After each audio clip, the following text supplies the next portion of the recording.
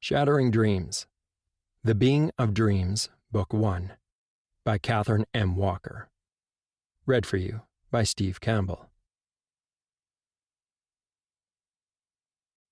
Prologue. The boy giggled gleefully as he scrambled over the fallen trunk, ducking around trees. Little legs pumping, he glanced back at the person pursuing him. She laughed too. Mother had abandoned her traditional formality to play with him. Those moments were rare, and he cherished them. He burst into the clearing, running toward a large boulder beside the stream. Hands grabbed him and hoisted him into the air as his mother caught up to him, holding him close, spinning him around. He wrapped his arms about his mother's neck as she climbed the sloping rock at the edge of the river. They sat on a large boulder overlooking the stream, the dense forest continuing on the distant bank, comfortable with each other's company. Near to where they sat, Mother's people set up rugs and cushions, laying out food and drink in the center of the two places. As the servants stood back to admire their work from a discreet distance, Mother took his hand and they moved to the rug and pillows. The ever-present servants walked forward, showing one dish at a time, pulling off covers once he and his mother had sat on the blanket. He smiled, seeing his favorite set before him, a mug of water, nutty bread with tangy cheese, which he had only enjoyed eating when he realized it was his mother's favorite, and a mixture of berries he loved. Lessons on etiquette from his nanny running through his brain, he looked at his mother with contained impatience as she laughed and took a small bite out of her sandwich.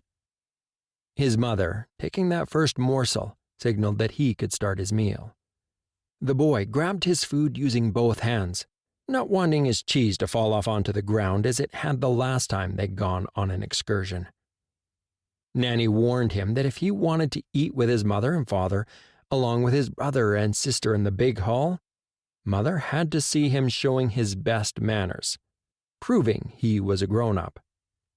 He took a mouthful, taking a moment to enjoy the taste he was familiar with, grinning at his mother after he swallowed. Mother liked it too, he could tell. Mirroring her moves, spilling nothing, he placed his bread on the plate. Grabbing his mug, he gulped the water it held. With equal care, he settled the mug on the picnic blanket, then smiled, thanking the servant who filled up his cup. His meal progressed in much the same fashion, sitting there in quiet companionship with his mother, mirroring everything she did. He caught her smile of approval as he managed his whole lunch, spilling none of it, although he missed the amused glances of the servants and guards. His mother rose, signaling the end of their meal, holding her hand out to him as he stood, helping him to his feet. She laughed again as they picked their course off the rock, careful not to lose their footing, across the clearing and toward the horses. He knew what that indicated. It meant their day out was ending. Still, he didn't voice his disappointment. For Mother to trust him outside of the nursery, his tutors had advised him he needed to show he could behave. A faint whistling noise, followed by a pained grunt, drew his attention as he looked over toward the sound. A guard fell on the ground, his half-drawn blade slipping from the sheath. He lay in a crumpled heap. Another guard, unmoving, slumped over as if he was sleeping. He had never, in the times he had been out with his mother, seen any of the guards do that. Bewildered, the boy spun around, wide-eyed as more of the escorts fell. His mother's gasp caused him to look back up. He stumbled as she thrust him backward. "Run! Hide!" She stopped, frozen for a moment. The boy recognized fear on her face as a tall, dark figure loomed over her. Her head wrenched to one side. Then he saw a large hunting blade slice across her throat. The man screamed and shoved his mother aside. She crumpled, reminding him of his sister's rag dolls, dropped, left broken and forgotten by her attackers on the ground. The boy remembered his lessons, He'd overheard the guards talking often enough, knew they watched out for them. He knew, even though this was the first time he'd seen one, that the dark looming figure was one of the Sundered. He struggled as strong hands picked him up, and he heard the cruel laughter of his captor. "Foolish child, do you think you can escape me? You'll join your mother before long." Then the figure stopped and looked at him, before throwing his head back. A harsh bark of laughter erupted from him. The boy fell to the ground as the Sundered dropped him. "Live for now, boy. You'll join our ranks soon enough, brother."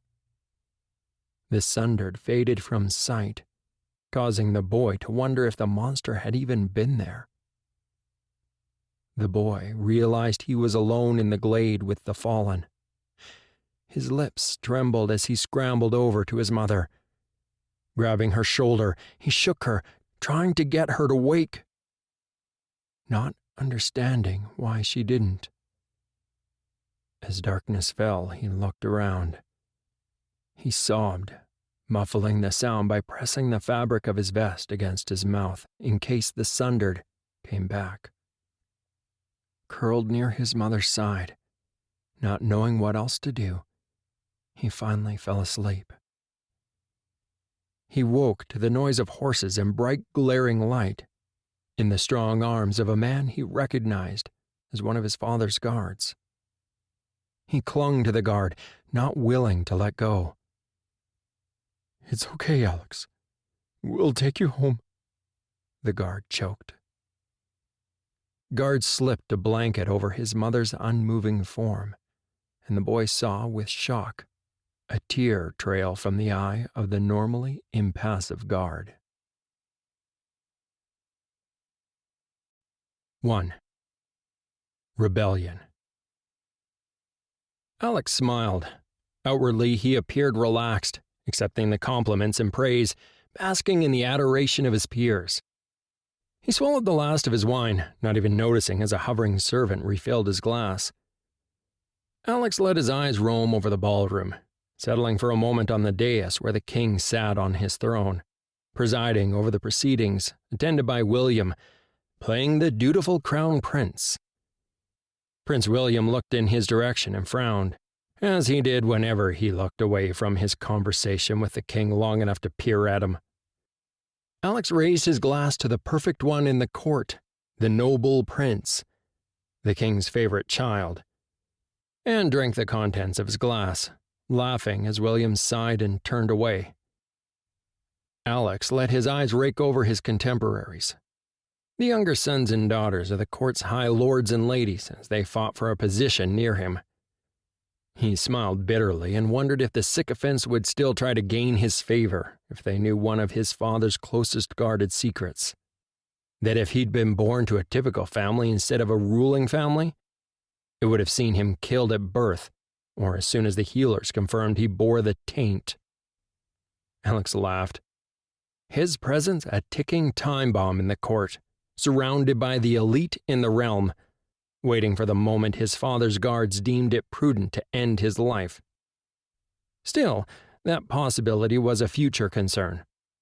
Alex wished not for the first time that he lived in that long-ago era where, so legend had it, being able to wield the power of the veil wasn't a bad thing.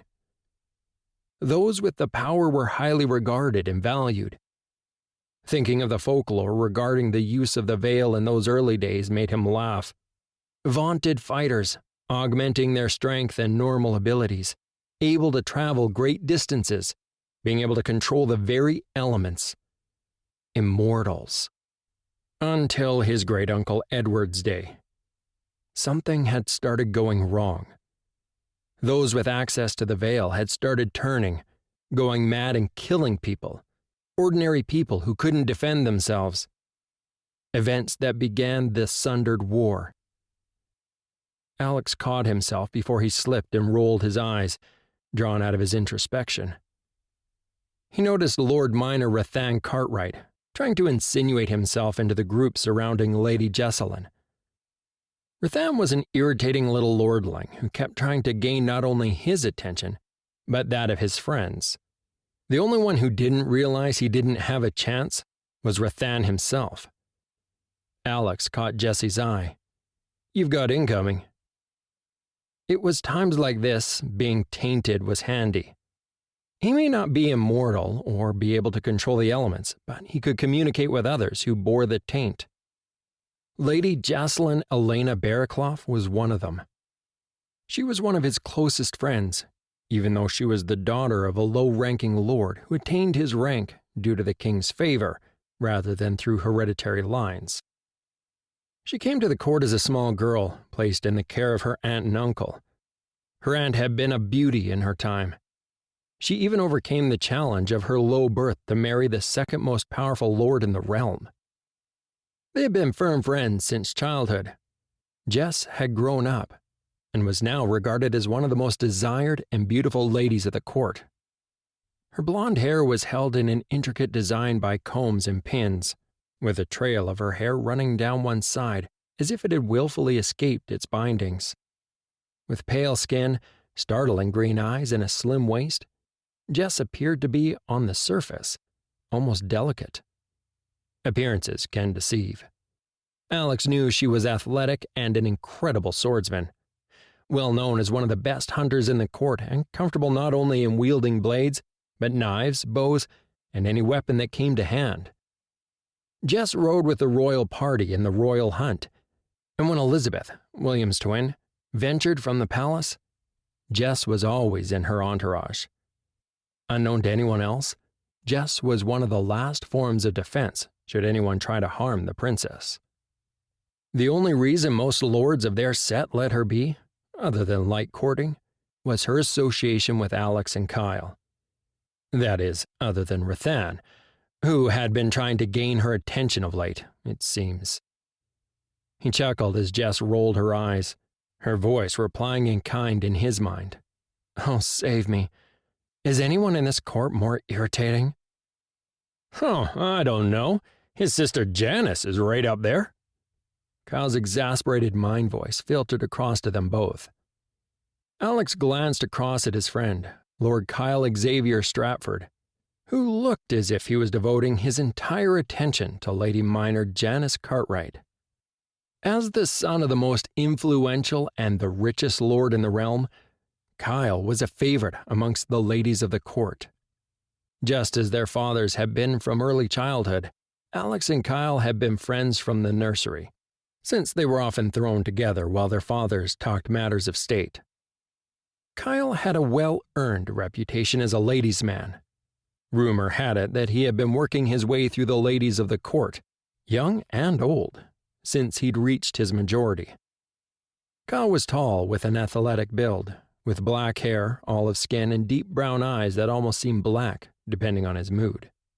He was also one of the best swordsmen in the realm, having been trained by the best since he'd been old enough to hold a sword. Most of the courtiers were unaware of that. Still, some were catching on.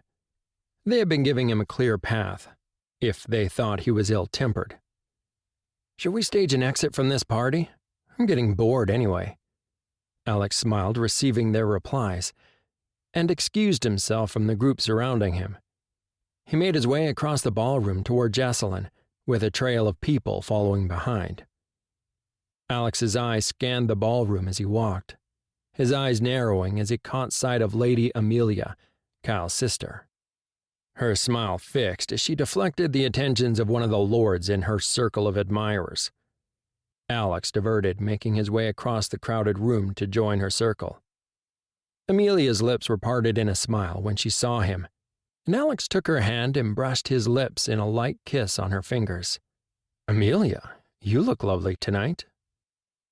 Alex kept his eyes firmly on hers, but knew that the others in the court had tracked his movements and were watching the byplay avidly. He also knew that the king had noticed, and had halted his conversation with Lord Stratford, Amelia's father. The minor lord that Amelia had discouraged paled, realizing he had made a mistake. Amelia blushed, glancing down before looking back up into his eyes. "Thank you, Alex." I trust there won't be any trouble tonight? Alex let his eyes track across the men surrounding Amelia. The miscreant that Amelia had pushed aside paled and took a step back subconsciously, trying to put some distance between him and Alex. Alex smiled at the hasty denials from all the men, realizing that his hand had strayed to his sword hilt. Then, pulling Amelia closer, he kissed her on the forehead in a brotherly fashion. "Have a good evening, Amelia. If you need anything, approach the guard. I'm sure they will be happy to help." Alex's eyes flicked up to the nearby guardsman on duty, who nodded discreetly before transferring his attention to the lordling, who, by this stage, looked like he was about to faint. "I'll withdraw, with your permission, my lady." Alex gave a half bow, grinning at Amelia impudently as he backed up. She laughed and flipped her hands at him. With one final glare toward the men surrounding Amelia, he turned around and made his way across the crowded ballroom, which magically cleared in front of him as he walked toward Jessalyn. He moved through the group surrounding Jess. They moved aside good-naturedly as soon as they realized it was him. Slipping in next to Jess, he slid his arm around her waist. He kissed her on the cheek, and in one practiced motion he slipped his empty glass to a passing servant. Alex laughed outright as Jess placed her hand on the back of his head and pulled him closer to kiss him on the lips. "Come on, let's get out of here. There must be a party more entertaining than this courtroom somewhere in this kingdom." Alex wrapped one arm around Lady Jessalyn's slender waist, throwing his other arm around the shoulders of Kyle, who had divested himself of his followers and arrived at Alex's other side. Alex dragged them toward the doors, oblivious to the obvious consternation of the courtiers in the ballroom, since the king had not left the hall yet. Kyle exchanged glances with Jessalyn, who sighed as Alex turned and hauled them both toward the doors. Kyle risked a glance over his shoulder toward the dais, catching the discreet nod from the crowned prince just as they exited the ballroom. Alex knew that behind the scenes there was mad scrambling. Runners heading off to alert guards they were on the move, looking likely to leave the palace. He threw back his head and laughed, knowing the mandatory entourage would swear and run to get ready. They hated it when he ran off and much preferred advance notice so they could get ready to go with him in a more orderly manner. Alex, however, much preferred to leave the guards behind. There were times when the press of people became stifling. He and his friends had much more fun relaxing away from the ever-prying eyes of the assorted lords, ladies, guards, and servants, away from the stifling confines of the palace. Still, despite the suddenness of his decision to leave, the palace servants would scramble, their horses saddled, waiting in the courtyard with attentive grooms holding them. Palace servants were, by now, well used to his ways. He wouldn't be surprised if they saddled his and his friends' horses every night just in case. He hadn't been left standing impatiently on the stairs in the minor courtyard of the royal palace waiting for his horse for quite some time. The three of them sped up their pace, Jess hiking up her skirts, keeping pace until they reached the large double doors to the courtyard. Alex always marveled at how Jess's servants managed the transformation. Somehow they swarmed around her, taking her to a small room off to the side of the hallway. He didn't know the room's original purpose, but now it was a small private dressing room. Alex and Kyle continued out the doors that swung open ahead of them, and their own servants appeared with cloaks and blades.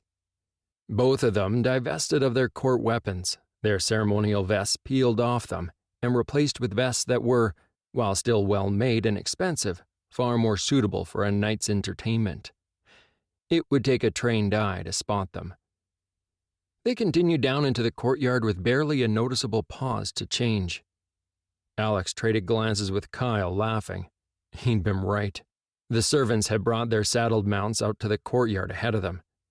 Both swung up onto their mounts with a practiced ease, then turned as only moments after, Jess came running down the stairs, taking them two at a time, no longer attired in her gown and expensive jewelry. She wore attire much like their own, more suited to leaving the palace. Without a pause, Jess mounted with an ease that spoke of someone well used to riding. Seeing that they were all ready, Alex laughed, spurring his horse into a gallop across the small courtyard. The guards on duty at the main gate to the palace complex struggled with the doors, only getting them open at the last minute. He shared glances with Kyle and Jesslyn riding on either side of him, and in a manner that spoke of long association, the three of them guided their horses off the main road. They rode to one side, down a narrow pathway through the forest that was a shortcut into town. The guards left behind, cursing, still trying to mount in the courtyard. Familiar with the small winding trail, they had ridden this path too many times to count, Alex slowed down as they approached this small gate that would allow them to gain access from the royal forest into town. Alex smiled as the guards on the gate jumped from their positions resting against a nearby tree to sprint to the gate, staring in their direction as they cleared the tree line. Alex looked at Kyle and gestured with his hand toward the gate and guards. Kyle spurred his horse forward. Without comment, he threw back the hood to his cloak as he approached the guards and, when close enough, spoke calmly. "Open the gates." Alex didn't even bother to slow down the pace of his mount as he approached the gate. He saw the junior guardsman's eyes widen as he recognized Kyle. He and his fellow guard hauled the chain to open the portal to the outskirts of the town. Alex chuckled. Kyle had a growing reputation, well known not only to the lords and ladies of the court but also the guards. As they passed through the gates, Alex, Kyle, and Jess slowed their horses to a walk. The gates closed behind them with a soft thump. Alex grinned. The portal had been well kept since the first time they had used it. On that occasion, creaks and groans from the gate could be heard halfway across the residential section of town, announcing to all that a member of the court had passed from the palace grounds to the city proper. Alex noted that Kyle drew the hood of his cloak up to obscure his face again and, without thought, spurred his horse up to a ground-devouring trot. They made their way through the town, drawing little attention as people went about their business without pause. The group moved from the more wealthy sections of town and crossed through the areas belonging to the middle class. Here was the domain of the tradesmen, merchants, and stall owners, all of them still at work, plying their trades. Alex smiled and relaxed, the bustle of people going about their daily lives obscuring their movement through the streets effectively. Slowing his horse to a walk, Alex led them down a side alley that opened out into a series of gated yards and stables. Alex slid from his horse as Kyle took the lead once more, passing coins to the stable keeper, who was eyeing off their mounts with an appreciative eye. "We'll be back later to pick them up." Kyle passed his horse's reins to the man, commenting in a dry tone, "I expect them to still be here." That provoked laughter from the portly stable keeper. "My lord, I wouldn't dream of selling off your horses. I have a funny feeling you'd take it personally, which would be detrimental to my health." The man turned and bellowed toward the scruffy boy filling up a trough with water. "Eddie, get your lazy rear end over here and help bed down these horses." Alex passed over his reins without comment, noting that Jess had done the same. He turned and led them from the stockyards, down winding alleys, toward the rougher parts of the old town. During the day, it was sleepy and almost deserted. At night, as the market and businesses closed, the old town moved from sluggishness, waking up to heave with activity. Strains of music filtered into the streets, flowing from bars with lights burning brightly from their windows. The pleasure houses were open for business. Lower-end houses had their men and women out the front, calling out to people passing, inviting them to come in and spend a night of pleasure with them. Unlike the lower-end houses, the better places were discreet. They didn't need to put their people out the front. Their patronage knew where to find them and knew they were open for business. The lights burning from the front parlor of their premises gave that away. It looked like a wild night already, with patrons stumbling from bars or some being thrown out. One unlucky drunk came out of a bar and stumbled into Jess.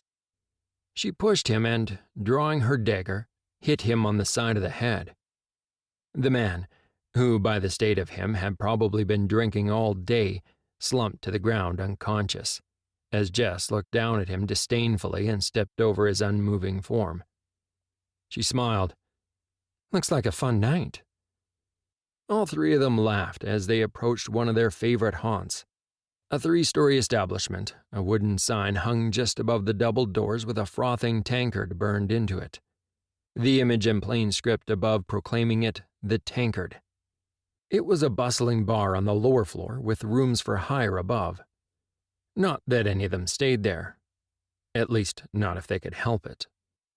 Alex pushed the doors open, and the three of them walked inside. 2. The Killiam Order's Recruit. Scholar Clemens stood, looking out the window over the serene mountains. The sprawling old fort and village, protected by stone walls that surrounded Yaleska, had stood undefeated for hundreds of years.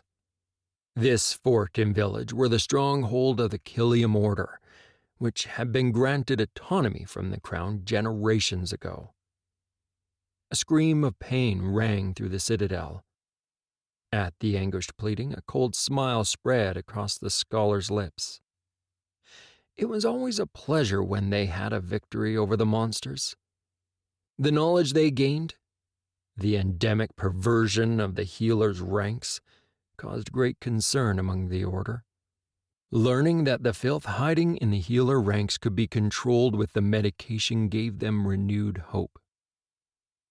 If they survived under the medication's influence, they used their healer's gift to gain a mental hold of their own kind. It had been a long, laborious process of trial and error. In the early days when they first discovered the medication, they thought they would win. Most of the monsters they dosed died, yet a few survived. Those that did, with mental manipulation from the healers, were being used to build a fighting force to use against the darkness. For the first time since the Order came into inception, they might just be on the brink of winning this war. How better to fight against the monster than to pit their own kind against them? He didn't have long to wait. Once the pleading started, they never lasted long. He grinned as the door opened behind him. "So, how is our latest recruit going?" "You heard, I take it." There wasn't a hint of emotion in Kevin's voice or expression. He'd been one of their first success stories. Clemens nodded, his satisfaction evident. "She's finally taking the medication willingly?" "Yes. She is young and not resistant to the drug at all. As I predicted, she is an ideal candidate to enter the program." Kevin smiled. "Even though she is a little older than we prefer to start treatment, she doesn't possess the will to resist." Clemens turned his head to look at Kevin as he stood next to him, looking out the large window. Kevin had come to him, to the Order, almost 15 years ago, a broken man. A healer, he'd returned to his home after his rounds in the village, only to discover his young family dead. They were lying on the ground in the backyard to his small property. Broken, discarded, slaughtered by a monster. Kevin knew about the Killiam Order, revealing, after he turned to them, that the healers had been keeping track of their presence. It was Kevin who admitted that the Healing Order had been protecting and hiding the monsters in society, that many healers used the taint. He'd been their first success story, helping them to distill and perfect the medication. Clemens had felt no need at all to mention that the monster that had killed Kevin's family had been one of the Order's failed experiments. "Will she be ready for the task?" He saw a smile spread on the face of the man who, against all odds, had become his friend. "She will be. She is skilled, and her target will be drawn to her. With my guidance, she will be powerful enough to control his mind." Scholar Clemens laughed, clapping Kevin on the back. Well done. I wish we had the time to instruct and train her properly. But we cannot wait with these targets. We need to take them soon. Our friends will hopefully have achieved the first stage of the task before we get there. The two men lapsed into silence, watching the sun set across the mountains. The sky was lit with orange and a baleful deep red, with shadows casting darkness as the sun sank. The screams and cries of agony from the medication cells beyond were oddly soothing. 3. A Night at the Tankard. Alex laughed as the serving maid slipped from his grasp, winding her way through the crowded tavern back toward the bar. Kyle's eyes flicked up to the door and tracked someone as they entered, causing Alex to smile. Without looking, he recognized from that brief look and the fact that his friend had relaxed that the guards had caught up with him. He shook his head. The keeper should realize if the three of them meant to lose them, they certainly would not have come to the Tankard for their night of entertainment. Since this was one of their favorite haunts, the guards always checked here first. Alex raised his goblet in silent salute and caught his friend's eyes. Tainted we might be, but let's live this life while we have it. Hearing the musician strike up his favorite song, Alex grinned. A mischievous expression on his face, he looked at Kyle and Jess and threw back the rest of his drink. He saw more than heard them groan. They knew what that meant before they followed suit. Alex stood and, catching sight of a familiar figure to one side of the bar, groaned himself. What the hell is he doing here? Jess, watch out. Your Parmar has tracked us down. Alex snorted as Jess looked up and saw Rathan Cartwright standing awkwardly at the bar. If looks could kill, Lord Minor would be dead. The idiot didn't even change out of his court clothes. As much as I like this place, we should find a new establishment for our night's entertainment if that fool can track us here. Jess looked up as a serving maid refilled her goblet. She held up her hand to ask the maid to wait and threw back the contents before holding it out once more. Another benefit of being tainted. They could wash away the sometimes negative effect of alcohol if they chose to, negating the hangover regular people often suffered from. Still, tonight it seemed they were all determined to feel the after effects, at least for now. The morning might be a different story entirely. I'll speak to the guard. If they must follow us everywhere, they can be useful and dissuade unwanted attention. Alex's lips quirked in a half-smile. I'm sure His Royal Highness Prince William would be most displeased if he found out you have a stalker who goes to these lengths. Alex grinned at Jess, then turned and made his way through the packed bar toward the small island of space before the musicians. A blonde attached herself to him, and before too much longer was joined by a redhead and a brunette. Alex threw back his head and laughed, moving rhythmically with the women in time to the music. The blonde ran her palm up his chest. Biting her lip, she looked down, feigning shyness before grinning and raising a bottle to his mouth. He raised one hand, pushing the wine away, and turned to the redhead, who was demanding his attention most directly. He kissed her, causing the blonde to pout, drawing her busy hands away from his pants and up to his chest. He almost groaned as the brunette started in. Then Kyle was there, peeling the brunette from him. At some stage amidst the jostling, the bottle of wine the blonde had been trying to get him to drink smashed on the floor. The woman looked down, appearing way more upset than she should be over a smashed bottle of wine. Come on, Alex, you can't show the proper attention to all three of these lovely ladies. Kyle looked down at the smashed bottle of wine on the ground and winced. Sorry. Here, it's okay, have this one. I appropriated it from a table on the way. Kyle clamped his mouth on the brunette's, sliding his tongue through her parted lips. He pulled her away, thrusting a bottle of wine he'd swiped off a table into Alex's empty hand. Alex glimpsed several unhappy-looking men at the edge of the dance floor with their knuckles going white from gripping their belt knives. He dismissed the men, turning to the ladies as he saw familiar guards moving across the bar toward them. They would sort the men out. Alex tossed his head back, laughing, and took a long swallow from the bottle of wine before returning his attention to the serving maid, pulling her into his body, not noticing as yet another of his female companions was dragged off him by Kyle. Alex didn't care. His world had narrowed and revolved entirely around him and the blonde serving maid. Jess laughed watching Kyle and Alex on the dance floor and contemplated joining them. She glanced around the bar. There were several likely candidates that she felt she could persuade to get up and dance with her. That, or she could throw a pretend tantrum and haul the women off of Alex and Kyle. The thought amused her for a moment, then she discarded it. They were determined to forget the world existed. She didn't want to spoil their fun. Scanning the room once more, she noticed that Lord Rathan Cartwright had stood up from his seat at the bar. He stood tugging at his tunic before walking in her direction, his intent clear. "Oh, hell no," Jess muttered under her breath. Jess stood, determined to head toward the dance floor. Creating a scene was more desirable than being stuck with Rathan.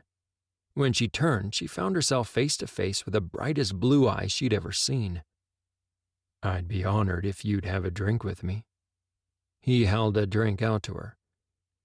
Jess couldn't help but smile back and, nodding her thanks, accepted the goblet. "Why, thank you. Care to take a seat? I don't imagine my friends will need one for some time." Jess nodded toward the dance floor where Alex and Kyle remained otherwise entertained. "I noticed they looked distracted at the moment, so I thought it couldn't hurt, seeing if I could tempt you. I'm Damien." Damien grinned at her and held out his hand. Jess hesitated for a moment, then held out her hand. Damien grasped it and kissed her on the fingers. A simple act which caused Jess to blush. She sat back down at the table, breathing a sigh of relief when she saw Rathan. He stood frozen halfway between the bar and her, his confusion obvious. Briefly catching her eye, he retreated to his corner in the bar. "Nice to meet you, Damien. Thanks for the drink. I'm Jess." She added, "It's not common for someone to behave like a gentleman here." Jess probed for information, suspecting that Damien was not a commoner, although she didn't recognize him at all.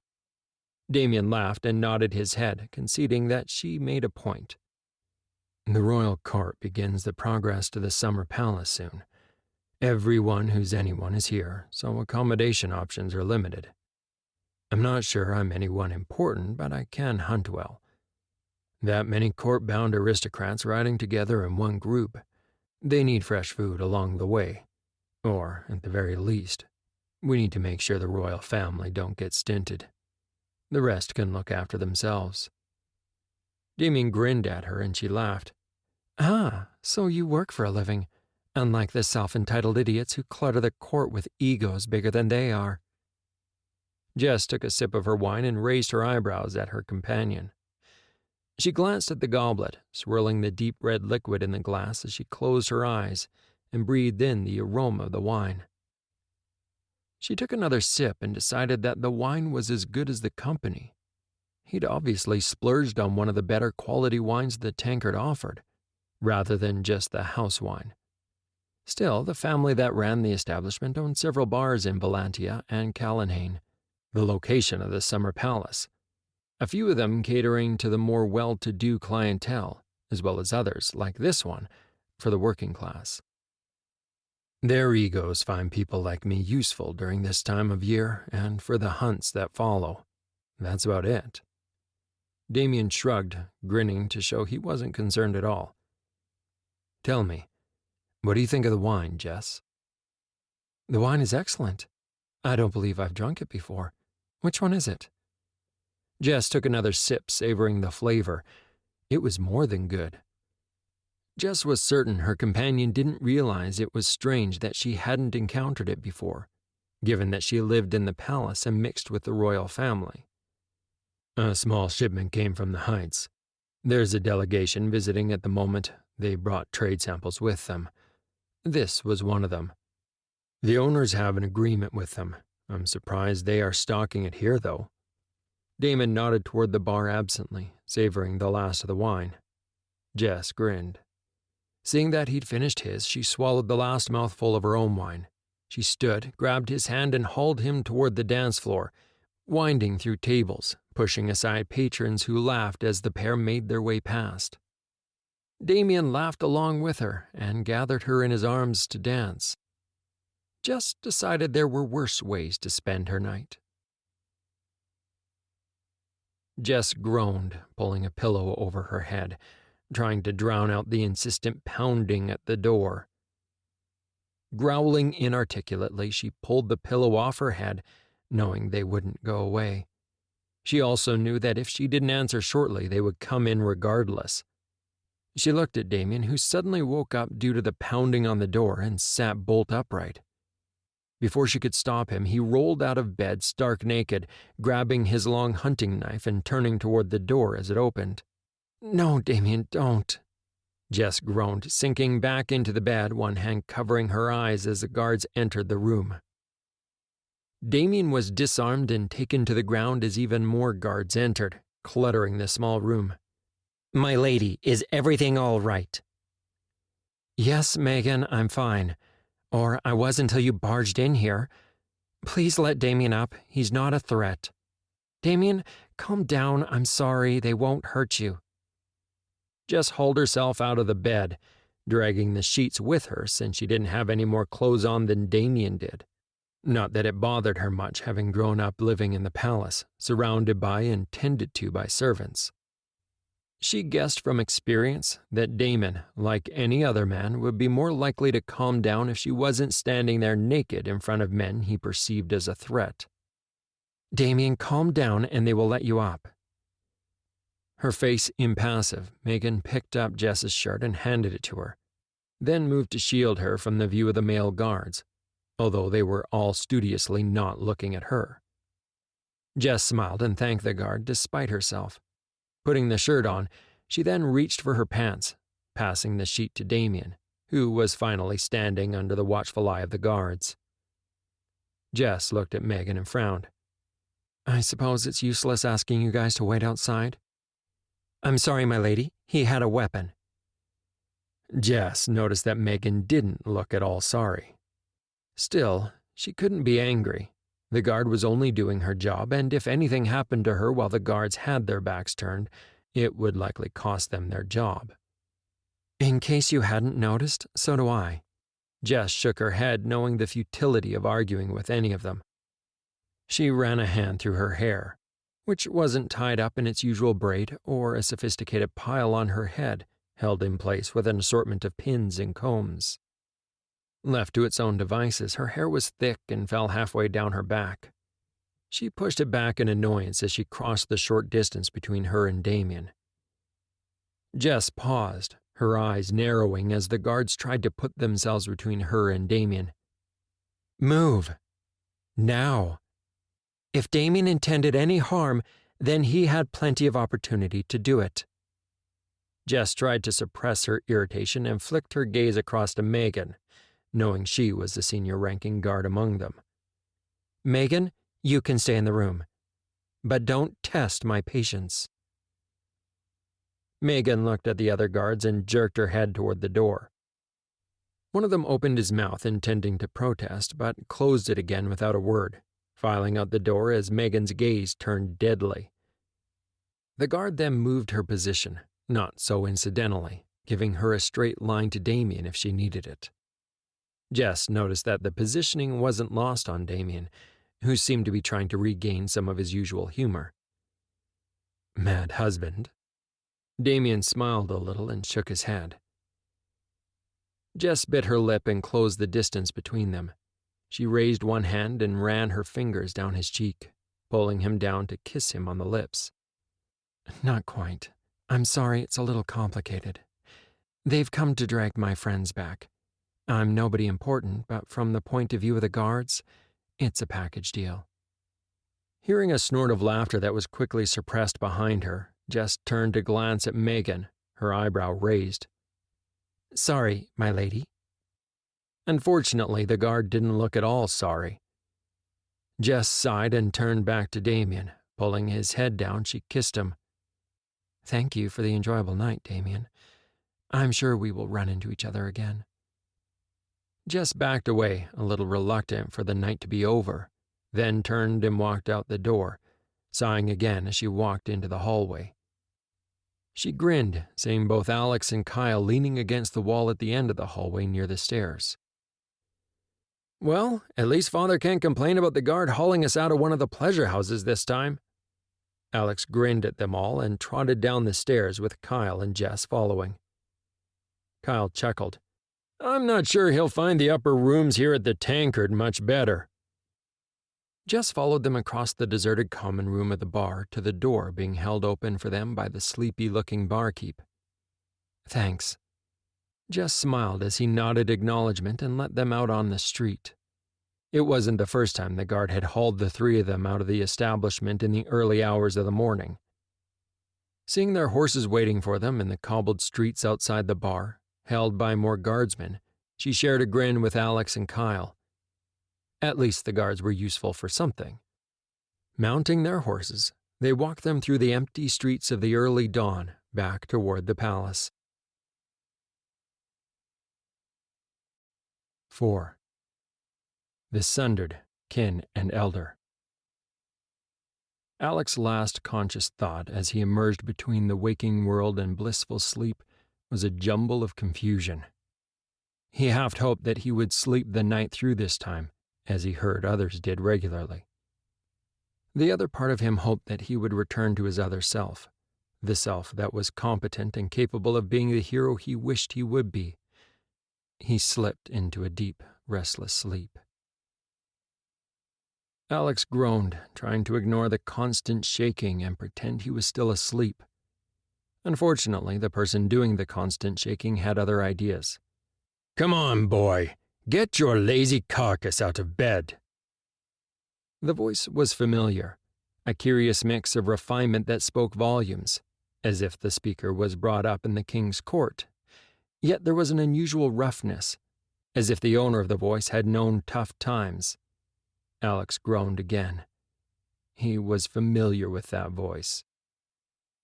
"Great uncle, please, I need to sleep just this once, please."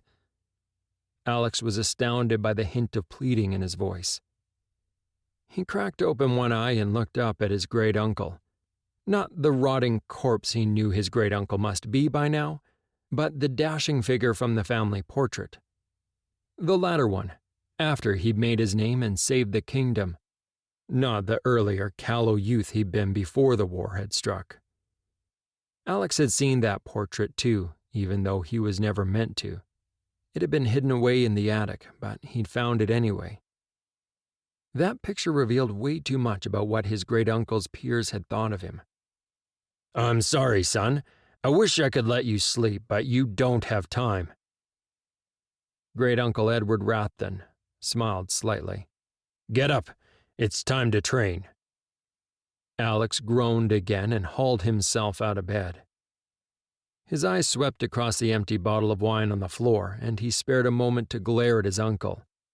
He wondered, not for the first time, why his uncle was favoring him and not either of his brothers, who were much more capable for the task at hand, or his sister. When it came down to it, even Elizabeth was stronger. Then he snorted. He needed to wake up. His siblings didn't possess as much of the taint as he did. "So you keep saying, uncle. Yet the world I live in does not change. I am still the useless fourth child. I stagger from one drunken party to another and get dragged out of some of the most disreputable establishments. The other half of my time I spend waiting to see if I'm going to go mad and kill everyone." Alex heard the bitterness in his own voice, the self-pity. Alex hauled himself out of bed, noting that while he felt exhausted, he felt it draining away as he pulled in the power, almost automatically, to wash away his fatigue. If he had to name one of the positives of being tainted, One was certainly that he did not have to suffer through the hangover he knew he should have after the other night's depravity and excess. "Okay, Uncle, I'm sorry. I'll stop whining now. It's been months since you've paid a visit." Alex caught a perplexed look flash across his uncle's face and smiled. Not expecting an answer, he looked around and saw his boots, flung off to one side of the room, right where he knew Kyle had left them. From what he remembered of the night before, he was in no state to take off his boots when he collapsed into bed, let alone fling them across the room. While it was hard for the three of them to get drunk, dedicated practice had made it possible. They had learned it was a matter of volume. Picking up his boots, he pulled them on, then walked to his weapons rack, arming himself before turning back to Edward. "So, Uncle, what do you have prepared for tonight?" Alex smiled and followed his uncle, the cold assaulting him as he merged between this world and the next. That place that all tainted who were strong enough could access. A part of the real world, yet not a part of it. And time, as far as he could work out, moved differently. His sessions under his uncle's tender mercies seemed to go on for way longer than he was away from his bed. Feeling the power vibrate and swirl around him, he knew another approached. Grinning, he turned and watched as Kyle appeared, walking toward them with Lady Leanna Katrina Shadden, another figure from legend, who, like his uncle, was reduced to so much dust in her tomb. He'd stopped asking exactly what they were now, since they all routinely avoided answering. "My lady, it's nice to see you again." Alex nodded to her. While she was always polite to him, she had a fierce legend surrounding her exploits. "Ah, always polite, Alex.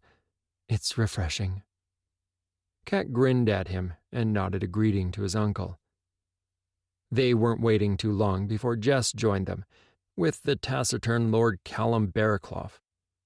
Yet another figure of legend, although unlike his uncle and Kat, Lord Barraclough had retreated back into his remote country estate not long after the end of the war. It was said he became a hermit, withdrawing from the court and society, dying on his country estate. Still, given that they could all travel around readily using veiled paths, where they actually resided had less meaning than most people today figured. "Now that we're all here, let's go." Edward tilted his head to one side as if listening to something. "There is something you all must see and understand. You will not engage. That is not why I am taking you to see this." Edward turned his gaze to each of them in turn until they nodded compliance. Alex, Jess, and Kyle traded glances as they followed Edward down the veiled paths. Before too long, they stood looking out from the veil toward a small farmhouse. He felt a strong surge of the taint and the madness of one overwhelmed by the power. Alex felt himself restrained by his uncle as he automatically lunged to help those in trouble. "No, Alex, it's too late. Just watch and learn." Alex glared at his uncle, but subsided and watched the scene unfold in the small, remote farmhouse. Smoke rose in plumes from the farmhouse, a red glow coming from inside as it burned. 3 bodies were still visible in the fading light, lying broken on the ground in the yard, telling all who might come by later on that whatever tragedy occurred was not an accident. Devin Connor stood at the edge of the forest looking back at the farmhouse he had called home his entire life, at the dead bodies of his mother, father, and sister. He was calm, dispassionate, despite the horror in front of him, that even a week ago would have horrified and sickened him. Then the dispassion faded. Confusion came. The overwhelming pain Devin realized he should feel, yet somehow multiplied. Worse. Devin threw back his head and screamed his pain out into the void. That place with the whispering voices. The voices that made him think for the longest time he was going mad. In a small part of his brain, right back in the depths, he realized he was mad from the taint, even though he'd tried his best to hide it and push it down. The treatments he'd been given by the healer hadn't worked.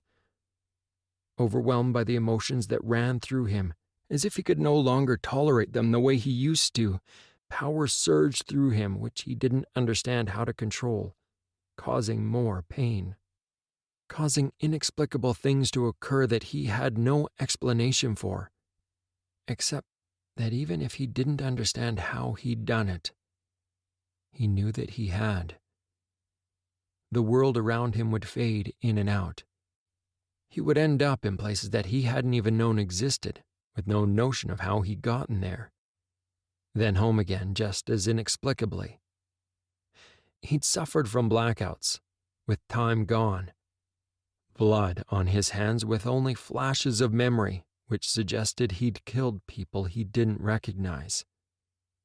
Confused, in pain, Devon retreated into the forest, leaving behind the only family he'd ever known. The family he had once loved. He had killed his family in agony, in a rage-filled frenzy.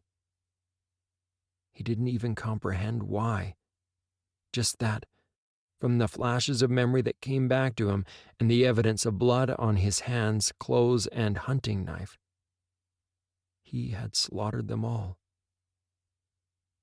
Devon perceived the taint surge through him. The fatigue disappeared as it always did, and he picked up his pace, running through the forest. He didn't know where he was running to, except that it was toward the place where the whispering voices seemed stronger, toward the throb of energy that seemed like his own. It called him, leading him like a beacon toward his goal. He paused briefly, turning, sensing another like him nearby, watching. Devon dismissed them. Whoever it was wasn't a threat or of any interest to him right now. He turned and continued back on his path. As he moved unerringly toward his goal, driven, he killed anyone he encountered. They were humans, so killing them appeased an ugly part of him. It fed the anger that bubbled inside and never truly went away. Alex sensed the other's power, his pain and rage. He knew that the newly sundered one's name was Devon Connor.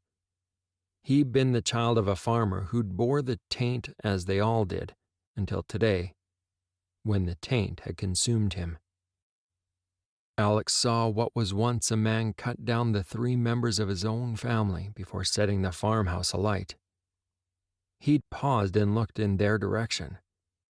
Alex realized that Devon sensed their presence, yet after what seemed only a moment, Devon dismissed them and continued on his way. "Uncle, I could have helped that family. They might still be alive if you'd let me intervene." Alex tried to push against his uncle's restraint, to no avail.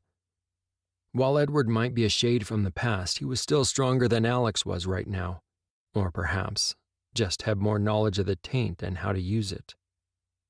As Alex's anger drained, to be replaced by futility and loss, he felt the pressure which had kept him at bay release him. Alex closed his eyes, the fragmented memory of the slaughter of his mother playing over in his mind. He took a shuddering breath and pushed the memory of that childhood trauma aside. Alex emerged from the veiled world followed by Jess and Kyle, who looked just as shaken, and walked toward the body sprawled on the ground, cut to pieces moments before. "No, Alex, you couldn't have. He was killing them as we arrived. They were already dead." Kat's voice was soft, and he felt her hand on his shoulder. His uncle and Cal stood not far away, looking over the destruction at the small remote farm with haunted looks in their eyes. Alex understood they all would have seen such things and worse during the Sundered War. Kyle paused his pacing around the small farmyard, closing his eyes and taking a deep breath. "He knew we were here. He sensed us. Why didn't he try to kill us?" Cal's mood was grim, assessing him before answering. The Sundered are not truly mad. Well, some of them are. They die early on, killed off by their kind. But they sense others with the taint, even from the first moment they are born into their new life. Jess contemplated what Cal had told them, and as the implications sunk in, she looked, horrified, from Alex to Kyle, then back to the slaughtered family. She shook her head in disbelief and took an inadvertent step back. She looked around at the dead people and the burning house. Will we become like them? Will I do this, Uncle? She heard the catch in her voice, but, for once, didn't care. She was genuinely horrified by what she'd seen. Not necessarily like him, Jess, but you are in transition. You grow stronger in your powers every day that goes by. You have nothing to fear. Edward Cat and I went through the transition. I doubt that you will break entirely and become one of the Sundered. Cal's tone was calm and even. Alex watched as Jess shook her head, not comprehending what she was being told, or rather, trying not to understand it. It is a carefully guarded and kept secret in this day and age. All of us had access to the power of the veiled world and, as with our people, we went through the transition, although not as that poor man did. We were just as capable of killing everyone around us. We found another target, though.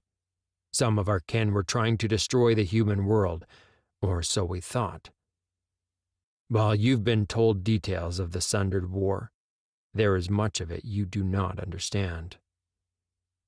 Jess turned and took a few steps away, her face in her hands as she fought off tears. I don't understand, Uncle. I don't want to understand. Even as she said the words, she realized it was a lie. Unfortunately, she knew and believed every word her uncle had uttered. Alex continued to walk toward the butchered bodies on the ground. While he did not doubt that they were dead, he felt compelled to check on them before they left, a part of his mind noticing that Jess and Kyle were doing the same. Jess traded a worried glance with Kyle. Alex had withdrawn and barely said a word since the incident at the farm. He walked along a gray path of the Vale on automatic, lost in his own world. She knew he was thinking of his mother. Seeing the slaughtered family would have reminded him of the circumstances of her death. She was sure of it. Jess saw a flicker of anger on Kyle's face as he turned his gaze from Alex to their mentors. So was there a point to all this? Trust me when I tell you that we are all very aware that we could have ended up being overwhelmed by the taint, our minds breaking under the onslaught and going mad. Kyle stopped, frowning. Then, grabbing Alex's shoulder, he transitioned them both back to the real world. Jess felt her eyes widen. She glanced at her uncle, Kat, and Edward, then shrugged and followed Kyle. Following his path with her mind, she could see the faintly glowing trail they had taken, with Kyle's signature all over it. She didn't quite know how to explain it, but they all left different patterns in the Vale as they manipulated it to their will. Jess walked from the mist, making her way down a cobbled street a few paces behind Kyle and Alex. Glancing around, she didn't recognize where they were. It was a small village, likely one of the trade routes since the village, although small, still had a bar. Pulling up her hood in a move that mirrored Kyle's, she watched Alex do the same, with a little prompting. As they walked into the bar, Trail's Rest. Taking only a moment to assess the dim interior of the bar, she wasn't surprised to see a few people inside, traders breaking their fast early before heading out onto the road to continue their journey. Places like this were open late, only to reopen early to cater to those who lived much of their lives on the road. After a brief pause, Jess followed Kyle to the back of the room, where he took a corner booth. Before long, 2 serving boys deposited standard morning fare on their table, steaming bowls of oats, mugs of coffee, bread, cheese, and some mixed berries. She slid onto the bench, picking up her mug and sipped the steaming contents. She didn't have to wait long. Edward, Kat, and Cal walked into the establishment and took their place in the booth opposite them. "We didn't show you that to upset you all." Cal was the first to speak, looking troubled, and traded glances with both Kat and Edward. He sighed, and catching the eye of the serving boy indicated that they wanted 3 more servings. The breakfast platters were delivered with such promptness that Jess gathered they were already set up in the kitchen. Cal paused and turned to look at her, his expression bland and unreadable. He waited until the serving boys left before he spoke, his voice calm, unconcerned, but with obvious censure. "Tell me what you know of the Sundered ones." Jess's eyes widened at the request. She looked up from her coffee to glance at her uncle, who revealed nothing to her. His face was carefully guarded against giving away what he was thinking. It was unusual for anyone today to talk about the Sundered, although she knew that in her uncle's day it had been a common topic. She had no doubt he knew much more than she did. How could he not? He had been one of the pivotal people involved in the Sundered War. Still, Jess considered his question, then spoke, her voice low. "They are spawned from those who have too much of the veil running through them, or taint, as people call it today."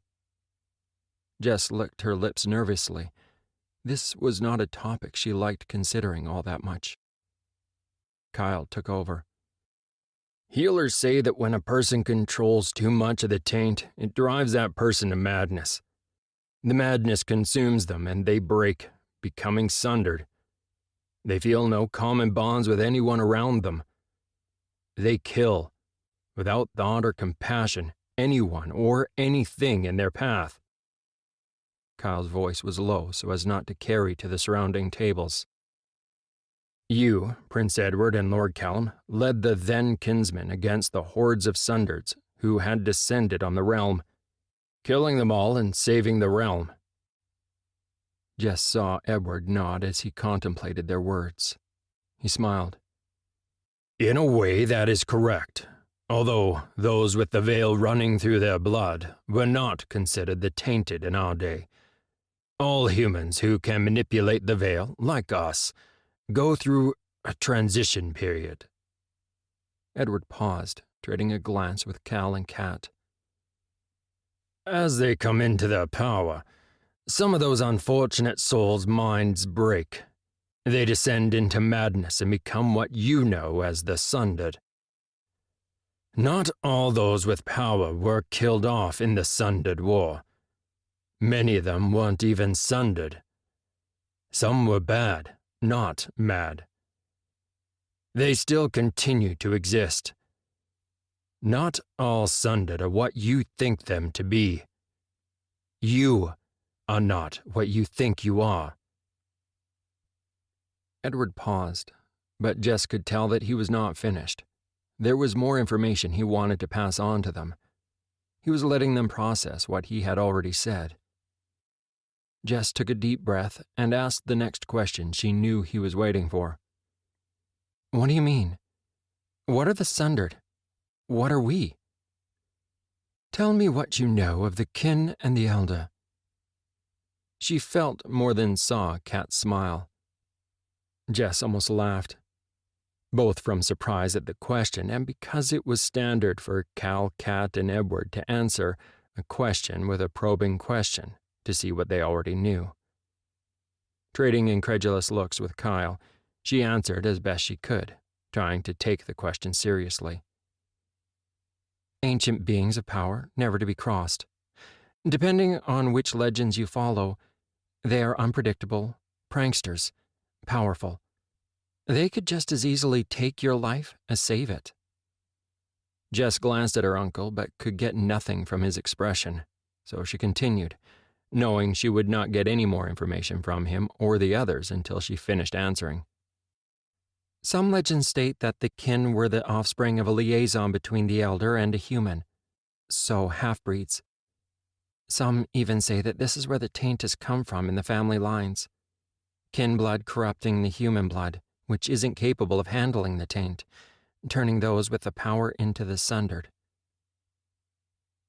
The silence stretched between them for such a long time that Jess became uncomfortable. She gathered her thoughts, about to say more when Kat responded. The elders are real. They have been real for a long time. Longer perhaps than any but the elders know. They have great power in this world. Some humans who can access the taint, as you call it, who survive transition, become the kin. The kin, if they survive long enough, are powerful enough to become the elder. The Sundered, kin, the elder, they're all the same people. Jess felt her mind spinning in disbelief as she listened to everything the three mentors passed on to them. The taint, kin, elder, all real, all linked. Yet she struggled to believe them. She knew about the taint. How could she not, since she bore it and the risk of becoming one of the Sundered? She'd heard stories about the kin and the elder when she was a little girl. Those folks out in the villages away from the royal court were a superstitious lot and held to the old beliefs. Her introspection was shattered by Alex's harsh bark of laughter. Seriously? That is the fable you all are spinning? We're all going to become mad, kill everyone around us, but it's okay because somehow we'll turn into the fabled elder? Alex laughed again, shook his head and stood, heading toward the door without saying another word. Jess watched as Kyle stood to follow Alex, throwing money on the bar from his belt pouch for the unfinished breakfast before heading out. Jess shook her head and stood. I'm not sure I believe you, although I don't know why you would make it up. I'll speak with them when we're all a little calmer. Stuff like the slaughter of a family always unsettles Alex. You should know that by now. Jess then turned and followed in the wake of her friends, knowing without having to think about it that they were heading back to their beds at the palace. All of them had had enough for the night. Ed sighed, watching the three leave the bar, and shook his head as he felt the surge of them entering the Vale. He didn't have to follow their power trail long to know that they were returning to the palace, done for the night. He looked across the table at his lifelong friends and companions. I'm not sure how we could have gotten our message across to them better, yet I know we should have been able to. They have grown up in a world different than the one we knew, Ed. Cal shook his head, looking troubled. Until they come into their powers fully, it will be hard for them to understand. Ed looked at Kat and had to concede the point, both hers and Cal's. In their day, those with powers had been commonplace. However, where there was great power, there was also corruption and betrayal. Ed stirred and shook his head. We need to keep a closer eye on them. Alex commented that it had been 6 months since he'd seen me. Ed smiled deprecatingly. I hadn't realized that much time had passed. Kat's eyes widened as she looked at them. No, surely it hasn't been that long. What is time to us? Cal's eyebrows disappeared in his hairline as he laughed at his shocked friends, who finally began to laugh with him. You have a point. Should we come clean and tell them everything? Ed, we just tried that. They didn't believe us.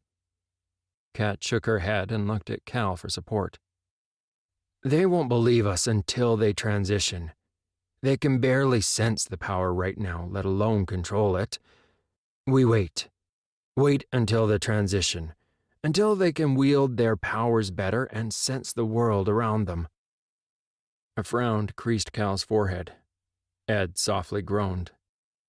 I don't like this. So much could go wrong. Like us thinking a couple of days has passed when in their world it's been a year. Kat's mouth firmed, her eyes narrowing. We'll just have to be more conscientious. We used to understand how humans accounted time."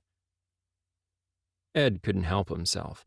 He laughed at her consternation. Alex collapsed onto his bed, one hand reaching for the sheets before he lapsed back down into an exhausted, restless slumber, plagued by nightmares. Seeing his mother's death repeatedly, the harsh voice of her killer calling him a brother and letting him live. It was a nightmare he'd had since he was a child. Edward appeared in the room, less substantial than during the training sessions, now that Alex was asleep. He looked down at Alex, a tear welling in his eyes. "I'm sorry, my nephew. I wish I could spare you the pain. You must learn to control, or you will become what you fear." Edward sighed and dissipated, his job for the night done. 5. A plot continues. Lord Crestwell Vannon stepped out of his carriage, looking around the courtyard of the palace before walking up the stairs and into the large sprawling complex, paying no attention to any of the surrounding servants. He could hear his own people rushing after him and smiled. They needed to learn to keep up and anticipate his movements. It wasn't like this one should be a surprise. Lord Vannon spoke, knowing his manservant was at his shoulder. "You've arranged for the room as I requested? I don't have time to mess around."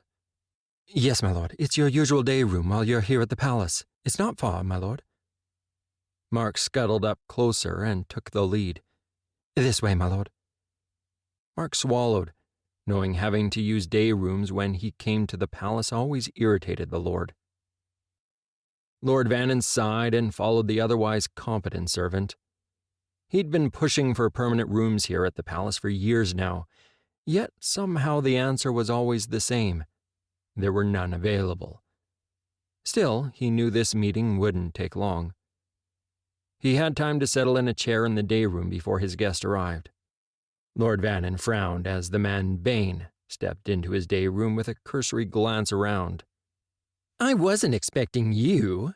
I understood your master would come." Lord Vannon was irritated and let it show in his tone. He couldn't abide dealing with underlings, particularly those who believed they were better than they were. Bain sneered at him.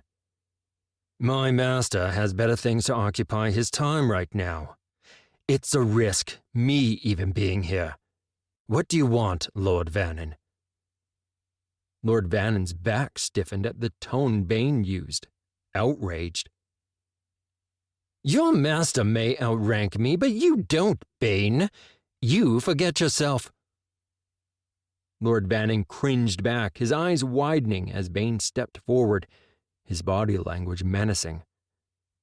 "Neither I nor my lord care what you think. I repeat, what do you want, Vannon?" Lord Vannon swallowed. He noticed that Bain had dropped his title, but thought better of mentioning it. "Your master didn't make the last meeting of the order. I wanted to advise him that everything is in place again. My girls and boys have been briefed. We worked out what went wrong. The poison was salvaged. We need the prince and his friends to show up again." Lord Vannon licked his lips and glanced around the room. "Perhaps your master can help with that?"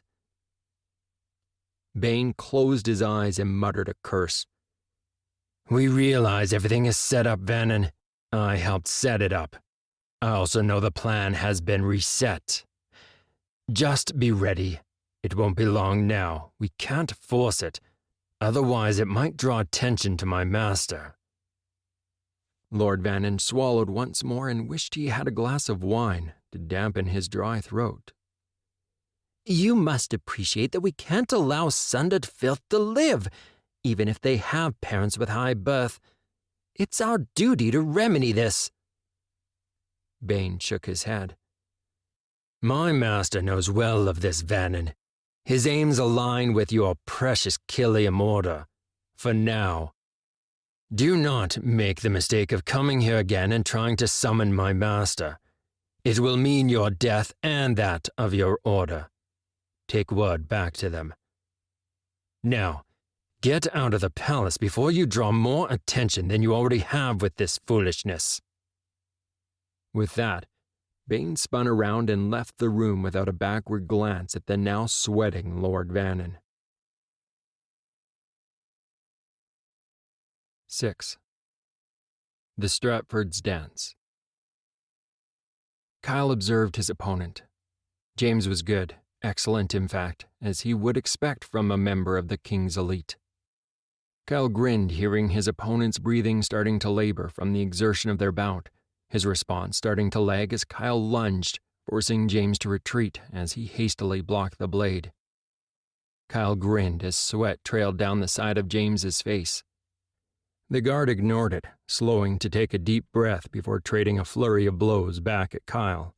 He blocked James's efforts easily, yet slowed his own response enough to let James think he was gaining an advantage.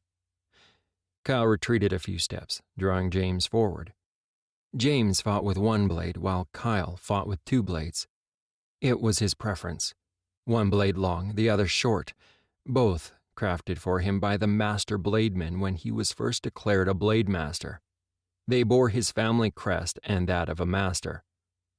Kyle had not only received training from the best blade masters his whole life, he had trained in the veiled world with Kat, learning the assassin's skills. He had also traded blows with Edward and even hunted with Cal occasionally. None of them had disclosed to the king that they even trained in the veiled world, let alone that they trained with their long-dead ancestors. It was confusing, even to them. The legend surrounding the Fourth and his companions was just that, a legend. They all knew it, yet somehow parts of it were true. Kyle parried his opponent's blade before raising his short blade to the man's throat, freezing as a quick halt was called by the weapons master. He felt the cool wash of the veil flow away as he stepped back. His opponent stepped back too, shaking his head. "This is a good, if somewhat humiliating, practice for me, my lord, but I'm uncertain how much good it's doing you." James shook his head. Despite his words, he had an amused look on his face. Kyle laughed. "Oh, come on, James. You beat His Highness from one end of the practice ring to the other." He nodded toward Alex, who had been watching from the sidelines. "I can't let you win every bout today, or let His Highness's honor go unavenged now, can I?" "That's not quite accurate, Kyle." Alex almost spluttered in indignation as Kyle laughed. Kyle thanked James and walked over to Alex, slumping on the bench next to him and slapping him on the back. He noted the dark circles under his friend's eyes, which gave away how little actual sleep Alex had the night before. "Bad night?" Kyle squeezed Alex's shoulder. Alex never talked about his nightmares, yet both Kyle and Jess knew very well that he had them, particularly at this time of year as it drew closer to the anniversary of his mother's death.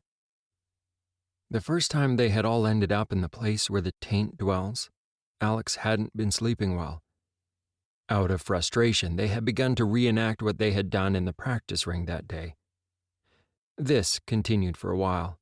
At first, it was just an escape from the palace and the pressure of always being watched because of the taint. Then their trainers had made an appearance. They had all been astounded, but decided that their nightly excursions and contact with their new trainers was best kept to themselves. His eyes wandered across the practice yard to Jessalyn, who sparred with a thin, wiry man. Although her style and sword were much different than his own or Kyle's, she was no less deadly. "You did all right, Alex. In any other training area, you'd shine, I'm sure." Kyle's grin broadened as Alex threw him a filthy look, and Marcus, lurking nearby, choked back a laugh at their banter. Alex was an expert swordsman, and everyone here knew it, even if those within the palace doubted his ability. Kyle let his gaze slide around the training ring, watching the other practice bouts. Everyone training here excelled, as you'd expect from the King's Guard. However, it wasn't a fair example for his friends since he was only half joking. This private training ground was the inner training ring for the elite of the King's Guard, the ones who guarded the life of the king and his family. Kyle grimaced as he noticed that the man training opposite Jesslyn was holding back and the lady in question had noticed. He could feel her anger building, even if no one else could. "Excuse me, Prince. I think I should rescue the poor unfortunate sparring with Jesslyn before she forgets its only practice and skewers him." Pushing himself off the bench, Kyle drew his swords in a smooth, practiced manner as he walked across the ring, noting that they were both wearing protective gear. Kyle was only remotely aware that the others in the training ring had broken off their session and turned to watch as a heightened awareness of the veil washed over him. Kyle flicked a glance over to the weapons master, then, at his nod, launched himself into the fight in a blur of motion. The wiry little man whom Kyle didn't recognize stumbled back. Not expecting assault from a second attacker, he lost his feet and fell to the ground. Jesslyn recovered quicker and launched her attack against Kyle with a grin. Kyle parried her first attack and smiled as he heard the weapons master bellow at the poor unfortunate he'd knocked out of the way. "Get your lazy arse off the ground and get back into the fight!" Weapons Master Gareth glared at his latest recruit, the poor unfortunate Matthew Webb, as he fumbled for his blade, almost wailing. Gareth tried not to laugh. "But Weapons Master, he has no protective armor, and she's a lady." Matthew gulped, looking back at the deadly whirling blades of the unexpected attacker. Gareth walked over and leaned over Webb, glowering. "Matthew, that's all right. You are wearing protective armor, and we'll patch you up if you're lucky enough to survive. Get back in there. Now!" Gareth bellowed and tried not to laugh as the boy, who would shine against any other opponent except him, scrambled for his weapon before launching himself at Kyle. Gareth winced as Kyle shunted Lady Jesslyn aside and, in a blur of blades, landed one blow after another onto the boy. As Lady Jesslyn rallied herself and launched back into the fight, Marcus stepped forward from his customary place at Alex's shoulder, sword in hand. Receiving a nod from Prince Alex, he drew his sword and gained the weapons master's attention. "Let's try and even this up, shall we?" Marcus grinned at Gareth and took a moment to assess the fight. While he could see that Jesslyn and Kyle were enjoying their exchange, it was clear that Kyle's demeanor changed every time he crossed blades with Matthew. Seeing that all the other bouts in the arena had now ceased, Marcus rolled his shoulders, raised his sword, and launched into his assault on Kyle. Kyle could hear the whispering, unescapable voices through the veil. Although at first he struggled to resist their pull, he found himself being drawn. Power submerged him, thrummed and pulsed through him, neither here nor there. Lost. Except for the fight, his world had slowed down around him, and he dealt with the assault on 3 fronts. The veil enhanced his natural abilities, making him stronger, faster, and heightening his perception of the moment and threat he faced. One was easy. The boy. Oh, he was good. He knew it. Not as good as he thought. At least, not yet. Then there was Jesslyn. She was good, brilliant even. If she hadn't been born a lady of the realm, she would have made the King's Guard, even the elite in her right, and been remembered as one of the best of them. As for Marcus, the last to join their little training exercise, he was the best in the King's elite. Everyone always wondered why Marcus was assigned to Alex and not the King. Everyone except Kyle, that was. Marcus believed, against all the odds, in the legend of the 4th. Alex was the 4th son. As a result, Marcus was his. Heart, blood, and soul, he belonged to the companions of the 4th. Marcus was also one of the tainted, just like them, although he didn't wield as much of the power as they did. Even if no one else recognized it yet, Kyle did. He could feel and see the veil swirling, not only around himself, but around Jesslyn, Marcus, and the boy. Princess Elizabeth stood high in the palace looking down into the training grounds below, wincing as the new boy was again sprawled on the floor of the ring, stunned after a brief exchange with Kyle. She bit her lip, watching, as the remaining three continued their fight in the training ring. Jesslyn, Marcus, and Kyle. She would know the figure that launched into the fight below anywhere. With his dark hair and athletic build, she knew well. Elizabeth bit her lip, not even trying to hide the grin. He was tall, broad-shouldered, and had a back many ladies would scratch each other's eyes out over. That and his dark, smoldering eyes and... Elizabeth cut off her train of thought with a breathy chuckle as she realized she was mentally stripping him of his customary black fighting leathers that fit him like a glove. Kyle, his sword a blur of motion, his second blade appearing in his offhand as he whirled and battled on three fronts. A master swordsman doing what he did best. She broke her gaze, turning away from the scene below, and spoke to Daniel, who stood next to her. He's excellent with a blade, always has been. But when did he become this good with a sword? Daniel glanced at her before flicking his attention back to the fight below. Don't know. He always seems to improve in leaps and bounds. It's Jesslyn who's amazing me. It's been a while since I've seen her fight. But while she's not in Kyle's league, she's definitely good. Daniel winced as Kyle's attack made her stumble. If I didn't think he'd skewer me in the attempt, I'd cross blades with Kyle myself for that. Elizabeth turned her attention back to the training grounds below. One of the few women present in the private training ground, Jesslyn's small petite form was easy to spot. Plastered down the side of her face, a strain of her blonde hair had escaped the practical braid she had her long, thick hair restrained in. A smile graced her lips as she parried a series of strikes from Kyle, her focus not wavering from her opponent. Her skill and confidence with the long, thin blade she wielded was obvious to see.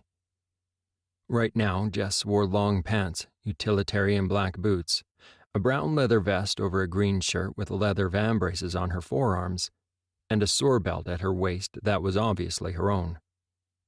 Elizabeth couldn't help but smile. She knew the eminently capable swordswoman below would be transformed tonight, her hair piled up in an intricate design, impeccably dressed for court. The Lady Jesslyn would, as always, captivate the eye of every male in the court, including her own brothers. Please don't. You irritate me, but I'd rather not lose you as a brother. If he didn't swat you away, Jesslyn would for interfering with her fight. Or did you miss why Kyle jumped into the fight in the first place? Daniel shook his head, and they both fell into a comfortable silence watching the fight below. Elizabeth gazed at Daniel out of the corner of her eye for a moment before speaking up.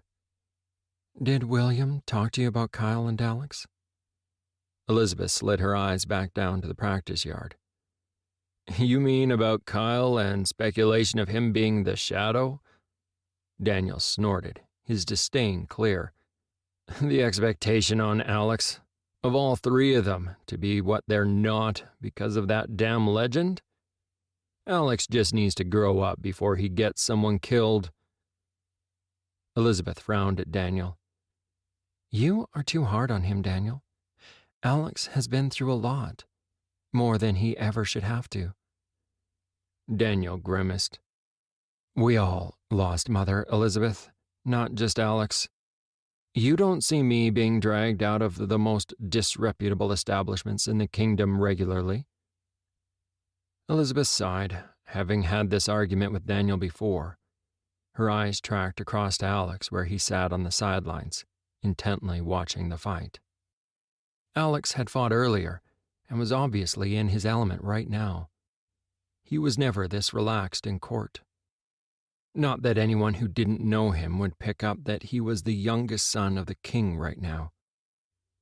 He was wearing a set of his nondescript fighting leathers, similar to those worn by Kyle. Alex leaned against the wall with one of his booted feet on the bench next to him, one arm resting on his knee. Alex pushed his hair out of his eyes, turning to the man next to him, and obviously made an observation about the fight as both men laughed. Although she was too far away to see them, Elizabeth knew that Alex's eyes were a startling deep blue, and his chocolate brown hair, although much shorter, was a mirror of her own. Alex wasn't as well built as Kyle, but she could see why the ladies of the court favored him. Alex, like William, would draw the attention of the ladies far and wide, even if he wasn't the king's son. Yes, we all lost Mother, but the rest of us didn't watch her, the guards, and servants get slaughtered. We don't have nightmares to this day about it. None of us bear enough of the taint to cause an issue. Elizabeth's set eyes flicked from the scene below to Daniel's set face momentarily, before moving back to track the action below. We don't have to contend with that damn legend. The bond between all three of them is clear. It always has been, because of the burden they all share. If nothing else, at least they have each other. I wish Alex could stay our irresponsible party boy brother, live his life free of the taint. Elizabeth heard the sadness in her voice at that last observation, watching her little brother below. Daniel frowned at his sister, his expression hardened. I don't know why you all insist on ignoring that our dear brother and his friends are dangerous. They will break. All their kind do. And then we will all be at risk. Elizabeth sighed, wishing she'd never brought up the taint. Daniel was unreasonable about the subject. He had been since he was a young child. Nothing had ever seemed to shake him from that standpoint. She opened her mouth to reprimand him, but the training ground below caught her attention. She stiffened and raised a hand to her mouth, her eyes wide with astonishment. Daniel swung his attention back to the practice yard below and was equally speechless. A petite woman had entered the training ground, her black hair restrained in a tight braid, similar to the way Jess wore her own hair. She pushed herself off the wall that she'd been leaning on and strode across the training ground, drawing her sword from the scabbard at her side with practiced ease. I didn't know Amelia attended the sword practice. Elizabeth's eyes widened, her hand pressed to her mouth. I didn't even know Amelia could use a blade more dangerous than a butter knife. Although, since Kyle is her brother, I guess we shouldn't be surprised. Daniel was shocked. In all these years, he'd never once seen Amelia train with a sword. Although her appearance suggested otherwise, since the blade strapped to her waist was obviously her own, and the attire she was wearing resembled the training gear that her brother wore, although in green and brown tones rather than black. They did not look new. Well, I guess that might be why Father suggested that she be perfect to put in my inner circle, now she is of age.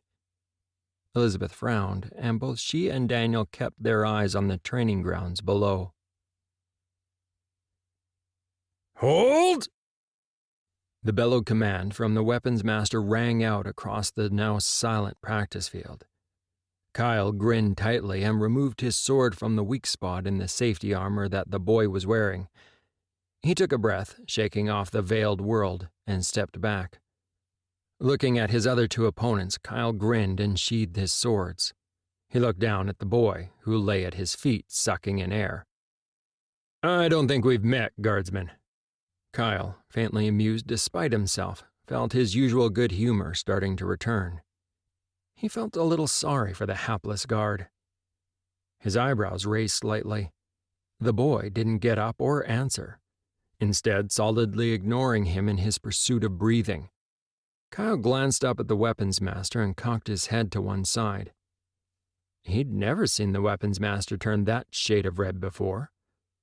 The weapons master, Gareth, strode forward. Get your sorry arse off the ground, Webb. Practice is over, and in case that thick brain of yours hasn't caught on, that was Lord Kyle's polite way of inquiring after your sorry arse name. Kyle didn't think it was possible for the lad's face to go any paler, but he managed it as he staggered to his feet. Kyle watched patiently as the boy continued to say nothing in response, his eyebrows raising even further. Gareth muttered under his breath, "Powers preserve me. Your name, or did Lord Kyle manage to snuff out what little brain power you possessed before the last bout?" The lad gulped, looking wide-eyed at the weapons master, and shook his head. "No, weapons master, sorry, my lord. I'm Guardsman Webb, Matthew Webb, from Lord Gardman's estate out west." He stumbled to a halt, aware he'd gone from being mute to almost babbling. "Sorry to intrude on your session with Lady Jesslyn, but you were holding back, and honestly, you didn't need to. Her life might depend on the training she has here one day. It's not a game." Kyle nodded at the weapons master before walking over to join the others. "Good fight, Marcus. You nearly had me a time or two." Kyle grinned at both Marcus and Jesslyn, who sported smiles as wide as his own. "I think the pair of you have given me a new set of bruises." Marcus finished stripping off the arm and chest guards he'd worn for training and chuckled as Alex joined them.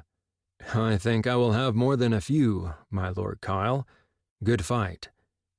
I'd feel better about the compliment if you hadn't been fighting 3 of us at once. You too, my Lady Jesslyn. You've come a long way from the little girl who tagged along with these 2 reprobates, demanding to be taught swordplay right alongside them." Kyle spun around when he saw Alex's stunned expression and tracked his gaze to see Amelia leaning against the wall, dressed for swordplay. Despite his mother being horrified by the idea, his father had had no intention of allowing his little girl to grow up unprepared to protect herself. An incident had occurred years ago in the ballroom when a drunken Lord Minor tried to take advantage of her. This had only solidified his determination. Still, to appease her mother, Amelia's practice sessions had been done privately, so the rest of the realm likely didn't know how capable she was, much like Princess Elizabeth's practice sessions, done with the strictest confidence. Amelia chuckled, pushing herself off the wall, and drew her blade. Cocking her head to one side, she moved to the center of the ring, not bothering with the protective training gear any more than Kyle had earlier. Amelia paused, and her gaze shifted over to the weapons master. "With your permission, weapons master Gareth." Gareth looked startled, and his gaze slid over to Kyle, who chuckled and nodded. "As you will, my lady." Gareth gestured to the training ring. Most of the blade work around the arena halted once more as they noticed Amelia's presence and drew closer to watch. Amelia drew her sword in a smooth, practiced motion with an economy of movement that had the attention of all in the ring. Startled glances were traded by all the guards present. Amelia dismissed them as a distraction, her gaze sliding back to her brother. She gestured toward Kyle, beckoning him to come into the ring. "Come, brother, enough with the play. Let's show them how the Stratfords dance." Kyle drew his blade, raising it in salute to his sister, smiling as she mirrored his movement. It was a courtesy of one blade master to another. He barely knew of the whispers that ran around the training ring. It got their attention. All activity in the training ground stopped. The members present didn't even try to pretend they were not watching. Without further pause, Kyle attacked, drawing his second blade, grinning. Amelia did the same. He could feel her use of the veil. Her power was growing, although not to the same level as Jess. Still, Amelia was several years younger. Kyle forgot himself in his delight at the dance between their blades. They moved with what was, to others, astonishing speed and skill. Their worlds narrowed to this moment, the power of the veil swirling through them both. As though they were opposite sides of the same coin, they mirrored each other perfectly. Amelia looked just as delighted as he did, lost in the complexity of their lethal dance. Neither of them were aware of the time passing as they moved with deadly grace around the practice ring. The weapons master bellowed, commanding them to hold. Long practice and skill stilled both their blades as they straightened and withdrew. They flipped their blades up in salute to each other before sheathing them. Kyle was startled when the applause rang out around the practice ring. He looked at Amelia, laughing, and held his hand out to her. Amelia's laughter burst out from her lips as she took his hand, and they both bowed to their appreciative audience.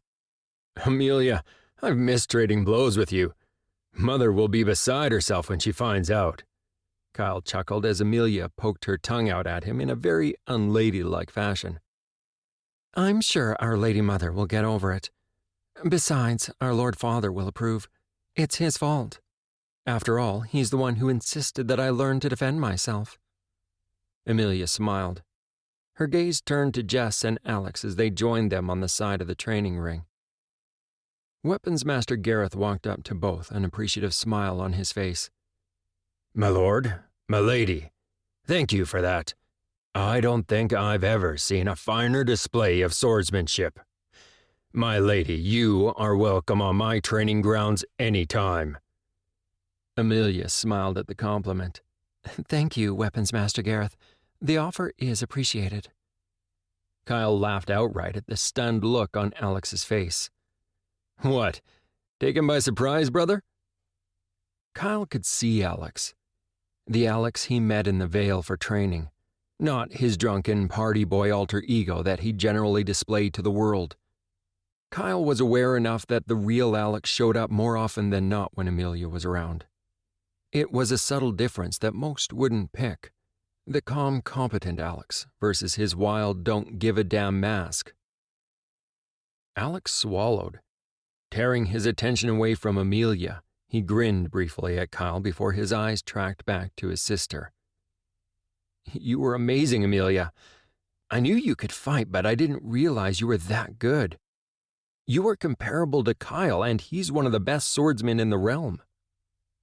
Alex sighed and his smile turned self-deprecating. If only I could display even half that skill with a sword. Alex cleared his throat, turning his gaze back to Kyle. "Now, I believe we all have a state dinner to get ready for, since Joshua has shown up looking flustered, and he never comes here unless I'm late for something. You'll be attending tonight, Marcus?" "That I will be, Your Highness, along with James, so we'll take our leave and go get ready, with your permission."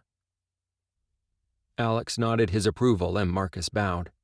He and James dashed off, only waiting long enough to make sure Alex's security detail was trailing along behind the prince, as he and his companions made their way back to their rooms. Kyle grinned, noticing that Amelia and Jess had turned to each other and were in an animated discussion about fighting styles as they all walked to the exit of the training ground. 7. A separation.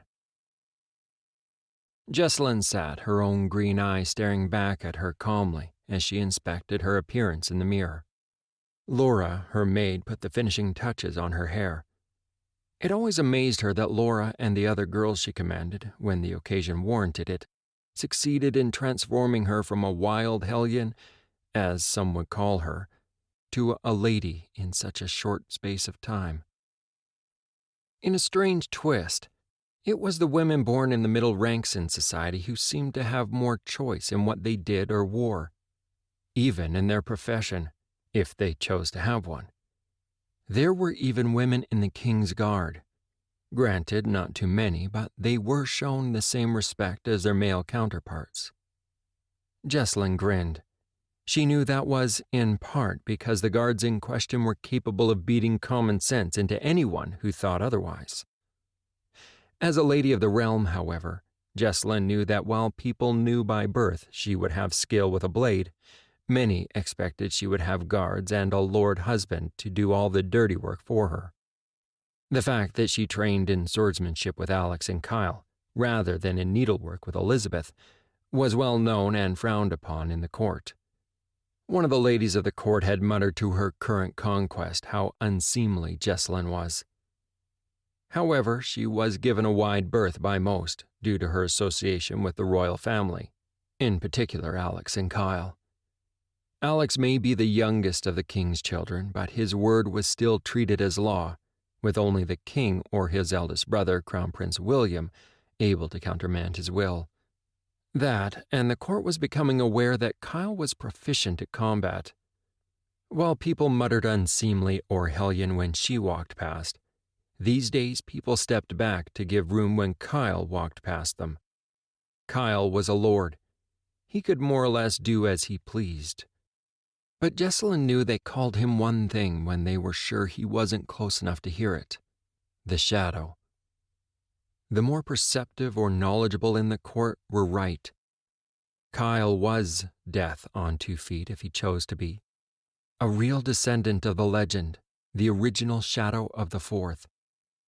Kyle was always at his prince's side, his best friend, and likely to be the blade in the darkness that would kill for Alex if necessary. Of course, the original Shadow of the Fourth, Lady Lyanna Katrina Shadden, had been a street urchin, thief, and assassin in training. That was before she'd taken to following Prince Edward around and become known as his shadow.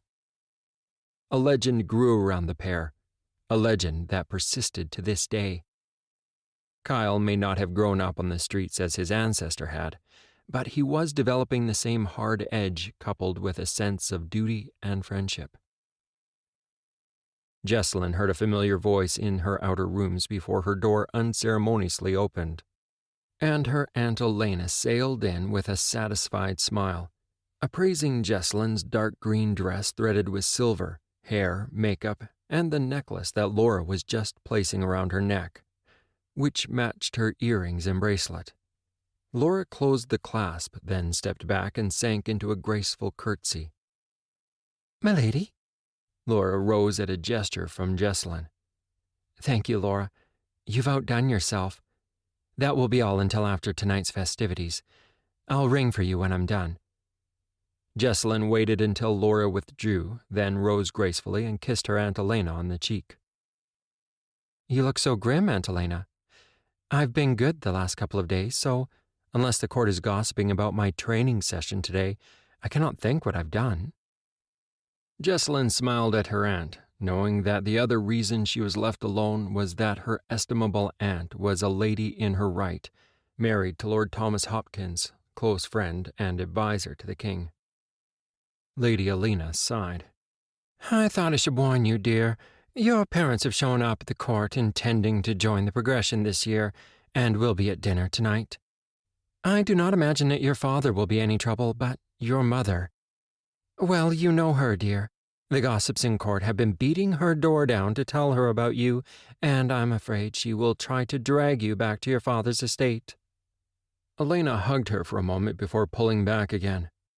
"I've kept her off our table since we are hosting some higher-ranking Heights Proctorate delegation members that couldn't fit on the higher table, but after dinner, all bets are off. Please try not to get into a fight with her in the Great Hall." She paused. "Not even I could brush away your killing your mother in the Grand Hall in front of everyone." The last Lady Elena delivered with a smile, though she was only half joking. She well knew that Jesselyn and her mother did not get on. Jesselyn groaned. "Oh, powers, Aunt. Couldn't we just say I'm sick and have the physicians say no one is allowed near me until after they're gone?" Only long years of training to be a lady had stopped Jesselyn from slumping with defeat as her aunt shook her head. "I'm sorry, dear. You must attend. Your absence will be noticed by the court if you do not. Now, come along. It's time we all took our places. It would not do for us to arrive after the royal family." Lady Elena gave Jesselyn a quick hug of support. "Aunt Elena, does my mother know about the taint?" Jess had always wondered what her mother suspected. She knew her father knew of it, and it was one of the many reasons he'd agreed for her to be sent here to court as a small child. Aunt Elena smiled a little sadly. "I'm not sure what your mother is aware of, Jess. Neither I nor your father want to know what she'd do if she found out. That was one reason I persuaded Colin to let you come here. You would at least have companions of similar ability, access to the best healers, and the safety of the royal family. Now come, or we'll be late." Elena turned, walking them both to the outer rooms to meet up with Uncle Thomas to attend the banquet. Jessalyn smiled, lifting her glass in salute toward Alex, who was, wonder of wonders, sitting with his family at the high table, every inch of him the prince. Alex grinned at her and raised his glass, dipping his head in acknowledgement before taking a sip in time with her own. Kyle, who sat at the next table, caught the exchange, shook his head, and, grinning, took a sip. This end of the great hall contained the most influential members of the court. Jessalyn knew her mother must be simmering, thinking she'd been slighted. Her mother, who sat at one of the last tables toward the rear of the hall, had been glaring at her most of the evening, but protocol dictated that she stay at her assigned table. Jessalyn's attention was brought back to the table with a discreet clearing of the throat from her dinner companion. "So, is it accurate what people say, my Lady Jessalyn? Are you acquainted with the king's youngest child, Prince Alexander?"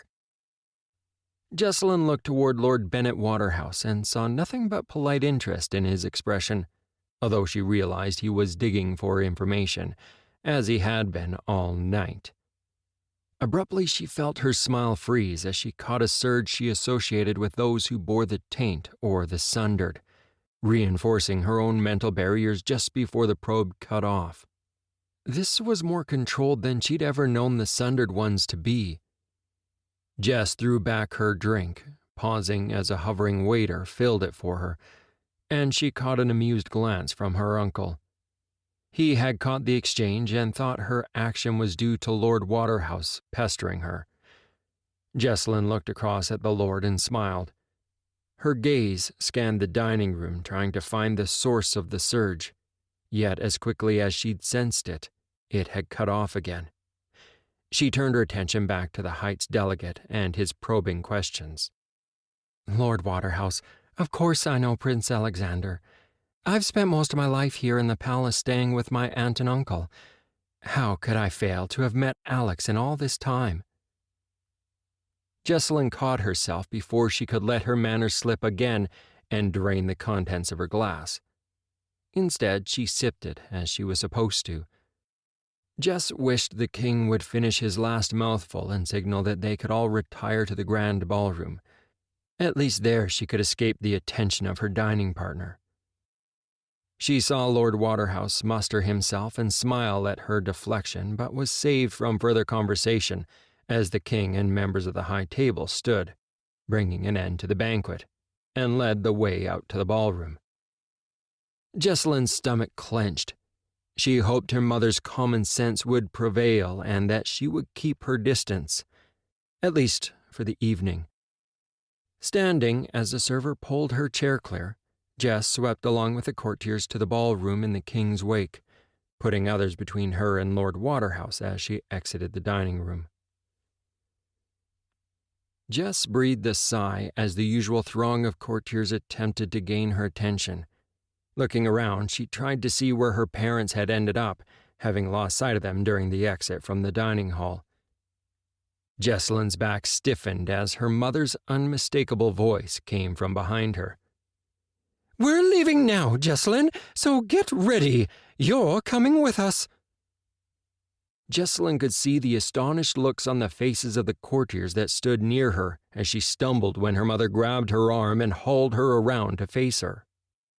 Jessalyn froze, shocked that her mother had dared to use violence in the grand ballroom.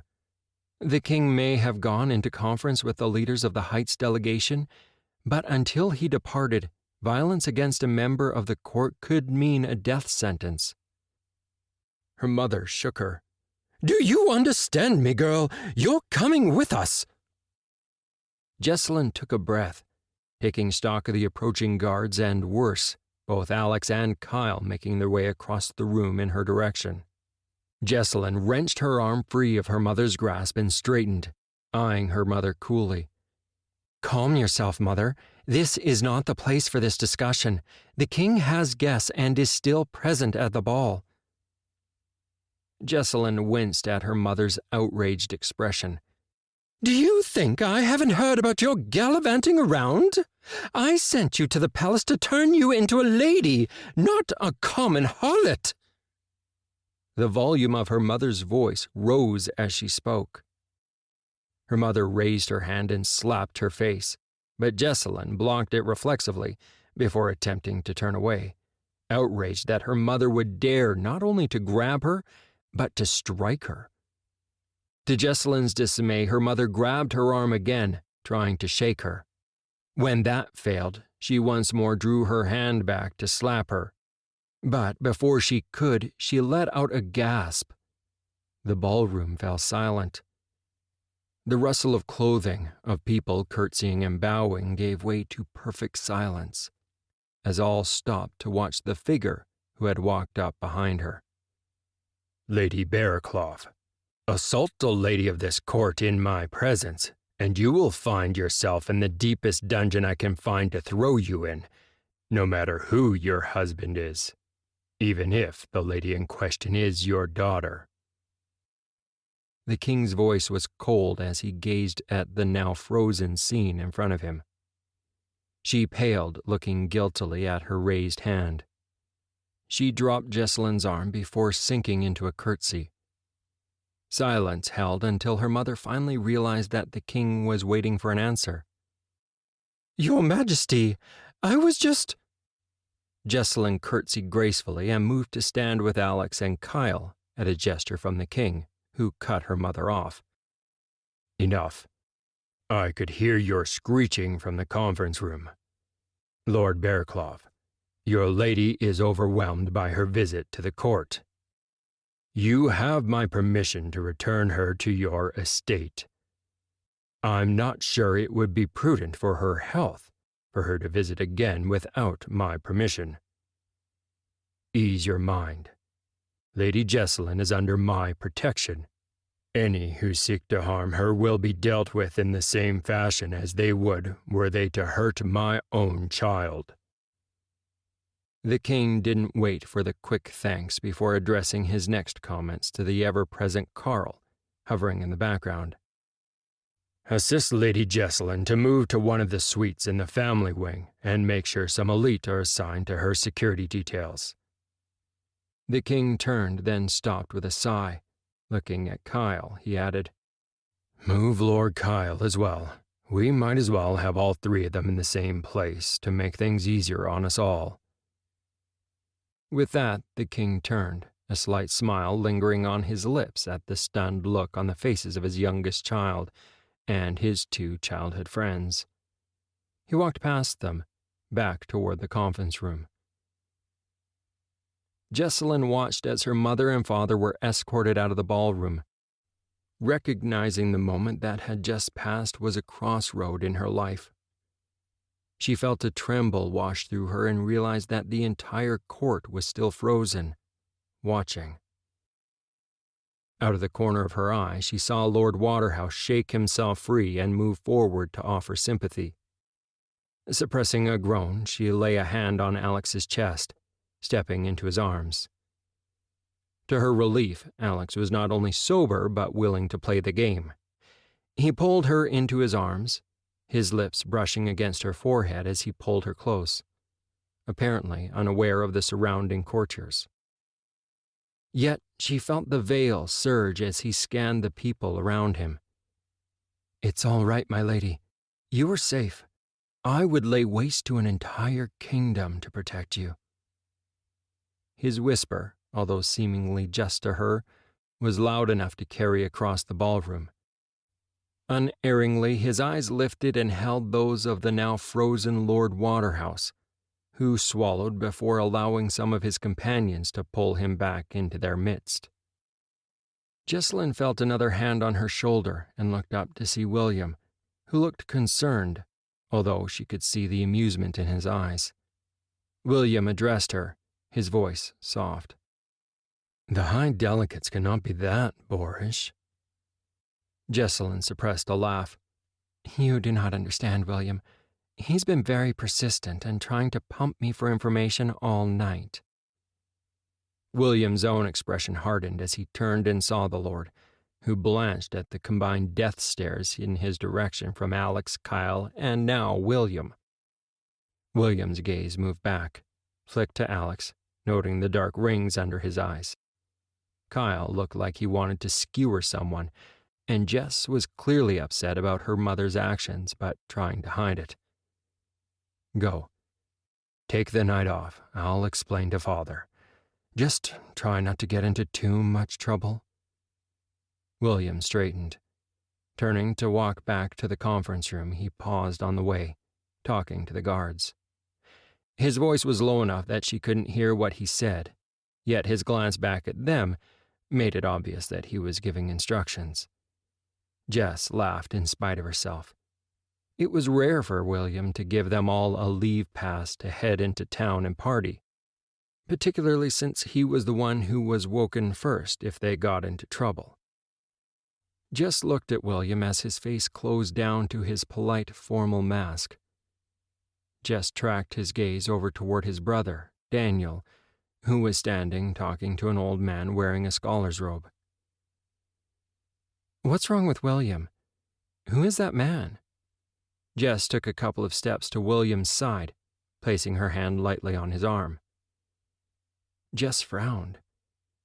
She had been at court long enough to recognize most who attended the court on sight. Both Alex and Kyle closed the small gap between them and looked past her toward Daniel and the scholar, yet neither showed any recognition. William shook his head. "No one. It's been a long time since I've seen him, and I'm surprised he would show up here at court." William paused and seemed to choose his words carefully. "He was one of our tutors. He was dismissed from service a long time ago. His beliefs were not in accordance with the crown, yet he still tried to indoctrinate them into us. I doubt you would remember him, Alex. All of you go. Get out of here before I change my mind." Daniel caught his brother's attention just before he entered the conference room. He took William's arm, and they moved a couple of steps away from the group surrounding Daniel. The brothers talked briefly. William looked irritated at the interruption, and his chin jerked in their direction as he and Daniel spoke, so Jess gathered they were the subject of the conversation. William broke away from Daniel and, noticing that she was watching, he smiled and gestured at the three of them, a little flicking motion with his hands before William turned and entered the conference room, the door closing behind him. Daniel continued to stare in their direction for a moment, lost in thought. Then, suddenly aware that he was being watched, he raised his glass in salute, made a brief comment to the guards, and returned his attention to the old scholar. Jess turned, looking from Alex to Kyle. "Well, we have permission, which is rare. I need out of here. Join me?" The only answer she received was their grins as they looped their arms through hers and guided her out of the ballroom. 8. Kidnap. Kyle looked around the tankard and raised his eyebrow. "Not that I'm complaining at all, but this place is a little quieter than usual." Interrupted by a chuckle, they looked up to see the barkeeper, Tim, who refilled their mugs from a jug. "Well, it normally is quiet for a few days after the guards have been through to haul you three out." He grinned at them before heading back to the bar. Alex shook his head. "Remind me to dig out some of that allowance from Father and give Tim a bonus for his troubles. Well, I guess things being quiet tonight may not be such a bad thing since William put himself out to give us some time out. Particularly since the king just ordered protection details on both of you." Kyle spluttered, looking between Jess and Alex. "Both of us? Wait, the king only ordered guards to follow Jessalyn around everywhere, not me." Jessalyn chuckled and sipped her wine, frowning at the slight aftertaste. "I think you need to review the whole incident. The king included you in the whole deal."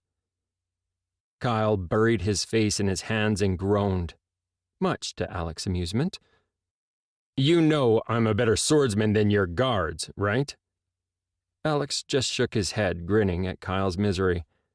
Well, he knew his friend was correct. An order from the king was an order the guards would not refuse. He picked up his goblet, his eyes glancing around the bar, picking out the guards scattered throughout the regular patrons. Still, while it was a little more constraining than he'd prefer, he appreciated William acknowledging that they might need time away from the court and didn't want to cause him any more issues than he already had. Alex pushed back into the corner, his back against the wall behind him, feeling the coolness of the rough stone wall through his shirt and vest. Resting one booted foot on the wooden bench, he glanced around the dimly lit bar. As always, there were musicians in the corner, although tonight, given the absence of the usual crowds, they played only quietly in the background. Movement at the door caught his attention as two women accompanied by a tall, athletic man walked in. After glancing around, the three moved to the bar, speaking to the red-haired barmaid that had served them when they had first come into the bar. He saw the three glance in his direction, then the barmaid busied herself behind the bar before handing them a jug and a platter. Wait, isn't that the blonde and brunette from the other night? Although it looks like they have company tonight. Or is that the guy you entertained from the other night, Jess? Alex looked toward Jess, raising his eyebrow in inquiry. Jess smiled and tilted her head to get a better look toward the bar. Those are the women you two had plastered all over you, but no, that isn't Damien. Jess grinned at Alex and Kyle, detecting a hint of regret in her own voice. Oh, Jess, really? Are we going to track this mysterious Damien for you? Kyle teased, his eyes sparkling. He laughed outright as she shoved him. He should be easy to find. He's a hunter. Said he'd come to Valantia to help with the court's progress to the Summer Palace. I think I'll run into him again soon enough. Jess grinned, taking the teasing of both Alex and Kyle with good humor. After the evening she had, it was refreshing to have a little piece of normal. Well, look who we found. Could we tempt you three to a fun night? The blonde smiled and held up a fresh jug she'd just purchased from the bar. The brunette slid a platter of food onto the table and, moving around the side, sat on the bench, giggling as Kyle grabbed her around the waist and pulled her close, kissing her. Alex held out his hand to the blonde, who placed the jug onto the table before allowing him to draw her into his arms, settling contentedly against his chest. Tilting her head back, Alex laughed and kissed her. The male placed a couple more mugs he'd brought with him on the table and refilled Alex and Kyle's goblets before turning to Jess, smiling at her. Refill? He tilted his head, eyebrows raised, not refilling her glass until she nodded consent. Jess turned her glance from him to the two girls, then back to the male, who she had to admit was doing his best to be charming. She smiled, guessing they were likely all from one of the pleasure houses, out for the night. He finished one jug he had brought over, then poured the two girls and himself a drink from the second. May I? He gestured to the empty place on the high-backed bench chair next to Jess and grinned as she nodded assent. I'm Oliver. He stretched his arm out around the back of the chair and, when she didn't object to his hand resting on her shoulder, began to trace idle patterns on her with his finger. Pleased to meet you, Oliver. I'm Jess.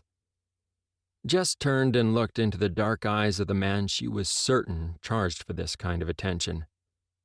Thinking of her mother's horrified reaction if she were to find out which bar she was in and in which part of town, and that she was in the arms of a man of pleasure, Jess grinned. What the hell? Jess reached up, twining her fingers in his thick black hair, and pulled him down until their lips met. As she suspected, he was agreeable to the notion and kissed her back, wasting no time at all in sliding onto the chair next to her. Jess shook her head, trying to make sense of what was happening and where she was, immediately regretting it as the world began to spin around her. She closed her eyes and took a deep breath before opening them again to see Damien leaning over her, looking concerned. His lips moved, but the words were as indistinct as the blurry room around her. He gathered her in his arms and picked her up. Jess swallowed, trying not to be sick as she pressed her face into his shoulder. She knew she must have blacked out for some time because the next time she became aware, she was in the forest, though not moving. Damien was still holding her. He smiled, brushed the hair back from her face, and kissed her on the forehead. Jess struggled to sit up, but he stopped her. "Shh. Rest, Jess. You were drugged. That man meant you harm. You're safe now, although as much as I hate to say it, you need the care of a healer." Damien looked just as good as she remembered, and she lost herself in his deep blue eyes. Wait, what about Alex and Kyle? Even the idea she had been drugged alarmed her, since it meant that her friends were likely in trouble. Jess reached for the power of the veil and stopped, stunned, as she realized she couldn't sense it, let alone channel its power. This was an experience that had never occurred before, one that she didn't know was possible. If anything, it made her panic even more. As a wave of nausea washed over her, Jess turned to one side, supported by Damien's strong arms as she heaved up the contents of her stomach. "I'll get you to safety, and then I will try to help your friends. Try not to move too much. It will make the effects of the drug worse. Don't use a power, you won't be able to channel it, but struggling to reach it will also make you worse." "Palace. Take me to the palace. To William." Jess closed her eyes, not waiting to see if Damien conceded with her request, his words not sinking in or making any sense, except for the "try not to move" part. She could feel steady movement, and even that made her sick. She held her eyes closed to help with the effect. "I hope you have enough clout to get into the palace, Jess. Otherwise it will cause a fuss if I do it my way." Damien's voice was low. "We're approaching the main gate now, and I don't think the guards look happy to see me." Jess opened her eyes again, realizing that she must have fallen asleep, since there was no way that they could have covered the distance between the town and the palace in the time in which her rather foggy brain insisted they had. She pushed this concern aside, focusing on the guards, who were demanding that Damien identify himself and state his business. "Guardsmen, get out of the way." Jess was appalled by how weak her voice sounded. "Now, listen here, miss." Jess's eyes snapped open. "Guardsmen, if I wasn't so sick and sure I'd fall flat on my face, I'd skewer you for that. Alert Captain Jackson now. I need to speak to William." The guard's confusion caused her to groan and close her eyes again, although she heard booted feet running, so she guessed someone was running for help. Getting in and out of the palace was much easier in the company of Alex and Kyle. Then again, it was also much easier when she wasn't feeling so ill. Jess wrenched herself back from the darkness, hearing a commotion. Lamps flared, men were yelling and running. She opened her eyes and realized with relief that she recognized the guard doing the yelling as Guardsman James. So while he wasn't Captain Jackson, he was, in some ways, better. He recognized her, which explained the yelling for the guard to be turned out and healers summoned to attend the lady. It took her drug-fogged mind a few moments to realize that she was the lady he was demanding healers for. She was sure he'd been bellowing more orders as they walked across the courtyard into the palace, but she hadn't caught them all. Jess recognized the passages they were taking her down. They were taking her back to her rooms, and from the direction of the running servant was going, they were heading toward the healers. "Take me to William." Jess, surprised at how soft her voice sounded, raised one hand, slapping it on the guardsman's arm to gain his attention. His concerned face swam into her view. "Relax, my lady. We'll get you to your rooms. The healers are on their way." His eyes and tone expressed concern rather than judgment, although she could see by his glance that the senior guardsman reserved his judgment of Damien. "No, take me to William. You know I have access any time of day or night. I must speak with him. Damien rescued me. He's not a threat." Jess tried to sound commanding, but her voice was anything but, and she decided that moving her head around too much was ill-advised. It made her head spin and darkness encroach on her vision, threatening to plunge her into unconsciousness again. Guardsman James nodded abruptly and, without a pause in his stride, took the other hallway that led further into the heart of the palace. The drumming of the booted feet as they made their way through the seemingly unending hallways lulled her back into darkness, despite the urgent need to pass on to William what had happened. Jess came to again, hearing rather insistent voices. Yelling in the royal wing wasn't recommended. She thought about insisting she could stand, then, considering how sick she was, decided that her dignity could be damned. Being carried was fine. Jess opened her eyes as Damien settled her on a couch, only to see his face replaced by William's. "Jess, what's wrong?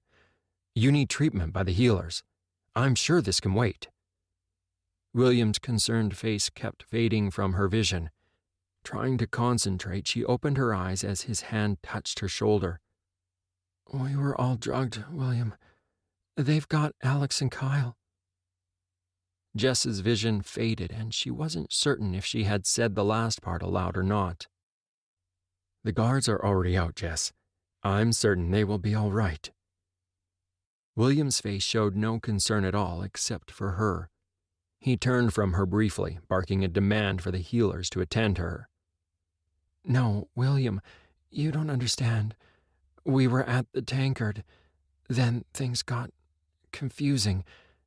I don't know what happened. I can't draw the power. I've never felt like this before. Damien found me. He can guide the guards back to wherever it was."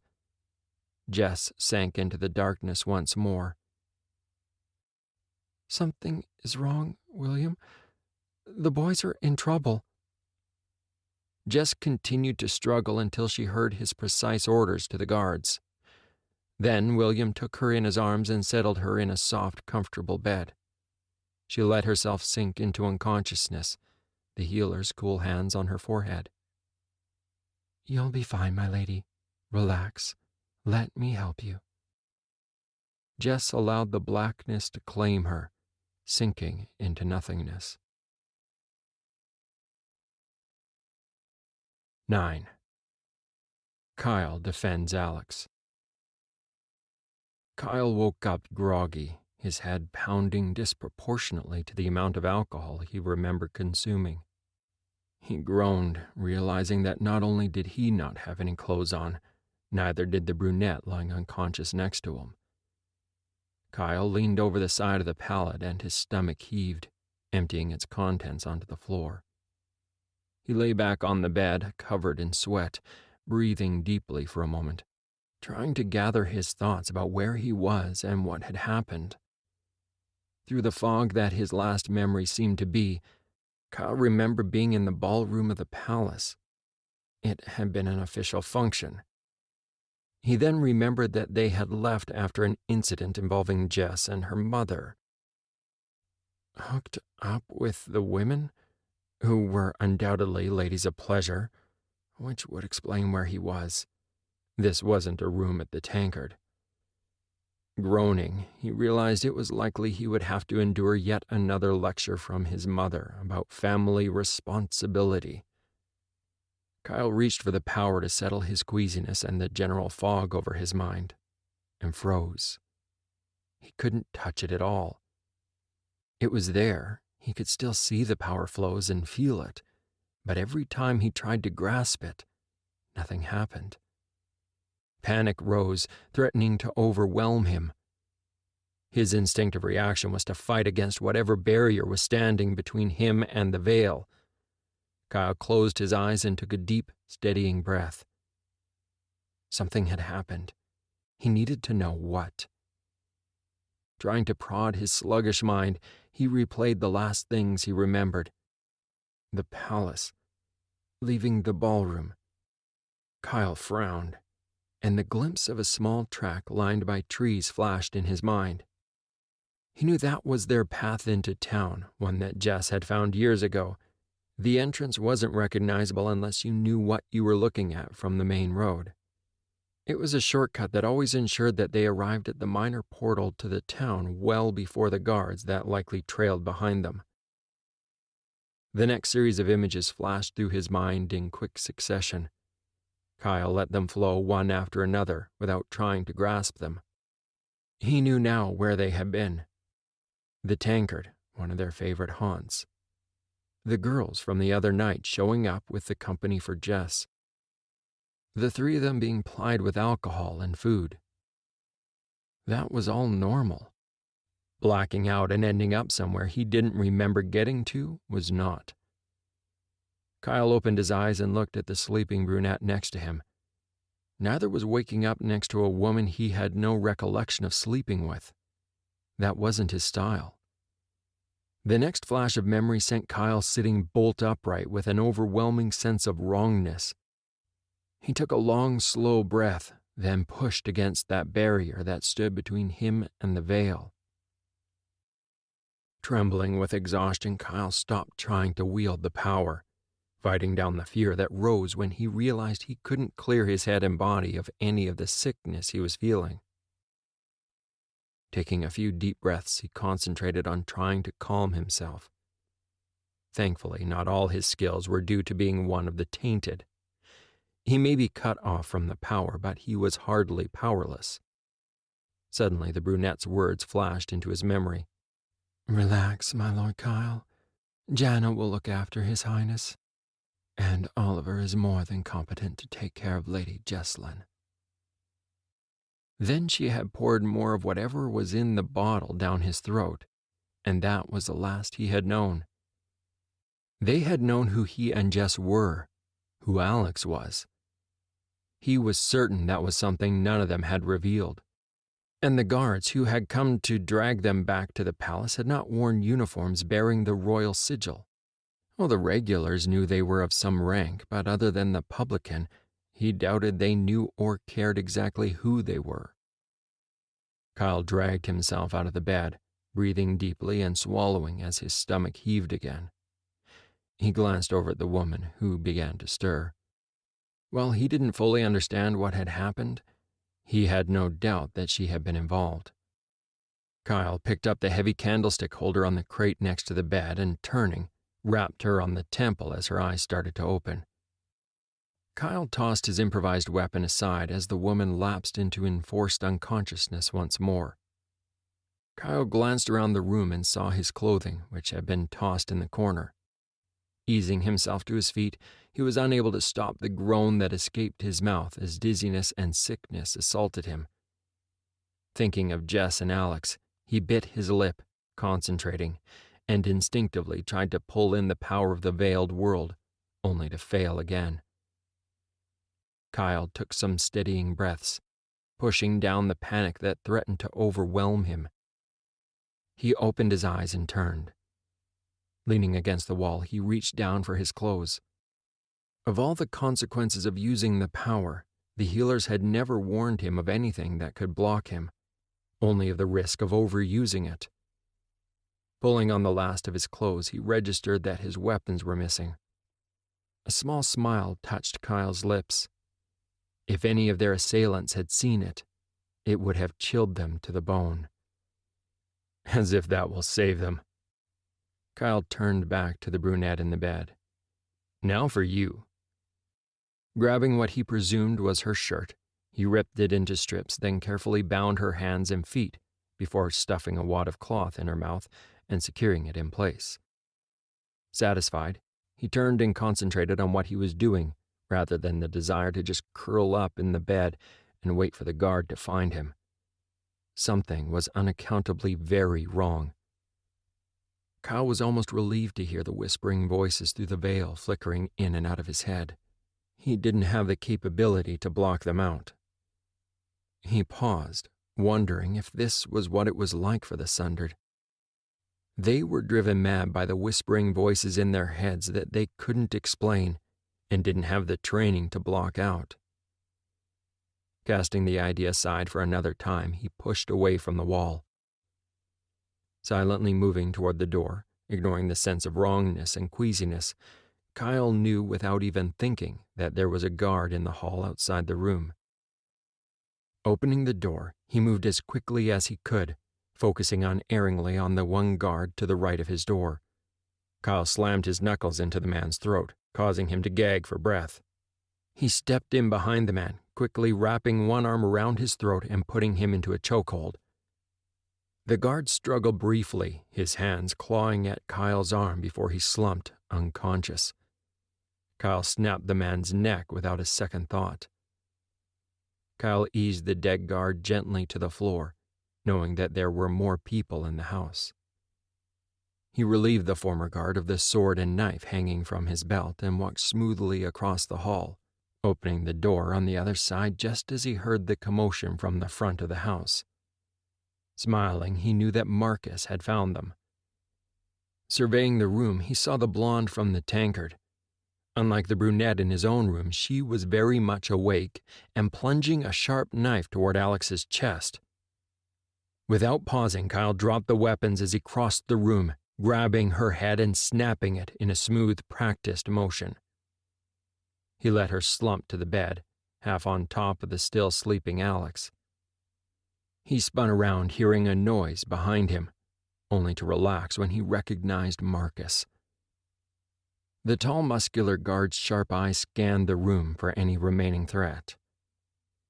Kyle almost groaned when he recognized that this time Marcus was in full uniform with the sigil of the King's Elite emblazoned on the left of his vest. Anyone who saw him would have no doubt at all that he was on the King's business. Kyle guessed if Marcus was in full uniform, that it meant it was likely the whole guard had been called out. There was no way they would be able to keep this incident, unlike previous ones, quiet. Kyle put one hand on the wall next to him, in what he hoped looked like a casual manner, taking a deep breath as the darkness at the sudden motion threatened to overwhelm him. Marcus looked on calmly. "Well done, my lord. Sorry it took us so long to find you." "How long have we been taken, Marcus? And where is here? Have you found Jess? Is she all right? I know it's not the tankard, which is the last place I remember." Kyle moved around the bed and shook Alex, trying to wake him. "The place is the quarter, my lord, and it's 2 hours before dawn. Jessalyn is back at the palace. She was assisted by that hunter from the other night." Marcus looked briefly outside and indicated to his men to finish securing the house. "Are you sure you are well, my lord? I received word that the healers are treating Lady Jessalyn. As far as we can determine, your assailants drugged the 3 of you at the tankard." Kyle felt a sudden flash of concern. "Is Jess all right?" "I believe so, my lord. She is in the hands of the healers." Marcus continued to stare at him as though he wasn't quite sure he was about to collapse. "I'll be okay, Marcus. I think they gave me too much of whatever it was. I threw up the contents of my stomach in the other room." Putting on a show of confidence he didn't feel, Kyle turned to help Alex locate his clothes to dress, although Alex seemed to want to continue partying. "Not now, Alex. Come on, we've got to get back to the palace. It's near dawn." Kyle maneuvered Alex out the door, distracting him from the now dead blonde in the bed and the dead guard in the hallway. Alex blinked, noticing all the guards lining the hallway, turning over every room in the small house, and the men they had bound up in the corner of the main room. Shrugging, he helped himself to a bottle of wine and glass from the table. Uncorking it with practiced ease, he poured some carefully from the bottle into the glass before taking a sip and offering some to Kyle. "We must have had a good night if Father is sending the guard out to haul us home. Pity I don't remember much of it." He sighed as Kyle refused a drink. His friend was obviously serious about calling it a night. He staggered outside, blinking as he began to recognize the rather dilapidated neighborhood, and wondered how they ended up in the quarter of all places. There were even more guards outside, blocking all the side entrances. The quarter was a disreputable rabbit warren of interlaced, tight alleyways, with one small box-like house on top of the other. Some of the most disreputable and poorest of the realm called this place home, Alex politely offered the bottle to Marcus, who had trailed along behind them, but was not surprised when the guard refused, instead directing them into an enclosed carriage. Alex staggered down the hallway, an empty wine glass clutched in one hand and the half-empty bottle in the other. Pausing, he carefully aligned the bottle above his empty glass and poured it, cursing as the wine splashed over the rim of the glass and onto the floor. Alex glared, casting frustrated glances between the bottle and his still empty glass. After a moment of intense concentration, he struggled and raised the bottle to his mouth. Swallowing quickly as the liquid rushed into his mouth and down his throat, he turned, thrusting the empty glass into the hands of the person behind him, then continued on his way down the corridor to his rooms. Alex reached out to open the door and staggered to one side as he missed the handle. Strong arms caught him as he fell and held him more or less upright, bracing him against the wall. Alex turned, blinking at Kyle, and grinned. "Thanks. Forgot you were there." Alex laughed, then raised the bottle to his lips, only to discover that there was nothing in it. "It's empty." "Shh, Alex. You'll wake up the king and everyone else. Besides, you've had enough for one night." Frowning, Kyle looked over at the impassive guard standing nearby. "Just get the door open, will you? I'll take care of the rest." The guard stepped forward without saying a word or changing his expression and opened Alex's door. Kyle grimaced, staggering as Alex slumped against him. "Come on, Alex, just a little further. I need you to help me a little here, all right? Just a few more steps and you'll be in your room." Kyle passed the empty wine glass that Alex had thrust at him to the guard, then braced himself before taking most of Alex's weight and steering him through the doorway of his rooms. Kyle half-dragged Alex through the public rooms and into Alex's bedroom, where he gave him a shove. Alex collapsed onto his bed, the empty wine bottle falling from his fingers to the floor with a dull thud, slipping into unconsciousness as his head hit the pillow. Kyle sighed. Frowning, he pulled off Alex's boots. "Sorry, Alex, but that'll have to do. I'm sure your servants will discover you before too long and tuck you into bed." Kyle muttered under his breath before retracing his steps out of the rooms. Closing the door quietly behind him, he slumped against the door, closing his eyes slightly and letting out a deep breath. "Are you all right, my lord? Will you need help getting to your rooms?" The once impassive guardsman had a slight smile on his lips as he regarded the exhausted lord. "Huge night. Thanks, Marcus, but I'll be fine." Kyle smiled at Marcus before forcing the exhaustion back and pushing himself off the door. He had to get to his own rooms. Then he could collapse and let go of the strict control he'd been holding over himself. He made his way down the hallway, hoping that whatever he'd ingested would wear off while he slept the day away. 10.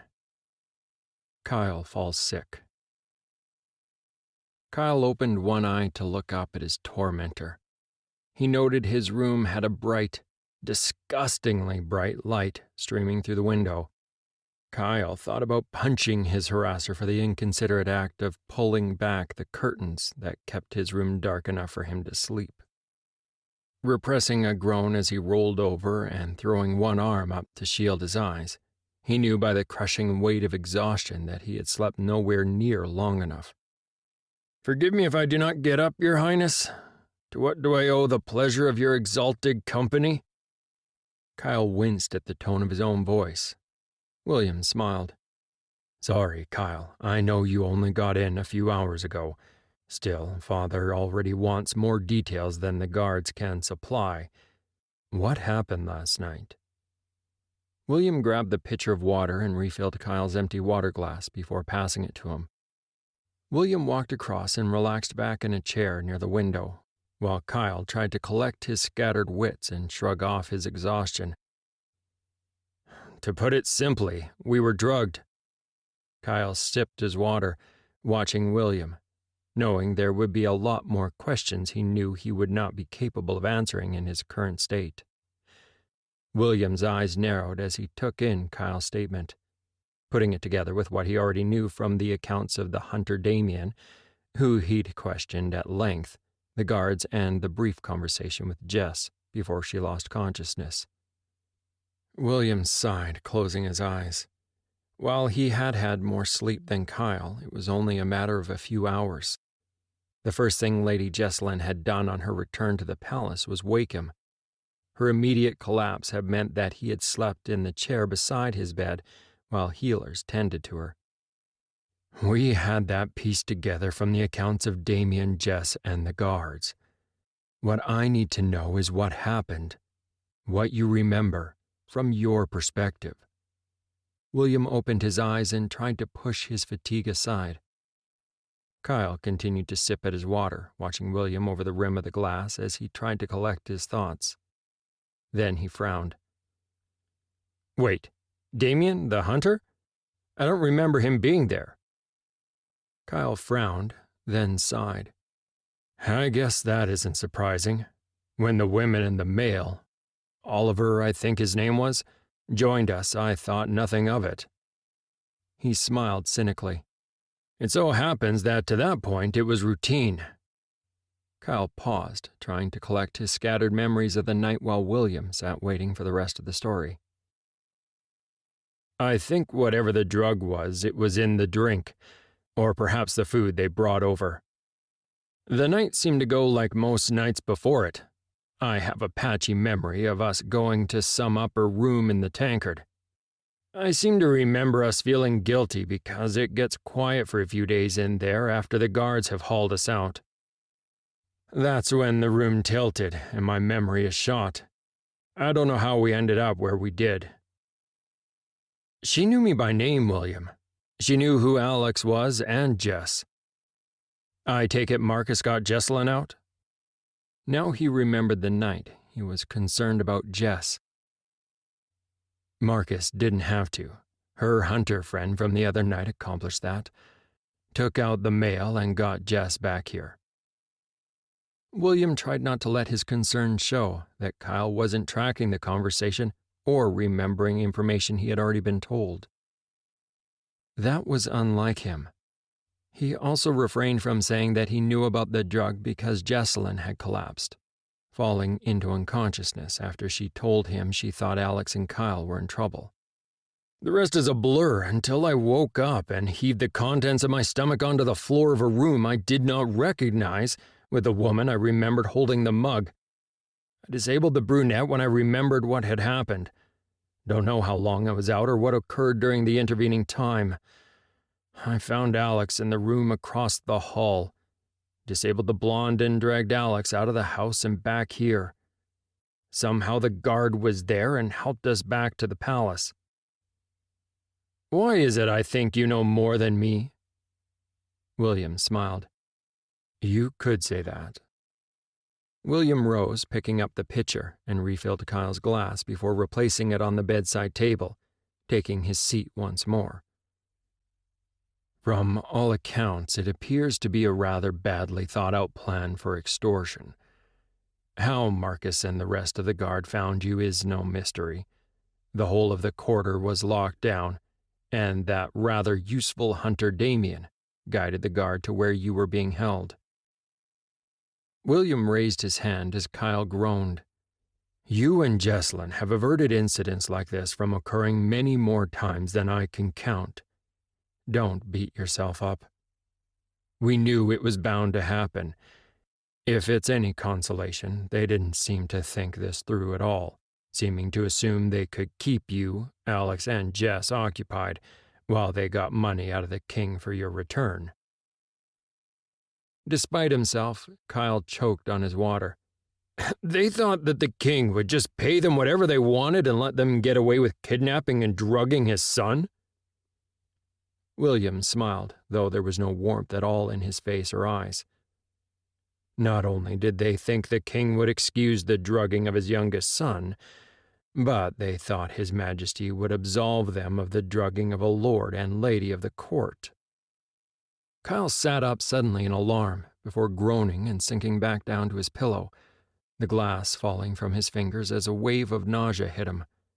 He gulped for air before struggling to turn to the edge of the bed, trying not to vomit. Kyle felt a set of arms assist him, and a bowl appeared as if by magic at just the right moment. William supported Kyle as he threw up to the point where his body still shuddered and heaved, but nothing came out. He waited patiently until the heaving subsided before assisting Kyle to lie back in bed. William placed the bowl on the floor and pulled the bell for a servant. He pulled the linen cloth off the bedstand and soaked it in the pitcher of water, using it to bathe Kyle's sweating face, watching with concern as the young lord continued to shudder. A manservant bustled into the room before stopping dead halfway across the room, his eyes wide. "Your Highness, I'm sorry. I didn't realize." He swept down low in a bow. William frowned. "Enough. Take the bowl out of the washroom. Clean it out and then bring it back here. We might need it. Then run and get the physician." William turned back as Kyle attempted to sit upright, placing a hand on his shoulder, concerned that it was the only restraint he needed to stop him. Kyle threw him around the practice ring both with a sword and in unarmed combat on a daily basis. William turned back and snapped at the still immobile servant. "Now, man!" The servant snapped into attention, moving forward, grabbing up the bowl. "Yes, Your Highness." Bowing again, he walked across the room, placing the bowl to one side in the bathing room, just in case the physician needed to examine the contents. He grabbed another bowl from the cupboard and hurried back into the room, placing it within reach of the bed. He bowed, then left the room at a run when he hit the hallway. William breathed a sigh of relief as the physician walked into the room with an air of confidence, his assistants in a trail behind him, closely followed by the breathless servant. "How is my brother, Aaron?" William made room for Aaron and his aides, moving over to the couch and sat down. "Prince Alex will be all right, Your Highness. He seems to be one of the few who is immune to the effects of the drug. I've left Gavin with him as a precaution in case things change. And before you ask, Jesselyn is responding well to treatment and Jocelyn is with her. They will deal with anything that may arise. If they cannot deal with it, they will send for one of the other masters or me," Aaron muttered as he examined Kyle, sending his assistant scurrying to mix up the medications he required. "Now, my Lord Kyle, I need you to drink this. I know you do not feel like it, but it will help soothe your stomach and will allow you to rest while your body fights to flush the poison." Aaron assisted Kyle to drink the medicine, then nodded to one of his assistants to take his place in supporting the young lord. "Your Highness, I think I will stay here for a while. Lord Kyle, given how much he has already expelled, has either been given more of the drug than Prince Alex or Lady Jesselyn, or is having a diverse reaction to the drug they used. His condition is not good. I should have checked on him sooner." Aaron frowned and glanced back toward his patient. "Will he be all right, Aaron?" William looked toward the bed, concerned, then back toward the physician, not reassured at all by what he saw on the old man's face. "It is too early to tell, Your Highness. Go, I will send someone to you if Lord Kyle's condition changes." William went to leave before turning back to the healer. "I thought the taint, the ability to utilize the power of the veil, healed him of things like this." Aaron smiled. "Yes, Your Highness, it usually assists. There are some herbs that, when combined, form a toxin for those with the taint. It can inhibit the tainted from reaching the veil. We've experimented with some tainted, but while it is effective in inhibiting their ability to control the power, it can also kill them if ingested in large quantities." Aaron hesitated, as if choosing his words with care. If taken long-term, it becomes addictive, and we have seen it turn those with access to the veil mad." William looked alarmed. "He's had enough of that to kill him? Alex? Jess?" Aaron shook his head. "Relax, William. Alex and Jess will be okay. None of them ingested enough of the poison to kill them. Kyle has been at a guess from his reaction, but he expelled a great deal of it. Thankfully, his severe reaction to the poison may be what saves his life." 11. William briefs the king. William nodded at the guard station at the entrance of his father's study as he passed through the open doors, motioning with one hand for his guards to remain outside. Unnecessary as it was a habit. The door closed behind him and he walked across the room. Ignoring the irritated look of the lord who was in conference with his father, he crossed the room and slumped in a comfortable chair to one side of the chamber. Sighing, he relaxed back into the cushions, closing his eyes, content to wait. After the night's events, the lord could be irritated at knowing his audience with the king was being cut short, even though he had been waiting months for the appointment for all William cared. He listened to the drone of conversation between his father and Lord Kesselin, trying to stay at least semi-conscious until his father dismissed the lord and was ready to speak to him. He smiled as he recognized the whining, protesting note in Lord Kesselin's voice as his father's aide herded the unfortunate man out of the office.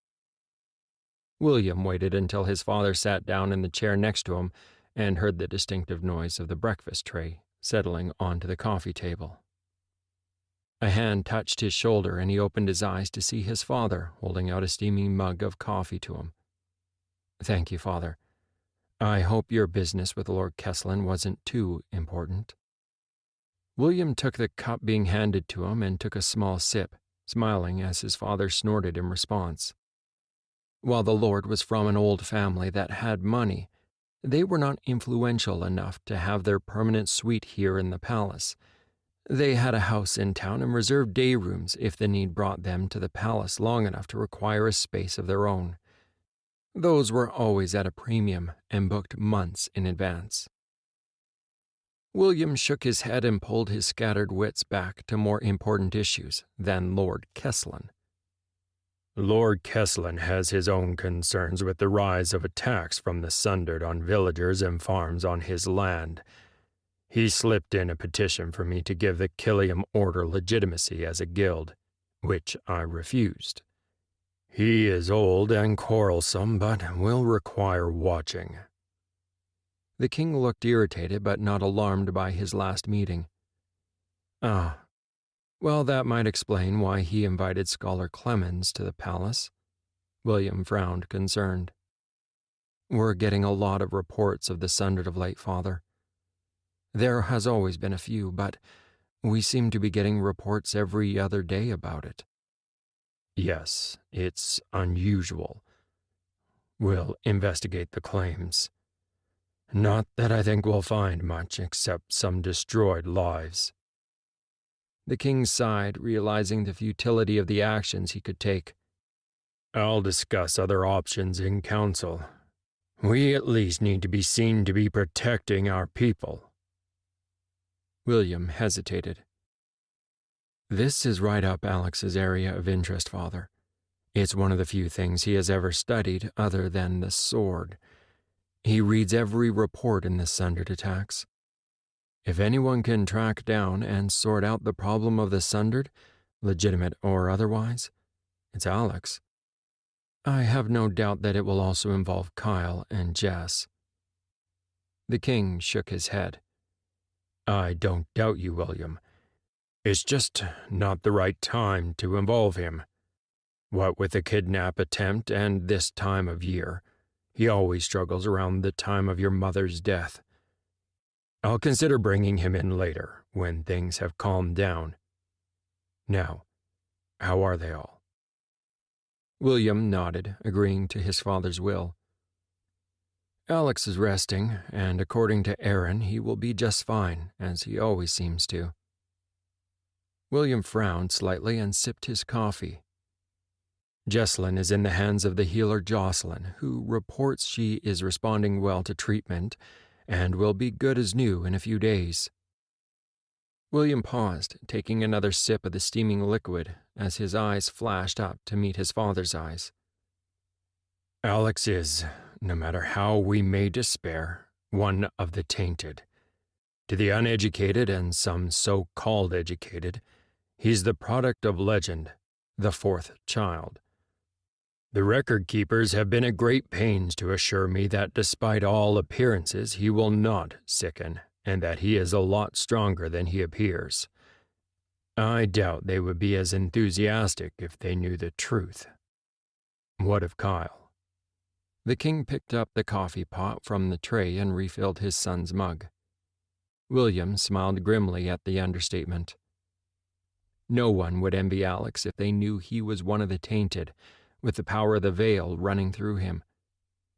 The royal archives told that there was a time before the Sundered War, where those who used the veil were greatly valued for the power they possessed. Then some sickness spread, and more often than not, those that possessed the power of the veiled world went mad. They became the Sundered, sinking into madness and killing all those who stood in their way. People now would kill any they even suspected of having the ability to channel the power, even children. Superstition ran deep, even amongst the educated, dating back to the tales of the Sundered War. Thousands died during the Sundered War to protect the realm from the incursion of the others, the Sundered ones, or tainted, as people called them today. They revered the original fourth child, the great, many times great, Uncle Edward Rathadun, the man legend said had all but single-handedly saved them all from the Sundered. What history didn't tell them was that His Royal Highness Edward Rathadun, fourth son to the then king, had also possessed the power of the veiled world. So did his closest companions and the men and women who surrounded him. It was one of the royal family's closest guarded secrets in this day, that the ability to possess the power of the veiled, the taint, ran through the royal line, although it had been a long time for any of them to be as powerful as Alex appeared to be. It was even more unfortunate that he also happened to be the fourth child of the king, just like Edward. What people had forgotten was that those who could wield the veil had once been held with high regard, not just in high society, but in the guard and throughout the realm. Back in Edward's day, they were not referred to as the tainted. The known events from that time in history have warped into legend, and Alex and his friends lived with all the expectations one would expect with a product of legend. William shook his head and sipped the coffee that his father had poured him. Thank you, Father. It's been a long day. Kyle is not doing well. Given his reputation, I guess they poured more of the drug into him than either Jessalyn or Alex. William matched his father's frown, lost in thought. Young as Kyle was, he was already well known as the Shadow to some, the one who was always one step behind Alex. It was whispered in certain circles that he was a deadly fighter, an assassin trained with uncanny abilities. They were close to the truth. It's what I would do if I were inclined to kidnap Alex and those around him. Reports suggest that rumors are already circulating outside the palace and guard that Kyle is not the young drunken lord he appears to be. He's pulled Alex out of trouble too many times, and he has done it rather too well. The king sighed, wishing, not for the first time, that his son's blood did not run so with the taint of the veil, that he'd never had a fourth child. It hurt. He knew the whole legend of the fourth had sprung from a lie. Edward hadn't been born normal, as they insisted today. He had been born wielding the veil. When the realm was threatened by those of his own warped kind, Edward and his friends stood between those with the warped power, infected with madness, and the commoners. He'd fought for them all. It was just unfortunate that as far back as the known records traced, a fourth child was only born to the royal line when the kingdom was threatened. Given that the fourth son of a king in those circumstances was the most expendable, he was thrown at the pointy end of any conflict. Thus, a legend was born that seemed to need managing. No one looking at Alex now would ever think he could be competent at anything except drinking and partying. Few would imagine that he might be a threat. But under the surface he was just that. Masked and hidden, trained in the veiled world, so the record keepers said, by his dead relatives, the former fourth child. Alex was his fourth child, but was also a drunken, irresponsible party boy prince, driven to wild excess through a combination of childhood trauma, being the fourth son, and the hard reality of being one of the tainted seemed to have eluded everyone, thankfully. Alex's closest friends were also wrapped up in the whole legend of the fourth just because they were Alex's friends. If it weren't such a headache to manage, he'd be inclined to laugh. While records of the fourth child and his general attributes abounded, less was known about the fourth child's friends and companions. Details of the companions were elusive, but they were always there with the fourth son, so the record keepers and ordinary people alike just ran ahead of the actual truth and made it up. It was incredible how they could fit the smallest detail into their legend and make it fit. As a result, Kyle bore the tag of the fighter. Allegedly, he was just as deadly as the fourth child, sometimes more so, called the shadow of the fourth. Every day, people today referred to those who were assassin trained as shadows, although they had lost the knowledge of where the term originated. How the companions prepared was never agreed upon. That helped the average person and historians interpret what they knew any way they wanted. Legend had it the shadow's skills became clear well before trouble started, unlike the fourth child, who remained masked until trouble stirred. All of it was built on a lie. The fourth child and his companions, both historically and now, all bore the taint, which gave them their remarkable abilities.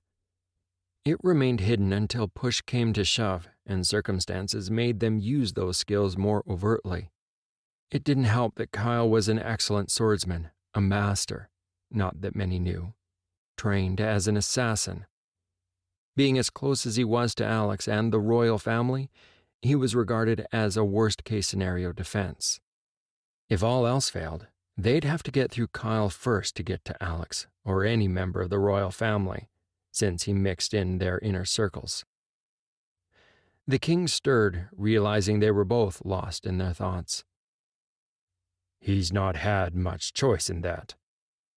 Kyle is one of Alex's companions, and it's becoming well known that he is one of the best swordsmen in the realm. Is it any wonder the ignorant label him as the Shadow? The king watched his eldest son's face for his reaction, and, as he thought, William showed no surprise at all. William nodded. I agree. I haven't been able to get past his guard, either armed or unarmed, in training for the last year, for all I'm older and have been training longer than he has. He's developing a hard edge that is unmistakable, though he keeps it hidden. He paused for a moment. Or, at least, he did until the other night. He dispatched one kidnapper when she threatened Alex with an efficiency that surprised even Marcus. The king frowned, sipping more of his coffee before asking, Jess. William shook his head. Yes, they are wrapping her up in this foolishness. The three of them match known details of our ancestor and his best friends a little too much. Lord Callum Bearclough is Jess's ever-so-great uncle. One of the few things known about him was his ability to hunt, an ability that Jess has in common, That, and being in Alex's inner circle of close friends. William considered his next words with care. Aaron said that they were all given a poison that inhibits their contact with the veil, which is why they all got sick. Kyle ingested enough to kill him, but Aaron thinks he has brought up enough of the drug that he will live. His father looked at him, startled. There's a drug that will stop them using the power of the veil? Why haven't the healers mentioned it before? Could it prevent them from being sundered? William grimaced and relayed the rest of his conversation with Aaron and the consequences that the healers had found with the drug. William paused, noticing his father looked a little disappointed, but not surprised by the information. He carefully brought up his next concern, although he had no doubt that it was something his father had already considered. It does raise the specter that this was a deliberate attempt on Alex's life, although thankfully it appears that Alex is somewhat resistant to the drug. The king shook his head and was about to reply when his harried-looking assistant came in, bowing. I'm sorry, Your Majesty, Your Highness, but Your Majesty, you have the meeting with the Security Council. Carl waited for his master's reply. Yes, Carl, I hadn't forgotten. All right, William, get some rest. It will be a long night with the Heights Proctoriate delegation here. Keep me updated on Kyle's condition. I know that Nathaniel is worried and would appreciate any extra help we can give his son. The king moved toward the boardroom off to one side of his office, with Carl following in his wake. He paused. We leave for the Summer Palace next week after the Proctoriate delegation returns to the Heights. Plan for the complex of the 4th to be opened. Alex, Kyle, and Jess can move in there. In the meantime, arrange for extra guard to be placed on all 3 of them. William felt his eyes widen. Father, you know that Alex doesn't want the rank.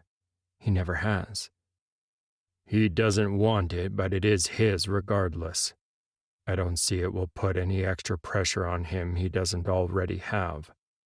It will, however, give the 3 of them a little privacy and extra protection, which is one reason the 4th's complex was built.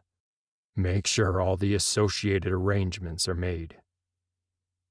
With that last order, the king turned and walked into his office. Carl followed the king, stopping at the door. Leave those arrangements with me, Your Highness. I'll see things are done and brief you with the details when you wake to see if there is anything else you think needs doing. William acknowledged this offer with a brief nod of his head, and Carl closed the door to the office, disappearing into the king's inner sanctum. William sighed, then went off to find his brother Daniel, another issue that made him groan. Daniel would not be pleased that his irresponsible little brother would be elevated and recognized as the 4th, with the title, responsibilities, and powers it inferred. William shook his head. He would have to cope with it. He figured Daniel could keep tabs on everyone while he got some sleep, and then when he woke, he'd have to break the news to Alex. 12. Consequences. Alex stretched out on his bed, feeling better than he knew he should, if his rather vague memories of the night before were accurate. He had a rather hazy memory of being seen by the healers, but gave up trying to tease the details from his memory. Opening his eyes, he sighed as he saw his brother Daniel lounging in the chair next to him, his feet propped up on the bed. So, back in the land of the living, are you? While Alex could only hear polite inquiry in Daniel's tone, he knew he'd be a fool to believe it. His usually reticent brother was angry with him. Yes, Daniel, I'm awake. What's wrong now? Did I miss some important breakfast this morning or something? Alex knew he'd said the wrong thing when he saw the flash of anger in his brother's face. You will have to grow up sometime, Alex. You put not only your own life, but both Kyle's and Jesselyn's in danger last night." Daniel watched Alex's face, seeing that his words weren't having much of an impact. "Oh, come on, Daniel. You're a little overdramatic, aren't you? It was fun." Alex stopped, startled as his brother sprung forward and grabbed him by the shoulders, cutting off his train of thought. "The drugs given to Jesselyn last night could have killed her, Alex. She's lucky that her hunter friend got her out of the establishment in the quarter and back here to where the healers got to her early. Kyle wasn't as lucky as you, given his reputation. They gave him a lot more of this stuff. Aaron has been tending to him all day. Kyle killed for you last night, you fool." Daniel glared at his brother, wondering how he got through so many scraps unscathed. His dear brother should have been dead by now. Yet here he was, behaving like he'd just had a night out on the town, seemingly with no ill effects at all. Alex struggled upright, lurching out of bed and scrambling for some clothes. "What? I don't remember. What happened last night?" Alex ran to his bedroom and performed hasty ablutions before pulling on clothes that had been laid out for him, all the while searching his memory of the previous evening. But he had only a vague recollection of a blonde, then being hustled out of a house just before dawn and brought back to the palace. There were healers in the mix somewhere as well, which gave him pause. He walked toward the door before Daniel stopped him. "It's not common knowledge yet. I'm sure William will fill you in when he wakes. Some fools tried to kidnap you last night and demand ransom off our father for your safe return. They gave toxins to all three of you. Kyle more than the two of you. They were scared of his reaction. But they took him and Jess right along with you. Jesselyn got out first with the aid of some hunter. Kyle regained consciousness somehow. He killed a guard who was keeping watch in the hallway between the rooms they kept you in, then snapped the neck of the blonde you were with just before she was about to plunge a dagger into your chest. He collapsed when he got back here. Aaron said all the activity caused too much of the poison to run through his system. He nearly died today, Alex." Daniel saw that Alex was concerned but did not relent or show any sympathy toward him. Instead, he followed behind as his brother spun, opened his door and ran down the hallway past startled guards. Daniel walked out and closed the door. He called after the guards as they pelted after Alex. "It's all right. He's not going far, just going to Lord Kyle's rooms." Daniel shook his head. Once more his little brother had the guards chasing after him. He breathed deeply, trying to suppress a burst of irritation. He seemed to be the nursemaid today. He continued in the other direction toward his older brother's rooms. It was time for him to stir. Alex burst into Kyle's rooms, passing through the receiving room and into the bedroom, skidding to a halt as his sister Elizabeth glared at him. He saw Kyle, looking pale and shaken, propped up in his bed by pillows with Aaron sitting on the other side, still monitoring his patient. He barely noticed as Elizabeth let go of Kyle's hand. He walked up to the bed, propping himself on its edge. "Kyle, I'm sorry. It's all my fault. Daniel told me what happened." Alex watched Kyle's face as he smiled. "It's all right, Alex. I think it might have been the kidnapper's fault, not yours. Maybe we've been to the tankard too much. They were well prepared for us, it seems." Kyle was trying to look alert and well, but failed. He sank back into his pillow, and within moments of closing his eyes, he was asleep. "Aaron, Kyle, he will be all right, won't he?" Alex transferred his concerned gaze from his friend to the royal physician. "I think the worst is over, Your Highness, and he needs rest now. You can stay if you wish, but only if you are quiet and let him get the sleep he needs." Aaron fixed the prince with a stern gaze until he nodded. Alex eased off the edge of the bed and sank into the chair next to his sister. If you thought he was all right, you wouldn't still be here, Aaron. He doesn't look good. Aaron sighed. Your Highness, Lord Kyle has been sick, and will be for a while. But when I tell you the worst is over, I mean it. I would not lie to you or my patient. Still, his condition has been severe enough to monitor him for a little while longer, and perhaps through the night. Aaron paused, looking at Alex severely. One of the other physicians, Cameron, will be here shortly to relieve me.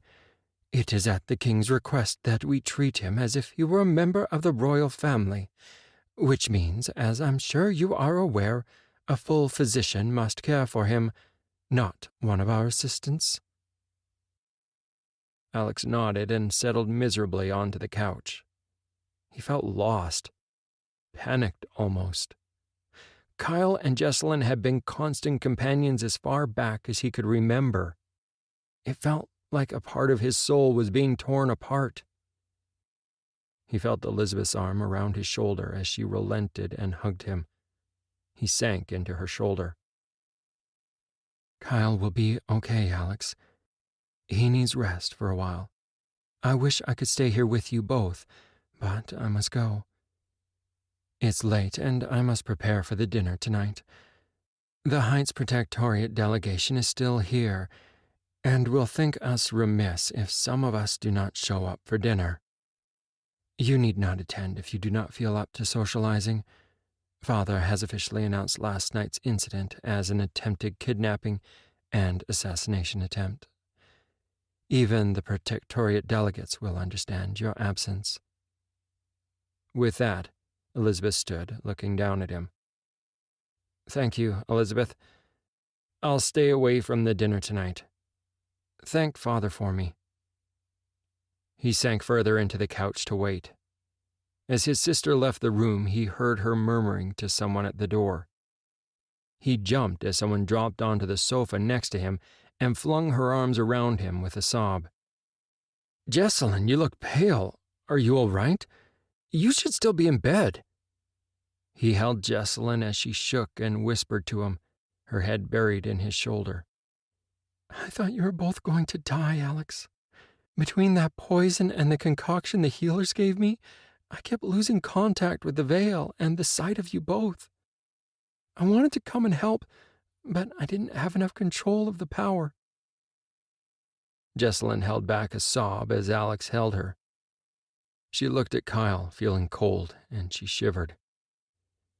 I never thought I'd say this, but I hope I never lose the ability to control the taint again. Without its power, I was helpless. Alex looked toward the door where the healer Jocelyn hovered. Kyle will be okay, Jesselyn. Even Aaron says so.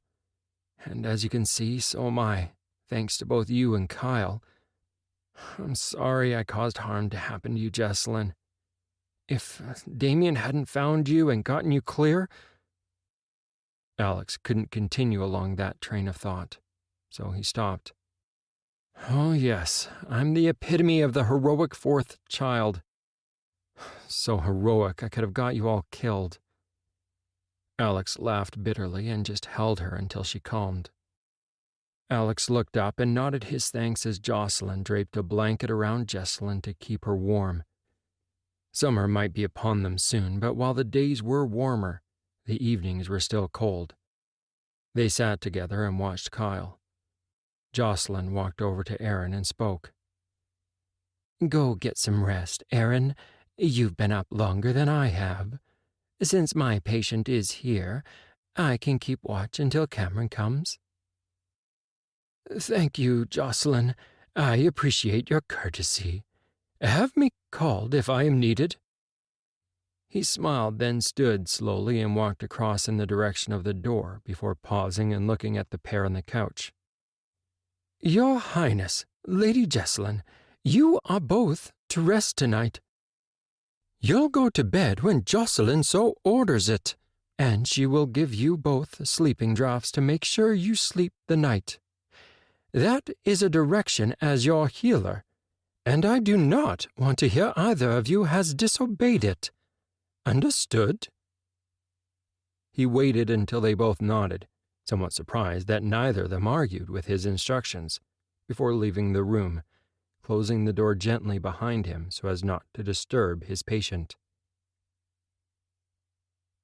Alex slipped into Kyle's room trying to be quiet, noting the healer Jocelyn was curled up asleep on the long couch to one side of the chamber.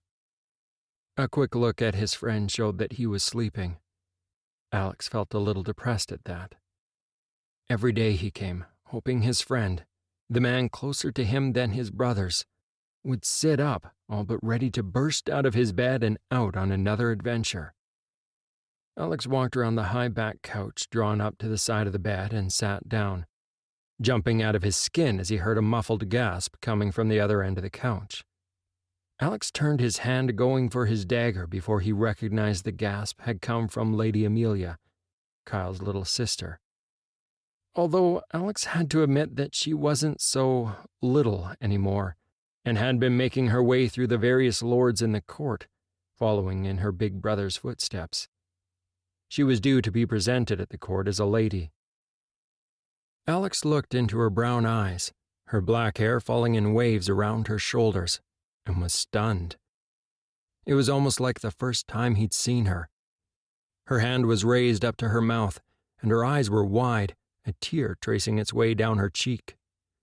Alex realized he'd startled her. Moving across the couch, he gathered her into his arms without thinking about it, one arm stretching around her slim waist, while his other reached up, brushing the tear from her cheek before pulling her unresisting against his shoulder. "Shh, my Lady Amelia, I'm sorry. I didn't see you sitting there. The physicians all assure me that Kyle will be all right. He will heal." Alex gently tilted her head up to him, and leaning slightly forward went to kiss her on the cheek. At least, that was what he had intended to do. His body had other intentions. He hoped she hadn't noticed. Alex stiffened as Amelia tilted her head further, and he found that he was kissing her on the lips. He saw her eyes slide up to his, and her hand somehow slipped under his shirt, running up his chest. "Please, Alex." Amelia locked her lips on his again, and it was obvious what she wanted. Alex had a moment during which he battled with himself. Given her brother, his best friend, was unconscious on the bed in the same room. Then, with a soft groan, he gave in, lifting her to sit on his lap and kissing her back. With a sigh, he pulled back, and she settled, resting her head against his chest, muffling her chuckling against his shirt. "I know this is inappropriate, but I don't think you have any idea how long I've wanted you to see me.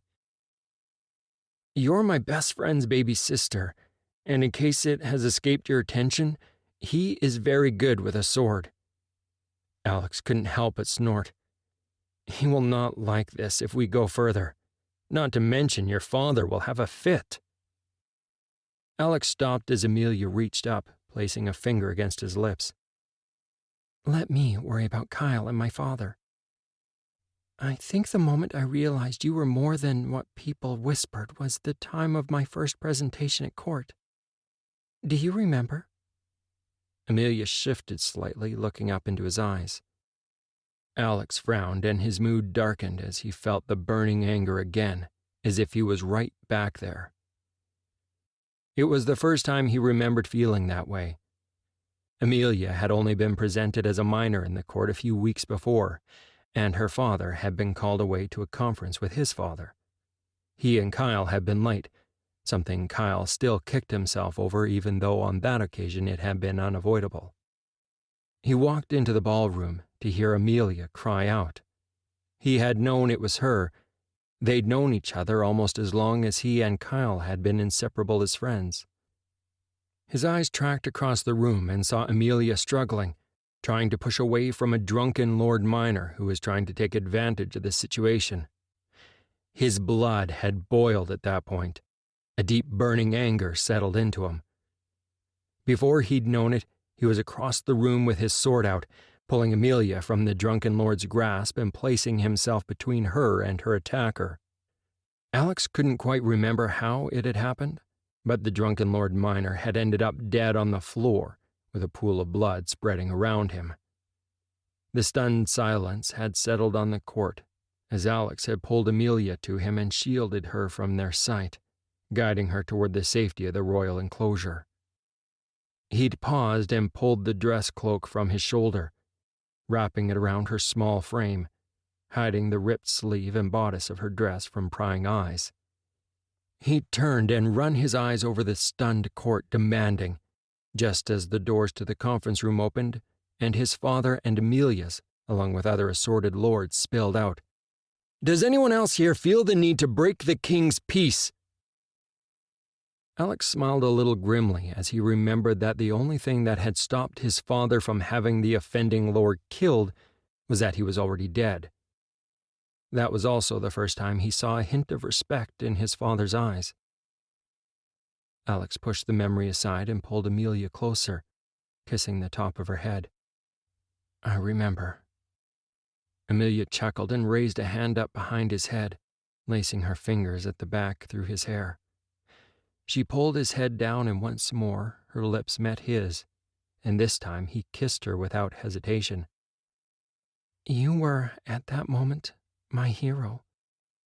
All of the people who stood and watched, laughing, none helped but you." Amelia smiled once more, content to lay in his arms. Her soft voice reached his ears. "That was the moment I determined that you would be mine. I hadn't realized it would take this long."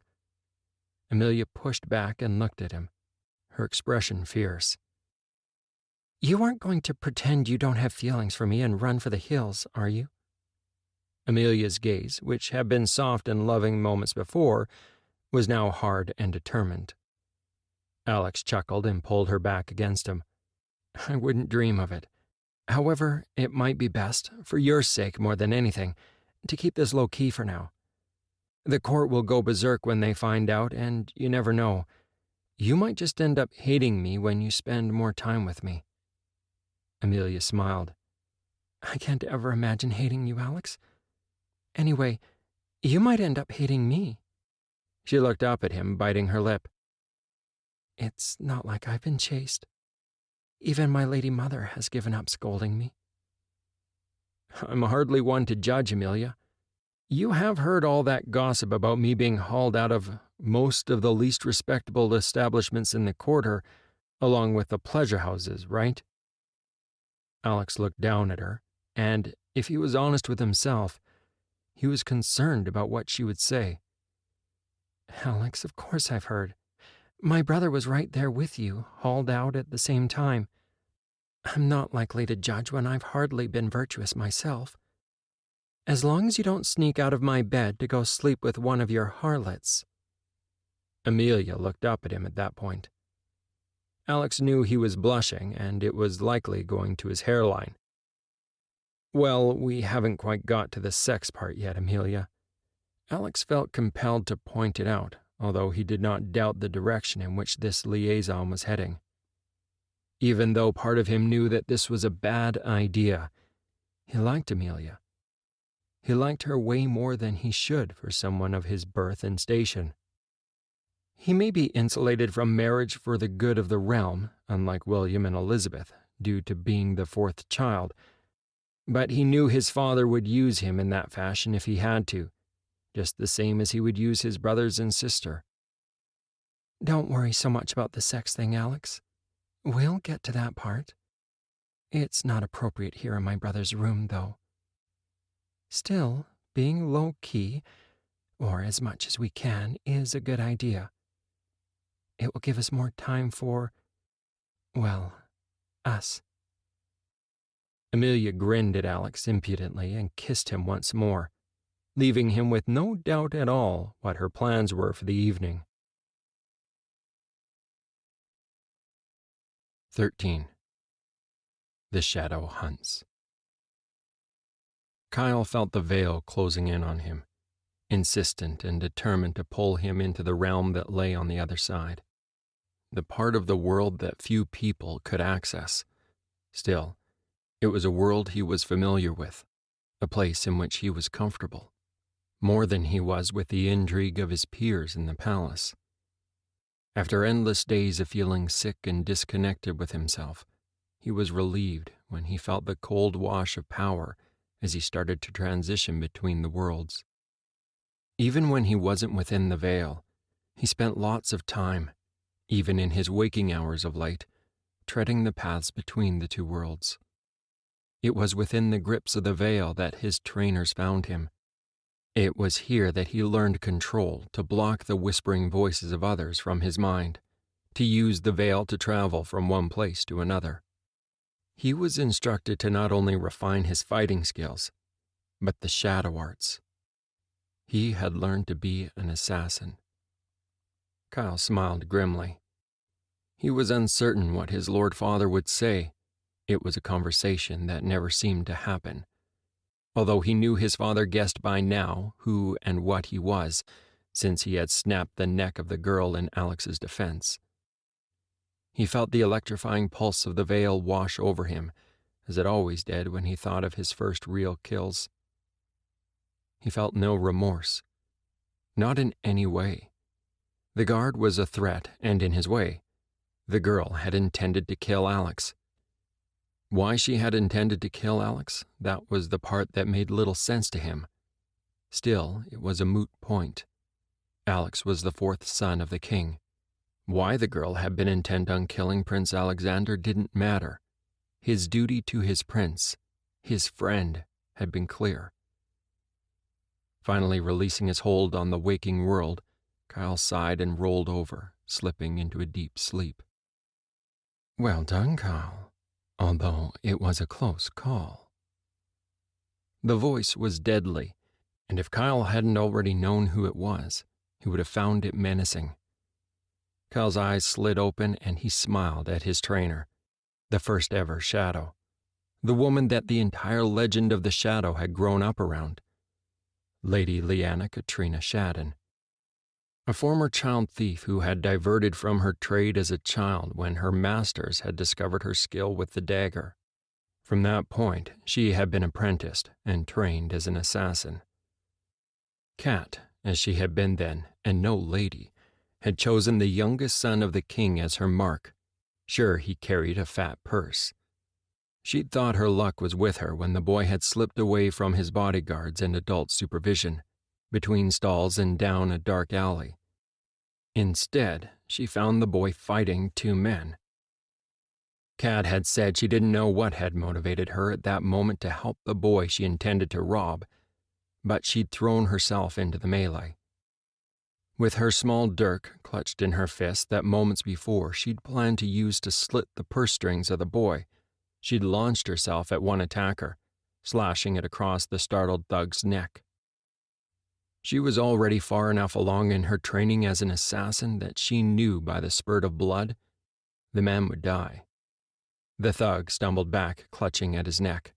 Slumping against the nearby wall, he stood for a moment, shock on his face, before sliding down the wall and collapsing to the ground, unconscious. Kat had dismissed the man as not being a threat and swung back around to see the boy, sword in hand, disposing of his remaining attacker. The boy turned to face her, sword still grasped in a firm, practiced grip, a smile on his lips. Kat had said they became friends at that moment, despite all the odds against a street urchin and a prince becoming friends. An inconceivable friendship that ended up saving the realm had been born. It wasn't until much later that she became Lady Lyanna Katrina Stratford. Kyle stood in the veiled world, dressed in his customary black and brown leathers and a long black cloak with his hood thrown back. He had his sword belt on and an assortment of other weapons besides the dagger in plain sight on his belt. Kyle could never work out if he was physically in the veil or if it was just his dream state and his body was still back in his bed. Kat was no help in that regard, shrugging and telling him that sometimes he was there and sometimes not. Kyle pushed the thought aside. None of the servants had ever noticed him missing or remarked on it. He guessed if he was here in the Vale, he must somehow dress and arm himself without being aware of it. "Thanks, Kat. It's been a while since we've trained." Kyle assessed his trainer's mood and was relieved that she seemed to be in good spirits. "Although I misjudged the situation at the Tankard." Kyle couldn't help but think he should have somehow known that the woman had intended to harm Alex. Although for the life of him he couldn't reasonably work out how he could have known in advance. Still, common sense didn't have much to do with it. Kat shook her head. "You couldn't have known, Kyle, and by the time you did, the poison was already racing through your system. At that point, there was nothing you could do. Come, enough of this. You're here to train. Though since it's your first session back, it's an easy one. Let's walk the paths between the Vale and the real world. You need the practice, and I have something to show you." Kyle grinned in anticipation. Of all his lessons, these were the ones he loved. Roaming the streets and rooftops of the royal capital, or villages and cities he'd never seen in real life. Neither in the veiled world or the real one. It was part of his assassin's training, walking through the world unseen, unnoticed by others, at least until he killed them. That thought gave him a moment's pause. He'd always thought his skills had been simulated somehow here in the Vale, that no one had really died until the woman who had tried to kill Alex. Now he wondered if they had been real. Kyle didn't feel the shock or loathing he felt he should, that an average person would. Then again, he guessed he was not normal. How many others had been trained since they were a small child with the woman who had been the shadow? As he was wondering about the kills, he caught the voice of his trainer whispering in his head through the veil. "Yes, the kills were real, Kyle. All of them. You know they deserved their fate. You followed them, assessed them, knew what they were into and what they were doing. Most were guilty of treason against the crown. For that alone, as a lord of the realm, it was your duty to take action. The girl was just the first kill that anyone could attribute to your name." Kat turned and looked back at him. Reassured by what she saw, she nodded before continuing to lead the way on the pathways. Kyle considered the information that Kat had given him and realized that he still felt no remorse. He hadn't just killed a man and a woman in defense of the realm. By his count, he'd killed hundreds. He wasn't just a master swordsman. He was an assassin. Kyle considered his options and spoke back to his trainer in the same fashion. "The king needs to know. Alex needs to know." Kyle didn't look at his trainer as they came out from the veiled paths, sitting on the roof of a tavern in what appeared to be a small village.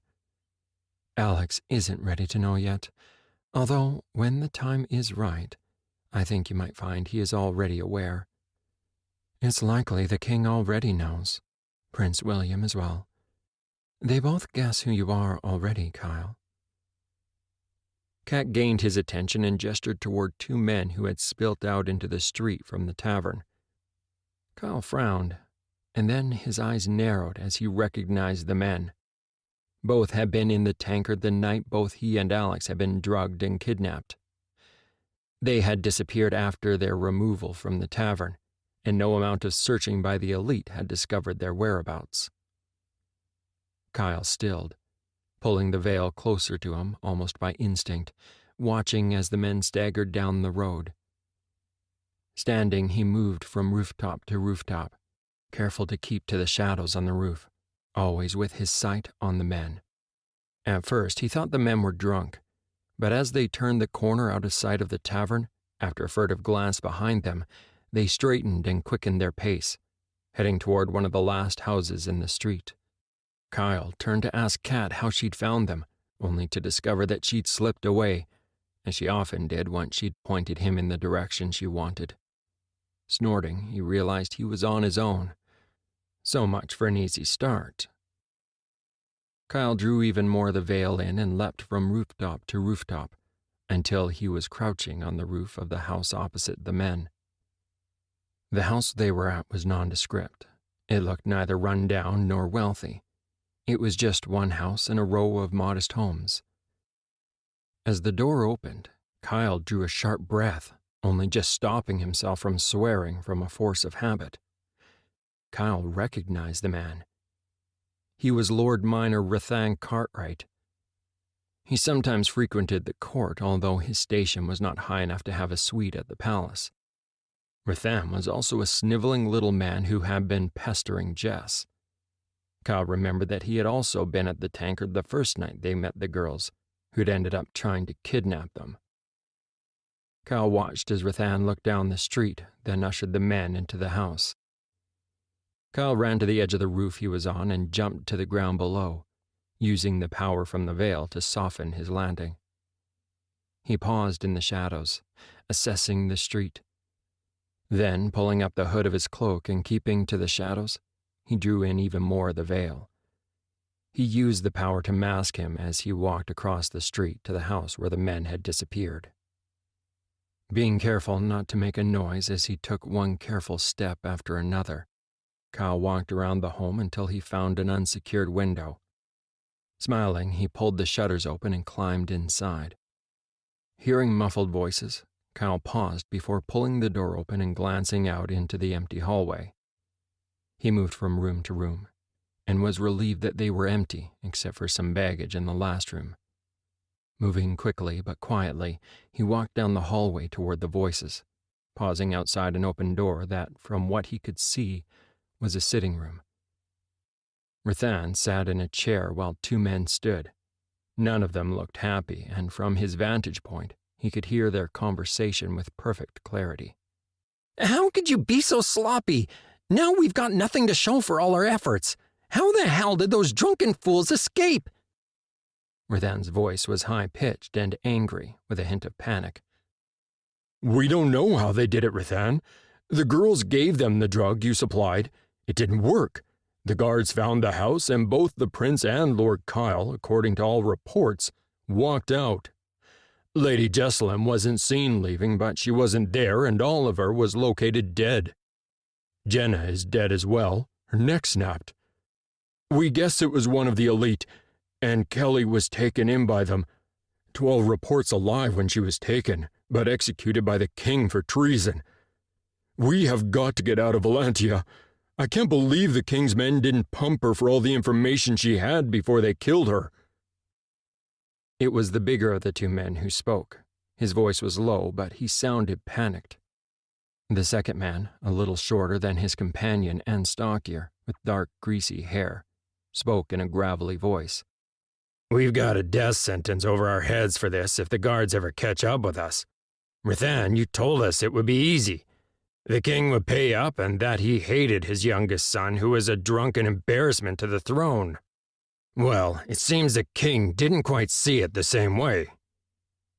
The man looked around before turning his attention back to Rathan, although he looked like he wanted to bolt for the door.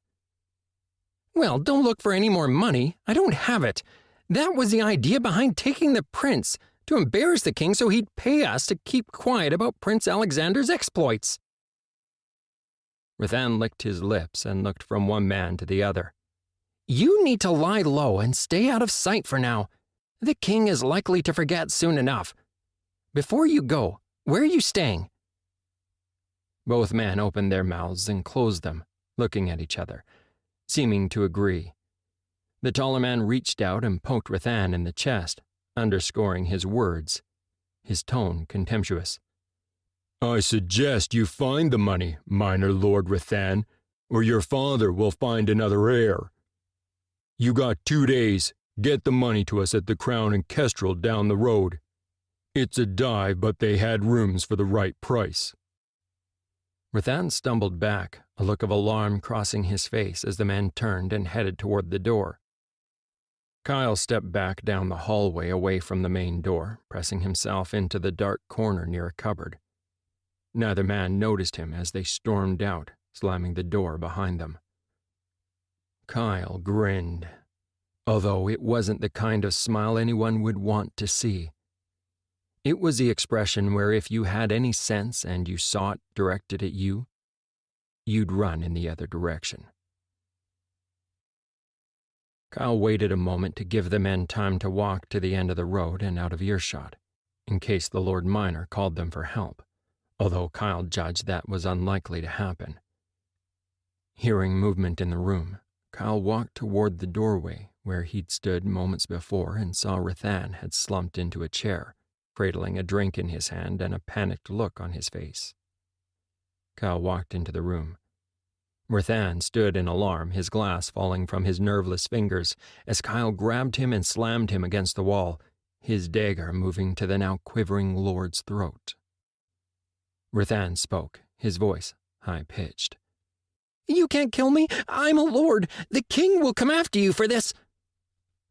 Rathan tried to straighten imperiously but failed miserably. Kyle laughed, low and menacing. "I know well who you are, Rathan, and the king will not come after me. You gave up your life when you involved yourself in a plot to kidnap the prince."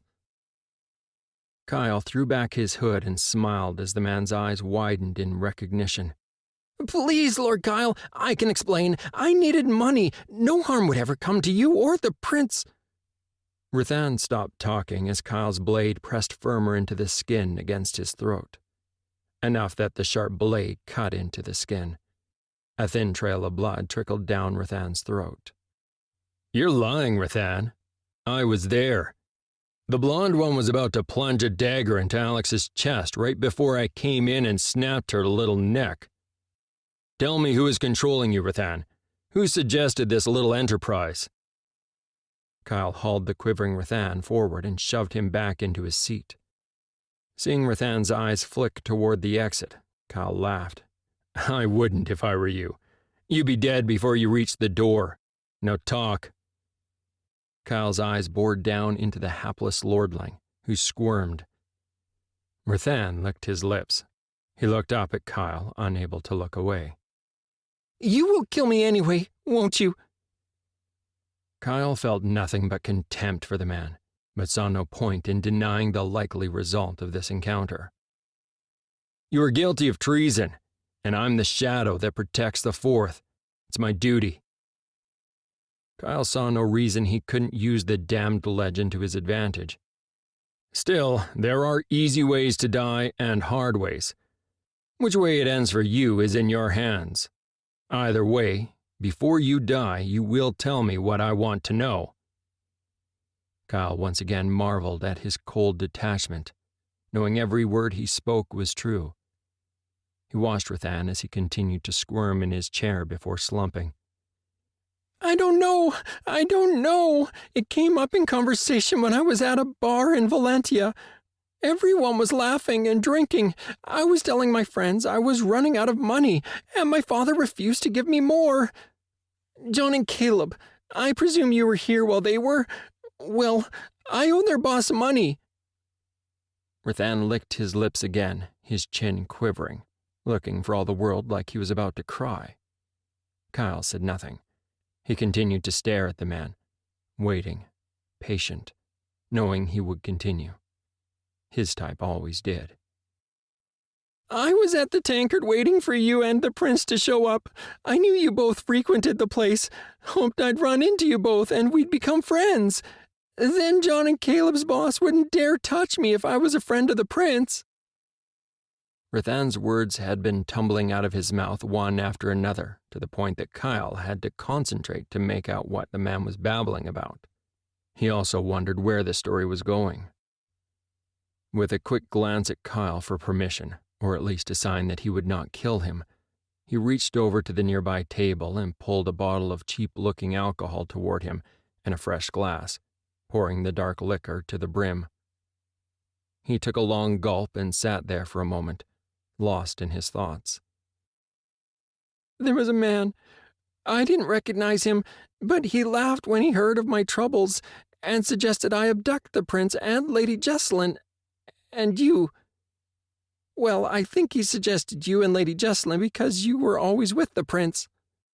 Rathan contemplated his drink once more, taking another swallow of the cheap but potent brew. Then he laughed. "He said the girl shouldn't be a problem, yet she somehow killed Oliver and escaped. He suggested the drug that could contain all of you, and Jenna and Kelly and Oliver from the Leaf and Feather could help keep the three of you entertained until the king paid the ransom. The first night it all went wrong. You intervened and the bottle with the drug in it smashed on the floor. Lady Jesselyn ended up with that other man. I was relieved. I thought it was over." Kyle watched and waited. He knew Rathan wasn't finished. "Then you all showed up again. They knew you would. They had to scramble, but the plan rolled out. This time it was working. He said I'd only have to keep you all in the house for a few days, and I'd be rich beyond what I could imagine. Then I'd never need my father's money again." Rathan's voice shook. His voice trembled as he spoke, seemingly lost in memory. "I don't know what came over me. What the man said just kept playing on in my mind. Then it was all in motion. You, Jess, and the prince showed up. It was all going so well, and it all went wrong. I was ordered to keep you both there for 2 days. Instead, it was only a night." Rathan sobbed, biting his lip hard enough he drew his blood, before taking another drink. Kyle contemplated the man, trying to make sense of his rambling story. "Did the man say the king would pay a ransom, or just that you would be paid well for abducting and drugging us, or keeping us at the house?" Rathan looked up at him, confusion written all over his face. "Well, he didn't mention the king, but who else would pay?" Kyle gritted his teeth, willing patience. "How were you to get the money?" Rathan blinked, took a quick drink before replying. "Bane, the man, called himself Bane. He said he'd get the money for me, that I'd be rich." Kyle wanted to curse but restrained himself. "How did John and Caleb come into this whole affair? What was their part?" "John and Caleb tracked me down. Their boss wanted his money, but they heard the conversation and wanted in on the whole thing, said they would help, be the muscle. Said I'd get my cut of the money, they'd take theirs and give a portion to their boss to pay off my debt. It sounded like a good deal, so I agreed. I don't know why I did, but I did. Then I left. John and Caleb stayed at the tavern talking to Bane." Rathan slumped back into his chair. He looked defeated. "The man Bane, have you ever seen him at court?" Kyle's mind was racing, trying to work out who Bane was, but he didn't hold much hope that Rathan knew anything else, and, as he expected, Rathan just shook his head. "How was he dressed? Rich, commoner, merchant, sellsword?" Kyle knew from what Rathan said the man he needed was Bane. He was part of the thread. If he got to the end and pulled, he could unravel this whole thing. "Bane? He was well dressed, not a commoner or a merchant, but no lord either. Otherwise I would have recognized him. Dark hair shaved close to the skull, a tattoo on his right arm, a trail of skulls from his neck to his knife hand. Oh, and a scar. He had a bad scar trailing down the line of his left jawbone." Rathan took another swig of his drink, emptying the glass, then pouring himself another. Kyle took a deep breath, pushing down his anger through sheer willpower. He didn't want to kill the man. Yet. The man Rathan had just described, Bane, with the shaved head and skull tattoos trailing down his right arm, belonged to the League of Skulls. Assassins, thieves, blades for hire. There was nothing they wouldn't do if the price were right. Still, they rarely went after members of the royal family. That ended in all-out warfare with the crown. History showed that didn't pay so well. Kyle thought for a moment more and asked one final question. Who was the man that you lost all your father's money to?" Rathan was almost insensible now with the amount of Iraq he had, but took a moment from drinking to look up at him. "Lord Cresswell Vannon. He knows half the legal gambling houses in Valantia." Kyle paced 2 steps forward to Lord Minor Rathan, his face blank, calm. "Sleep well, Lord Minor Rathan. May the Vale grant you rest and return to this world to redeem the life you failed." With those words, he moved behind the insensible lord, wrapping his arm around his throat and cutting off his air supply until he slumped, unconscious. Satisfied, Kyle pulled his head back, extending his neck, and sliced his dagger across the man's throat before letting him go. The former Lord Minor slid forward out of the chair, crumpling in a lifeless heap on the floor, blood pooling around him. Kyle walked around his crumpled victim toward the door, his face calm, almost dispassionate, and he left without looking back. Kyle examined the house, but other than the travel bags from the late Lord Minor Rathan, there was nothing of interest. Exiting the home, he gathered the veil around him, using it to assist in hiding him from casual observers. Still, he kept to the pool of shadows as he walked down the street, backtracking to the Crown and Kestrel.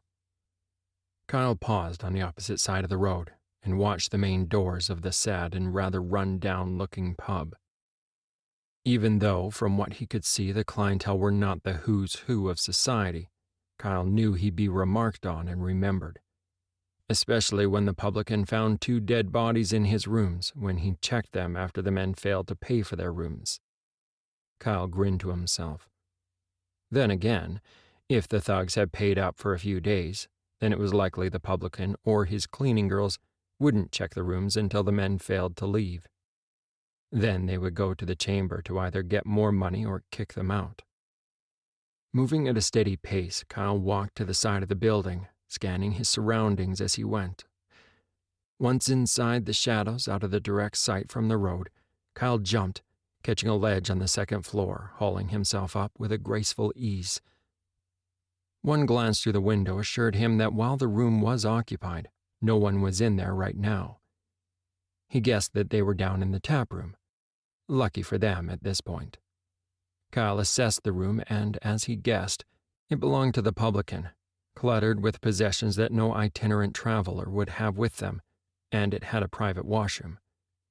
That was unlikely in most rooms in a pub as run down and small as this one. He listened at the door to the chamber before easing out into the empty hallway. He could hear the noise from the tap room below, and was satisfied that it would mask any indiscreet noise that might be made by the men. Kyle looked down the dark, narrow wooden hallway, lit by one lamp halfway down. There were only 6 other doors beside the one he'd come out from. He dismissed the smaller one down the end of the hall as likely being the communal washroom for the other guests that the pub might house.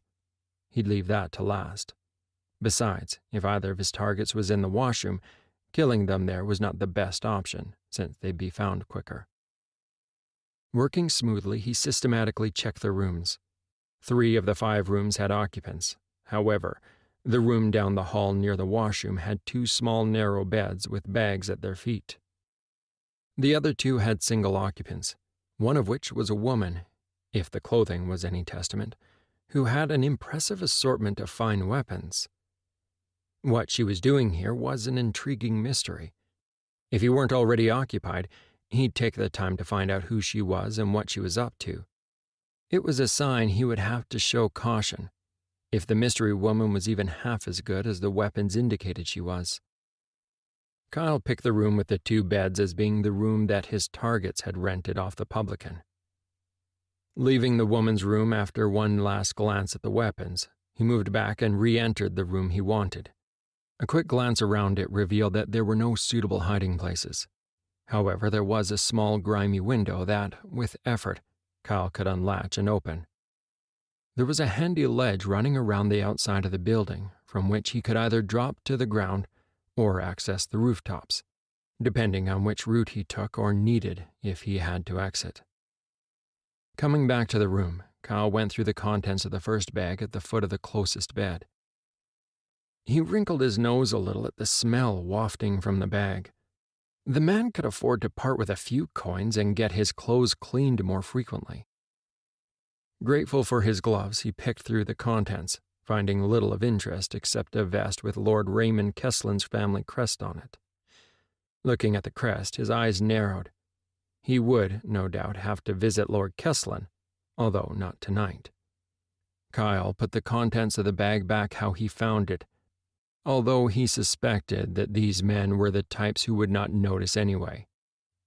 Kyle walked over to the second bag, and he noticed this man was a little more methodical in his packing. His spare set of clothes, while still not clean by any stretch of the imagination, at least did not smell rancid. Still, the contents didn't give up anything of interest either, save the same vest with Lord Keslin's crest stitched onto it.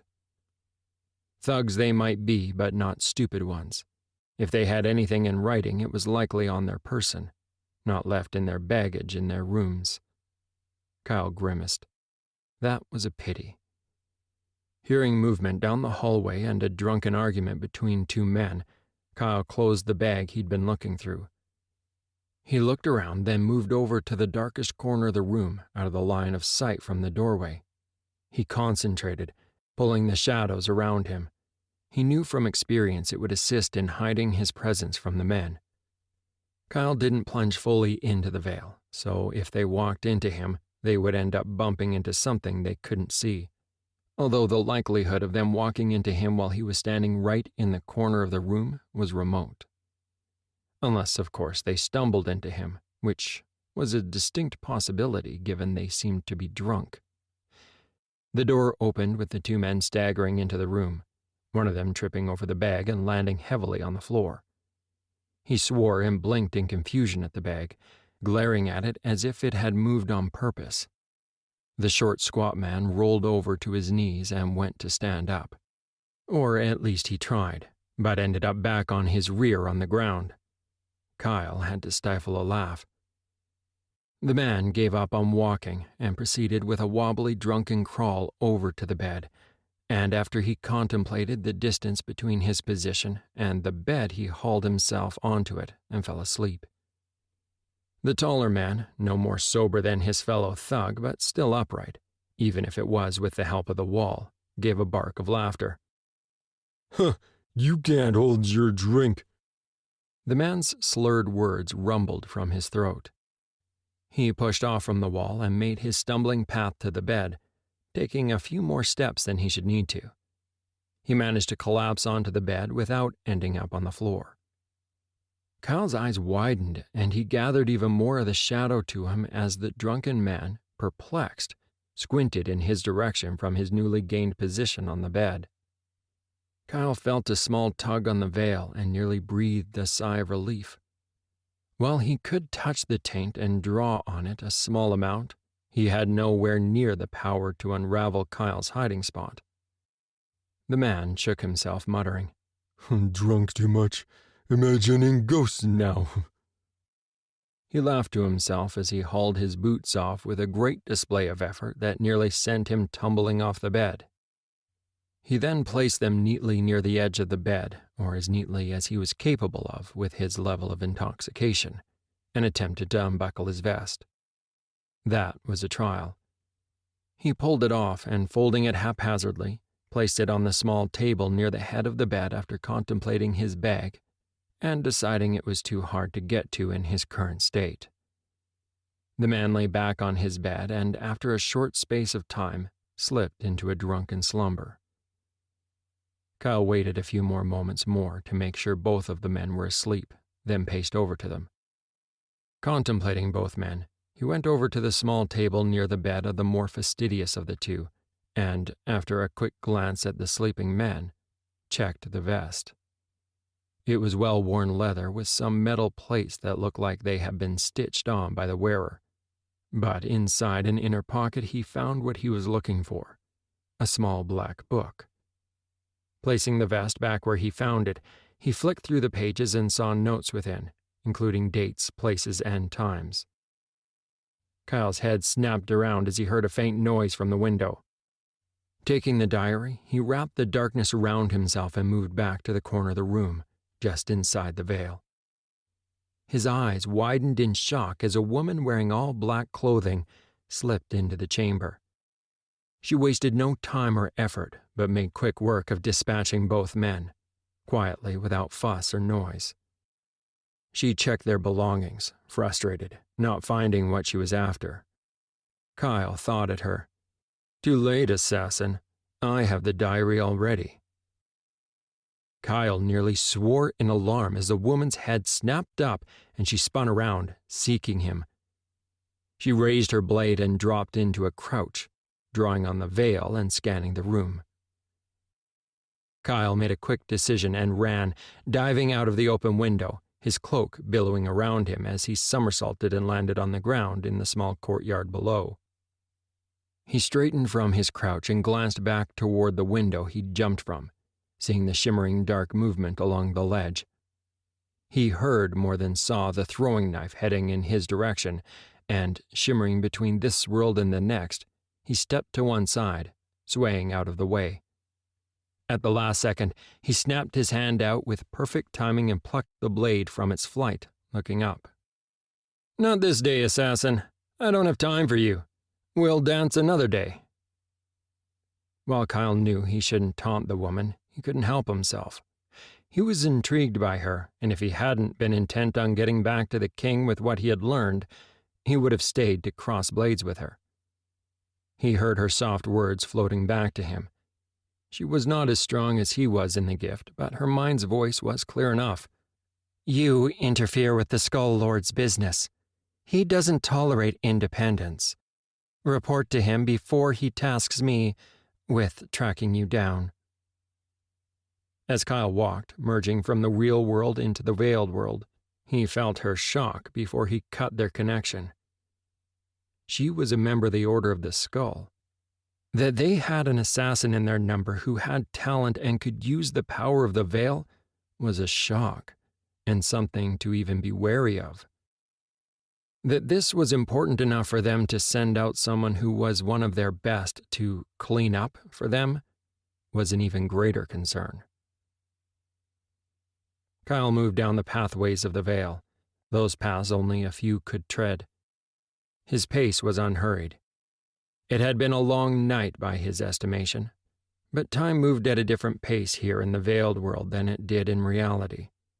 Still, it gave him a chance to think. He knew he would have to report the night's activities. Doing so before he slept most of the morning away would be preferable. Still, appearing in the king's private bedchamber unannounced was probably not a good idea, even for him. Ultimately, though, it was the king who had to know what he had found out, and the fact that his kingdom was less one Lord Minor. Making a decision, he altered his path and appeared back in his room, still shrouded by the veil. He could only use the veiled ways to go places he'd already been. William always invaded his domain when he wanted something. He had never been in William's rooms. But that didn't pose much of a problem since he knew where they were and how to get there from his chambers. Walking over to his bedroom windows, he unbarred them and pushed the shutters open. He then stepped out onto the narrow ledge beyond them. The king's recent announcement meant that he had a new suite of rooms in the royal wing, giving him even better access to William's rooms than he used to have. Kyle carefully braced himself against the wall, then pulled his shutters closed. Taking a moment to assess the courtyard and his surroundings, he noted that the guards on the wall and gate were not paying the slightest bit of attention, at least not to the palace. If he moved along the ledge, he doubted anyone would notice. Counting windows and suites, he finally made it to William's. Again, he checked on the guards and noticed that there were signs of movement down in the courtyard. He didn't have long before the palace would be active. He needed to pass on his message and slip back into his bed before the servants started to busy themselves in the royal wing. Kyle grinned, observing that William's bedroom window was ajar, and eased himself inside. Scanning the room, he noticed it was still dark, with the drapes drawn and William asleep in the large canopied bed. Kyle breathed a soft sigh of relief, noting that tonight William had gone to bed alone. Crossing over to a chair off to one side, he dragged it over to the bed and sat, propping his feet up on the bed. He waited, knowing it wouldn't be long before William stirred. Finally, William sighed and opened his eyes. It took a moment before he registered what he was seeing, and he gasped, sitting bolt upright in bed. Kyle laughed softly and raised one gloved hand and pulled his hood back to reveal his face. "Relax, William, it's just me. You'll not die in your bed this day, but consider closing and barring your bedroom windows." Kyle contemplated the Crown Prince as relief and anger played across his face. Relief won as William slumped back against his pillows, groaning. "What the hell, Kyle? You scared the life out of me." William closed his eyes, then cracked them open again, glaring at him. Kyle smiled. "Sorry, William. I thought I should report before I crash and sleep most of the morning away. The king needs to know what I've been up to and found out tonight, but I thought it was better to appear in your room than the king's." Levering himself up from the chair while William gathered himself, he went over to the side table to see the offerings of the small service area. Water, wine, liquor, and a pot of steaming coffee. That had obviously just been put there by the servants prior to his arrival. William's servants knew him well. He wasn't the only one to bother the Crown Prince at all hours of the day and night with things that the king needed to know. Kyle stared toward the open window and the glowing light on the horizon and poured William a black coffee. It would be a long day for the Crown Prince, and he didn't have the power of the veil to draw from, or at least not as much of it. Kyle returned and passed the steaming mug to William, who was now propped up in bed, having hauled the many pillows scattered on his bed together. "Do the healers know about your night activities yet? I know they haven't cleared you for normal duty yet. I get a report every day." William was watching him steadily, without a hint of censure in his voice, although there was a trace of concern. "No, not yet. I'm fine, William. They are just being overly cautious." Kyle sat and closed his eyes briefly while William drank some of his coffee. He could feel the weight of the night's activities weighing down on him. He needed to sleep, and soon. The attempted abduction of Alex, Jess, and me wasn't just a money-making tactic by some stupid people. Kyle kept his eyes closed, thinking through all he'd learned and getting his train of thought in order. He sensed that William was suddenly paying more attention. "The king is now short one Lord Minor Rathan Cartwright. He was cut off by his father, but had gambling debts to Lord Crestwell Vannon. He controls most of the brothels and gambling houses in Valentia. His two thugs, who also thought to capitalize on the abduction, have paid with their lives, although not by my blade. There's another player." Kyle felt his thoughts scatter for a space of time, but fought off sleep, knowing he had to finish passing on the rest of what he'd learned. The man who instigated the attempted abduction is a man called Bane. His description places him as a member of the Order of the Skull, yet it's an unusual move from them that makes me wonder if they were set up. "I'm sorry, William. There is more, I know there is, but the weight of my activities in the Vale is pressing on me. I need to sleep." Kyle felt himself fading and passed on one final message. "For the love of the realm, bar your windows. If I can get in, so can a disciple of the Skull.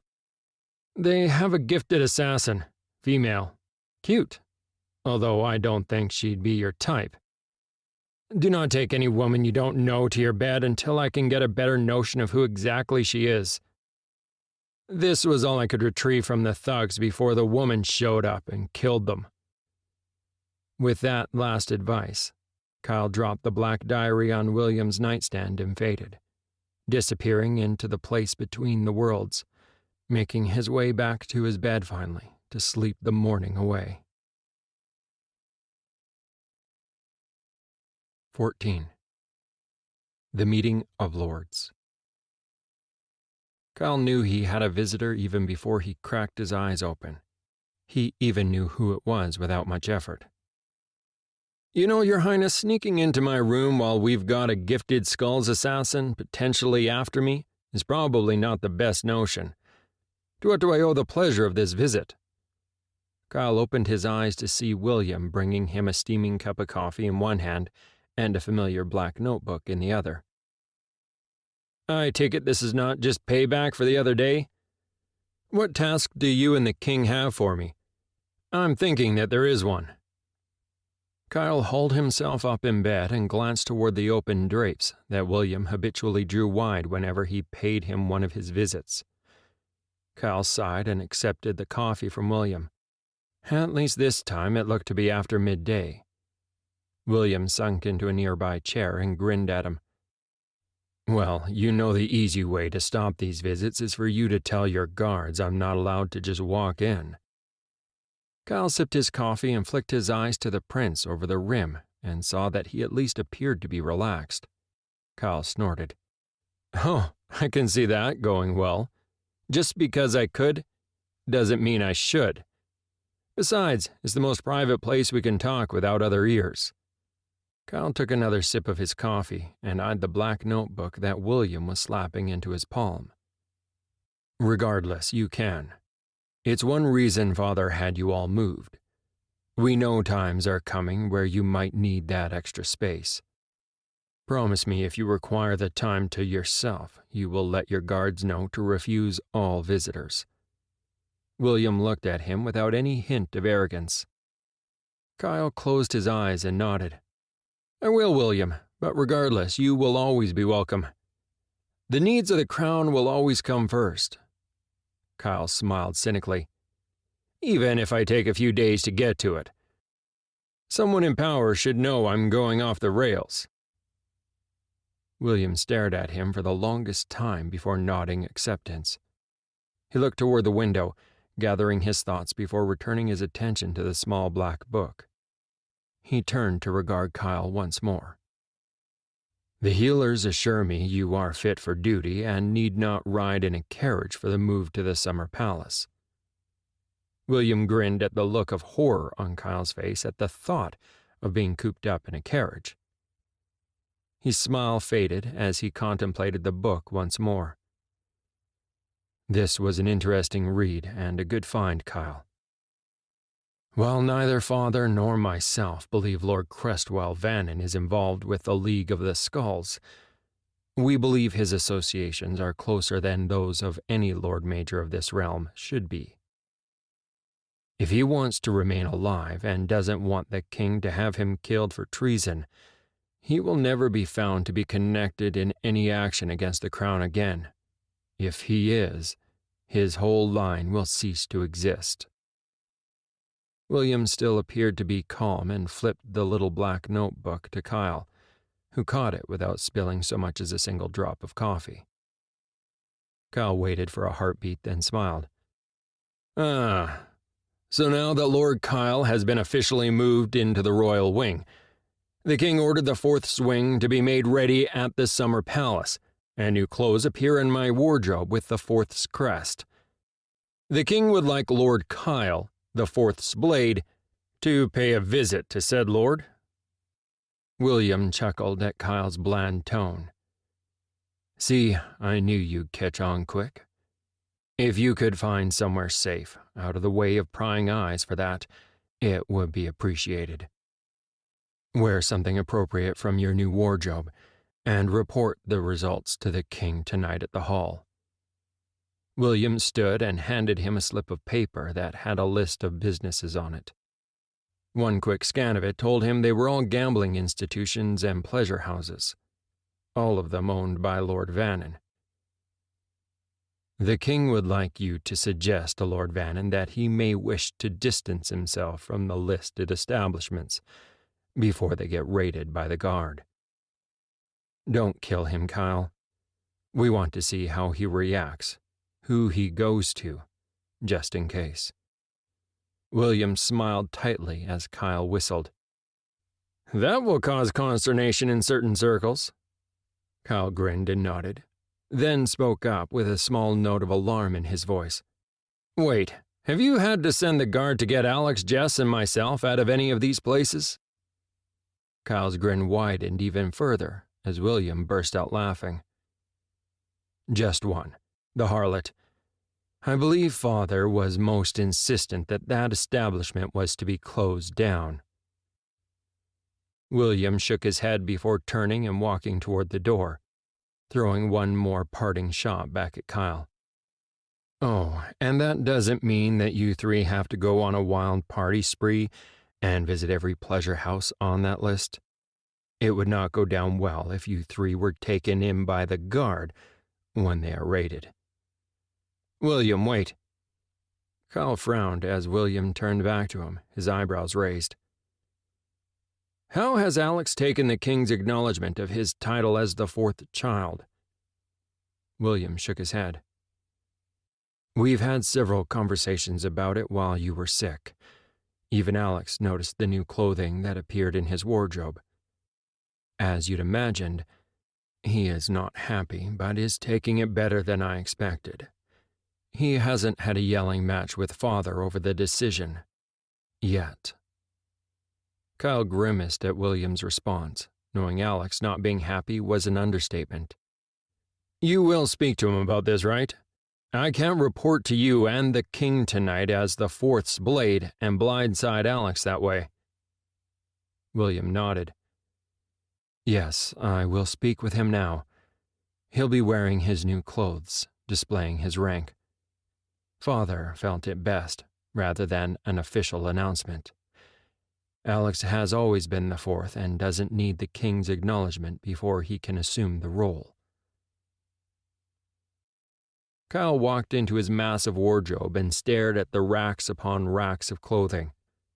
The contents of his closet had been multiplying as the new formal clothing with the crest of the fourth was being added. Walking out, somewhat frustrated, he pulled a small rope he knew rang a bell in the servants' waiting area. His door opened with a promptness that startled him, and Bennett walked in with a tray containing a selection of baked items, fruits, cheeses, and sliced meats from the kitchen, and placed it on the table. Afternoon, my lord. I prepared a tray for you. With His Highness's visit, I guessed you'd be calling. Is there anything else you need, my lord? Should I prepare your bath while you eat? Bennett was an active, wiry man, his servant since, it seemed forever, although he was not much older than he was. He was by all reports a cousin's illegitimate son who had begged service off his lady mother. His mother had not only granted his request, but seen that Bennett's mother was taken care of with a nice cottage of her own and regular deliveries of supplies. She was not wealthy by any stretch of the imagination, but she didn't want for anything, which lent weight to the rumor regarding his parentage. Bennett was good with a blade and more than capable of seeing to Kyle's household with expanding responsibilities. Thanks, Bennett. I need to pay an official visit today to Lord Vannon. Could you pull out a set of my court clothes? The new ones with the crest of the fourth on them? Seems I will be wearing them sooner than I thought. Kyle saw no surprise from Bennett, who only nodded and walked through the wardrobe and dressing rooms into the bathroom beyond. What seemed like hours later, Kyle was looking in the mirror, tugging at his tunic, while the ever-present and capable Bennett fussed and made sure he looked perfect. Standing back, he assessed his handiwork with a small, satisfied smile and a nod before heading back to the weapons rack, which had its own place, taking up one whole section of his wardrobe. Bennett came back with his hands and arms full of an assortment of blades. The ones that would be on ceremonial display caught Kyle's eye. They were new. As Bennett dumped the weapons on a nearby table and assisted him in arming up, Kyle plucked one of the new daggers up and assessed its weight. Despite the glossy new fourth's crest embossed on the hilt and the sigil of the shadow, as well as the fourth's blade etched into the blade itself, it was finely balanced. Kyle flicked his eyes to Bennett in the mirror and raised an eyebrow in inquiry. His Majesty and your father commissioned and paid for them, my lord. I believe they bickered about who would pay for your wardrobe and outfitting, and settled on a compromise. Bennett's lip twitched, although his tone had been bland. That Bennett was admiring the appearance of his lord was not lost on Kyle. He well knew that Bennett slept with men, not women. His servant also knew his master was into women. Bennett had walked in on Kyle with partners in the morning often enough. He had helped more than one lady discreetly to her own rooms. He'd never put a foot out of line with Kyle, or any other man to Kyle's knowledge. Kyle had even set his servant up a few times, making recommendations on bedmates, not only in the servants' ranks, but in the ranks of the lords. If any had thought they could pump Bennett for information about his lord, they soon discovered the error of their ways. Bennett was loyal not only to the Stratford family, but to Kyle in particular. Bennett was discreet, and few knew his inclinations. He'd left more than one lady who'd been trying to extract information about his lord, confused as to why their wiles hadn't worked. "So, will I pass muster?" Kyle kept his tone light and bantering. Bennett took the question seriously and appraised him openly, a slight smile tugging at the edges of his lips. "Yes, my lord, you do. The ladies are a mystery, but I have noticed shall we say, similarity in their tastes. Cool, competent, powerful, the sigil of the shadow. You mix civilized and refinement with dangerous. The ladies will fall all over you if you let them. Lord Vannon will be terrified if that's your intent." Kyle saw his own eyes narrow. "Good. A terrified Lord Major would be my intent. If he's smart, he will understand the message I have to deliver and, given who it's from, take heed. Thank you, Bennett. You might as well take the night off if you choose. I have orders, and dressed like this, will be palace-bound this evening." His servant bowed and walked toward the door before Kyle added as an afterthought, "I don't think you'll have to usher any ladies out of my bed in the morning. At least I'm not planning it."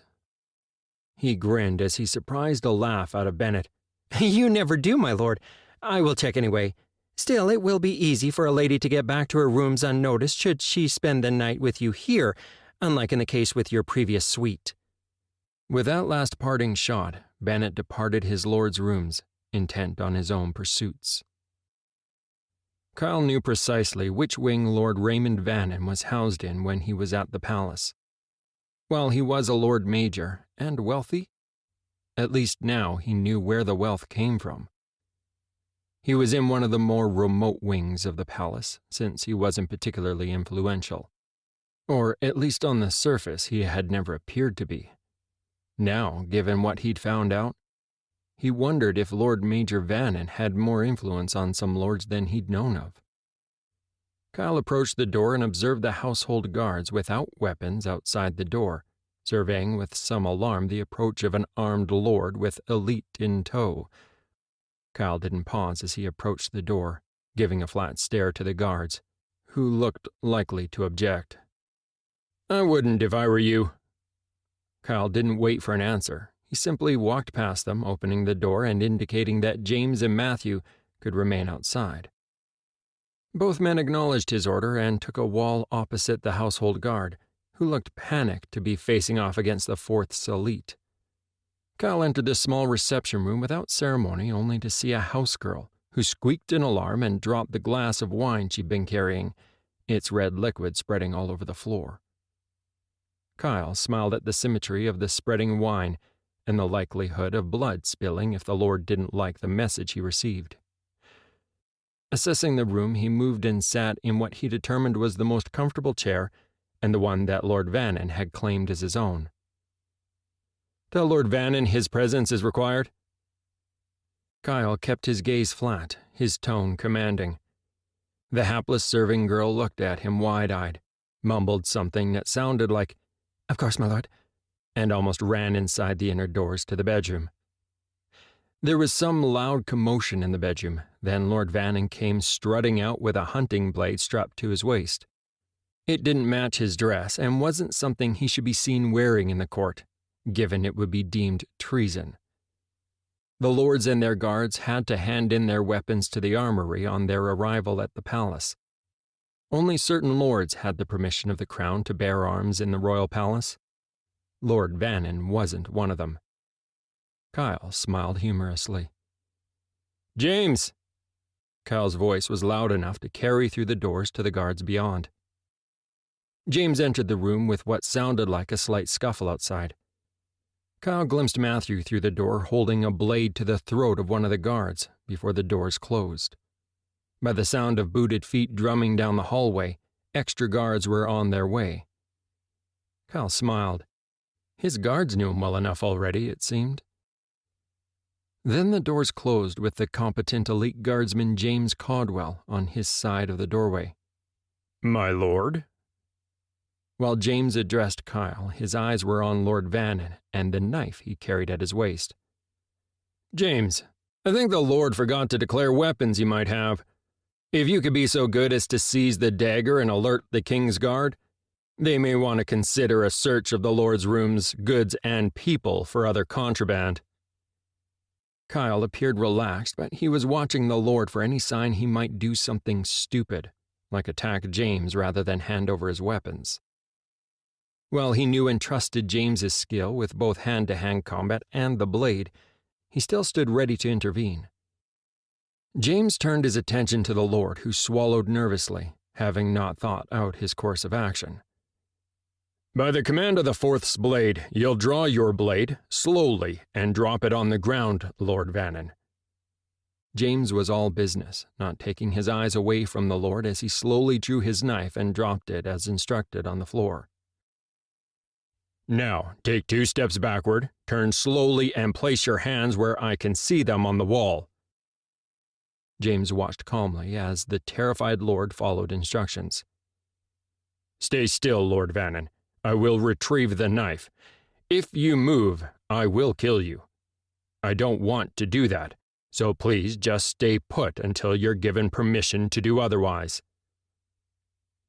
James moved forward when the Lord complied with his instructions. Without taking his eyes off the Lord, he retrieved the dagger from the floor. James backed up and passed the blade through the door to the guards beyond, then, with a determined glare, shut the door, staying inside. Kyle almost groaned out loud before indicating for James to move to the far side of the room. James looked determined but complied. However, he withdrew his sword from its hilt. "Sit down, Lord Vannon." Kyle's voice did not betray even a hint of emotion. The shaken Lord pushed himself off the wall and turned. He paused, looking at Kyle, his eye occasionally darting up to focus on the King's elite in the corner of the room. He licked his lips and stepped forward, perching on the edge of the nearest chair facing Kyle. Kyle let the silence last, watching as the unnerved Lord cringed. "The King is most displeased, Cresswell. You know having any connection at all to a plot to abduct the Prince of the Royal Blood is treason, right?" Kyle kept his voice calm without even the slightest edge of emotion, his eyes on the Lord. I don't know what you mean, my lord. I haven't committed treason. I don't think." Lord Vannon looked so befuddled and confused that only strict control stopped Kyle from laughing outright. Kyle appraised the quivering Lord and handed over the list that William had given him. "You deny owning these premises?" The Lord edged forward and reached across the intervening gap, his hand shaking as he took the list from Kyle.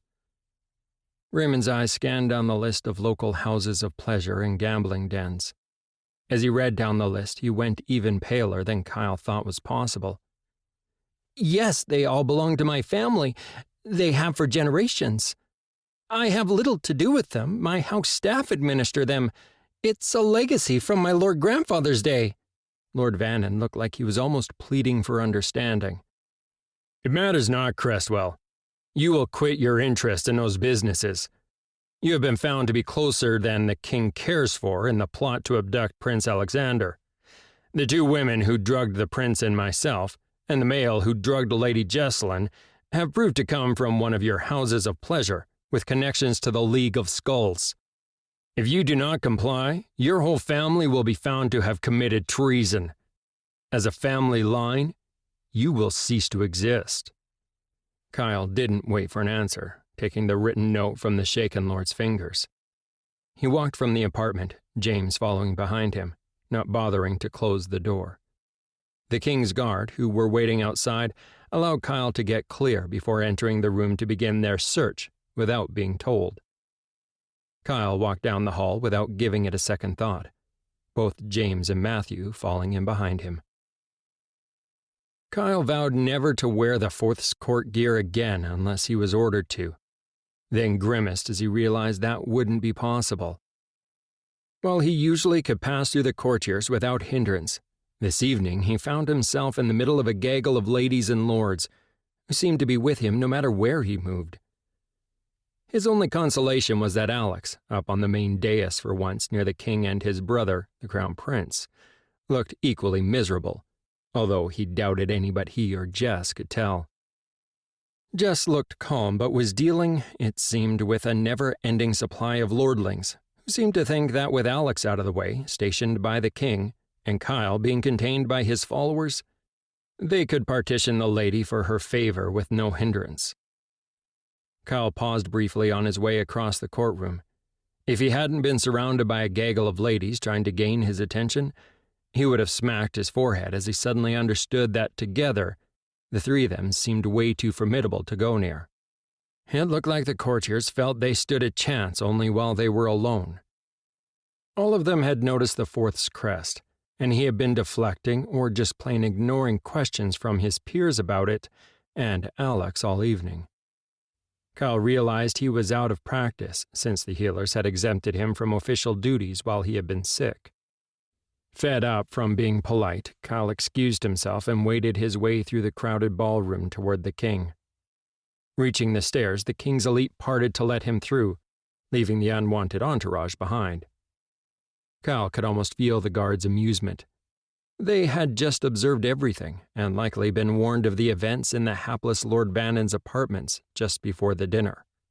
Kyle pushed aside his irritation as he approached the king. He drew his blade and bowed his head, placing the hand containing the dagger against his heart, dropping to one knee. "Your blade reports." Kyle said the honorific words so only those on the dais could hear, but knew the whole court was whispering, watching, taking in every detail.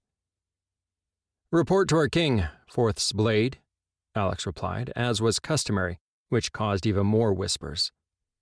Knowing his face was not visible to any of the court behind him, he grinned at the king.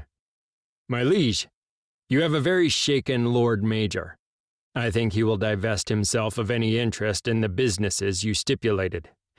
He claims it was his grandfather who had the primary association with the businesses in question, and that his staff are the ones maintaining them.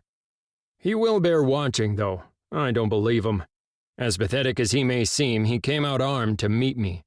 He didn't draw me, otherwise you'd be down one lord to a major house."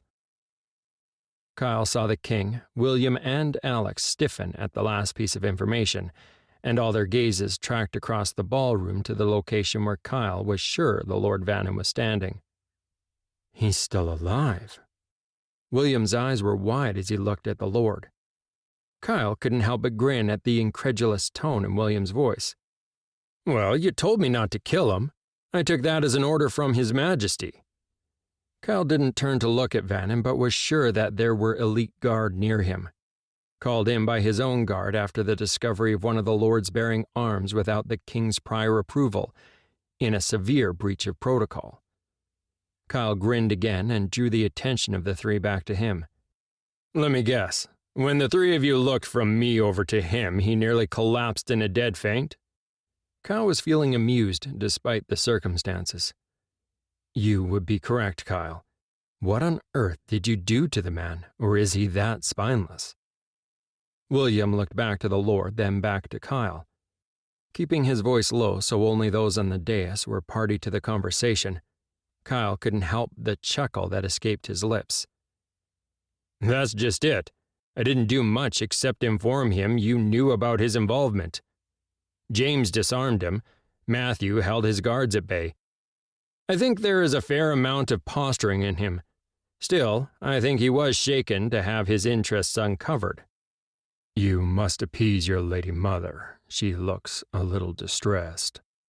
While the rumors about you being the shadow have been circulating in the court for years, it seems this official public acknowledgement of your status has upset her." The king looked concerned, and Kyle had to force himself not to break protocol to turn around and look. Yes, Your Majesty. I still don't get why everyone is so shocked. I've been permitted to carry my blades in the court for years. Kyle looked a little perplexed, and the king laughed. Perhaps they hoped it was just my favor due to your friendship with my children. Although, in Gwen's case, I think your mother is more upset about the acknowledgement of your title. You know, the shadow, the fourth's blade, the assassin thing. You may have been trained in blade work since you're old enough to hold a dagger, yet it is still a shock to a parent. The king's tone was dry. Alex gave his friend a tight smile as he continued to scan the room. So, do you think your assassin friend will work out who you are now? Watching my back for me, Alex? Appreciated. I think she'd check me out regardless. The court has been whispering about me being the shadow behind my back for years. Kyle realized his genuine interest in the assassin was clear. Alex looked at him and shook his head. Kyle, tracking down a gifted female assassin who wants to kill you because you think she's cute isn't recommended. Alex threw a disgusted look at his father and brother. You think I'm the trouble in our group? I know that look. He will end up sleeping with her. Or killing her. Maybe both. Kyle found himself under the real gaze of the king, crown prince, and the fourth, and had to try very hard not to squirm. He smiled back at the three of them. There's more than one way to take out an enemy, but I have the feeling I'll have no choice but to dance with the Skull's assassin. Still, I have to track her down. She's dangerous, but so am I. Kyle looked back at them, drawing on the power of the veil, entirely in the persona of the shadow, as he stood and sheathed his blade. Kyle looked across the ballroom as the tempo of the music picked up. There were two distinct sets. Older and more formal couples moved together in the traditional stylist dance moves. Then the younger, more daring, paired up in a version that was similar yet more intimate, which had caused the musicians to up the beat to accommodate them. At this time of the evening, now that the king had officially left, the crowds had thinned out. Alex grinned at Kyle. It seemed that the party tonight might just be here at the palace, since their contemporaries had decided to play. Alex caught sight of Amelia being dragged into a dance by one of the lordlings, and his eyes narrowed. The lord was trying to pretend he was a contemporary, and failing miserably. He grinned over at his brother and Kyle. If you'll excuse me, I think I will go rescue Amelia from that clod with two left feet. Alex barely paused to catch William's wave of approval before he trotted down the stairs, making his way through the court toward the dance floor. Paying Lord Hastings no mind at all, Alex adroitly caught Amelia in his arms as her dance partner lost control of a spin, nearly dumping her on the floor. Amelia grinned up at him as he brought her upright, moving in close so their bodies were pressed together.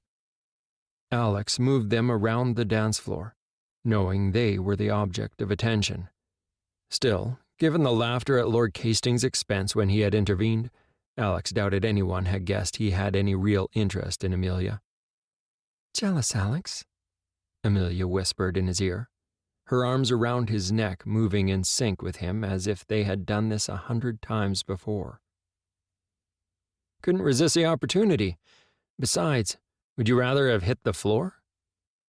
Alex grinned, keeping his voice low, grateful that the style of dance was perfect for whispering in her ear and wouldn't draw undue attention.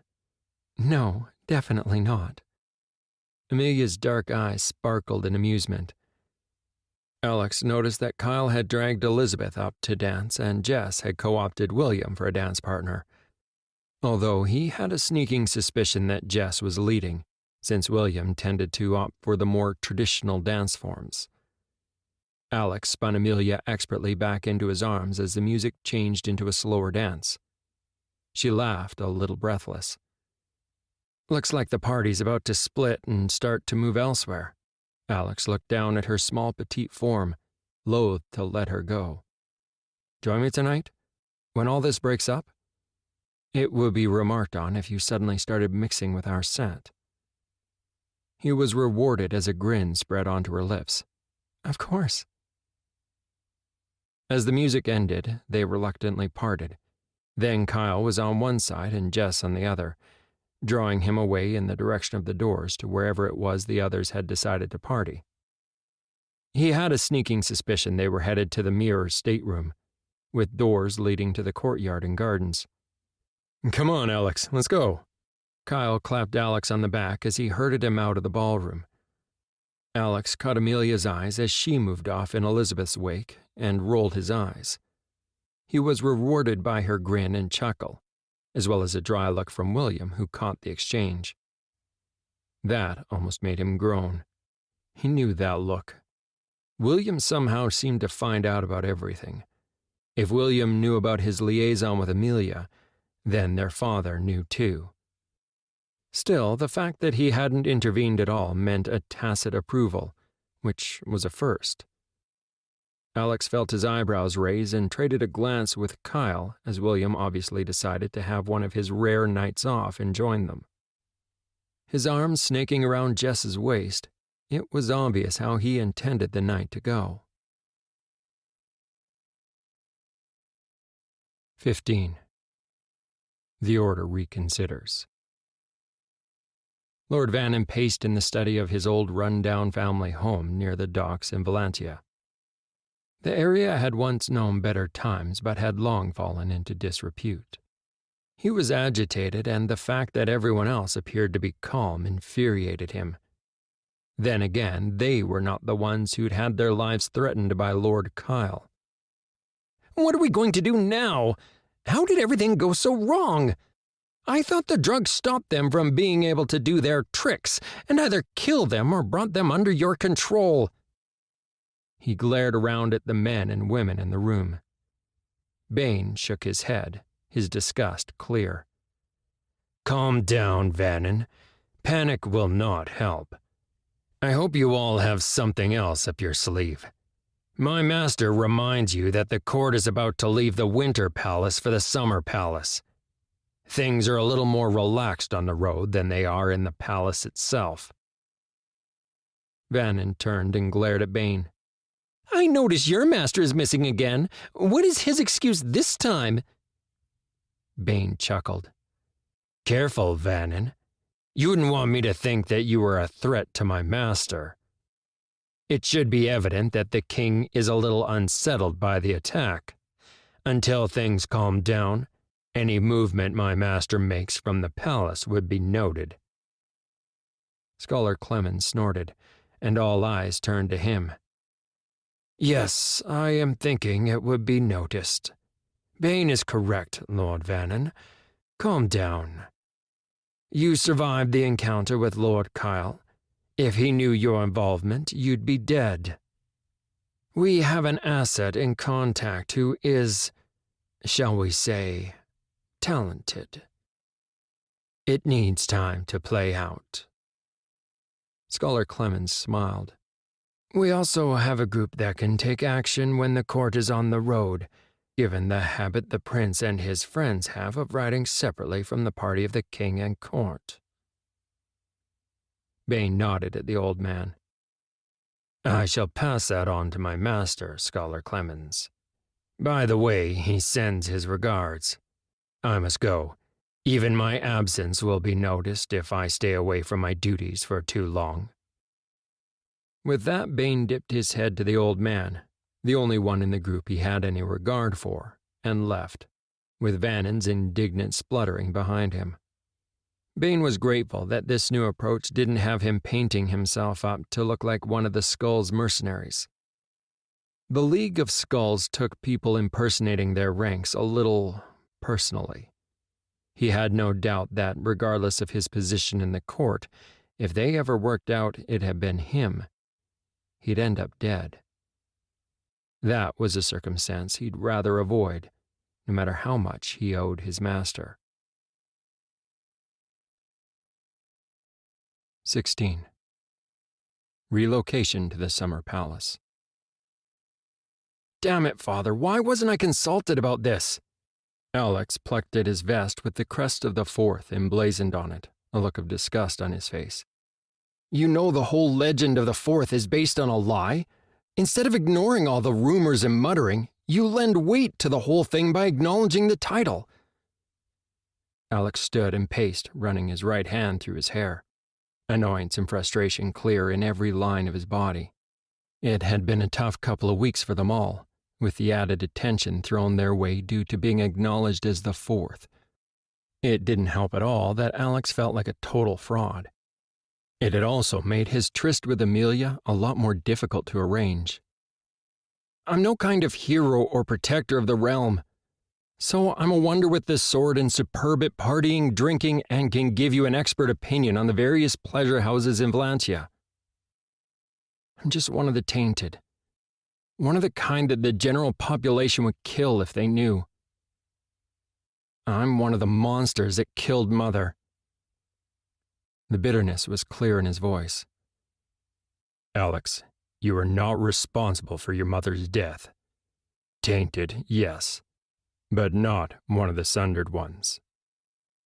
The king rose, and in a rare display of affection, he gathered his youngest child in his arms and hugged him. Alex let his father hold him for a moment as if he was a small child again, accepting the comfort it gave him. Then, drawing away, surprising himself at how reluctant he was to do so, Alex smiled. Sorry, Father. I'm just feeling sorry for myself, I guess.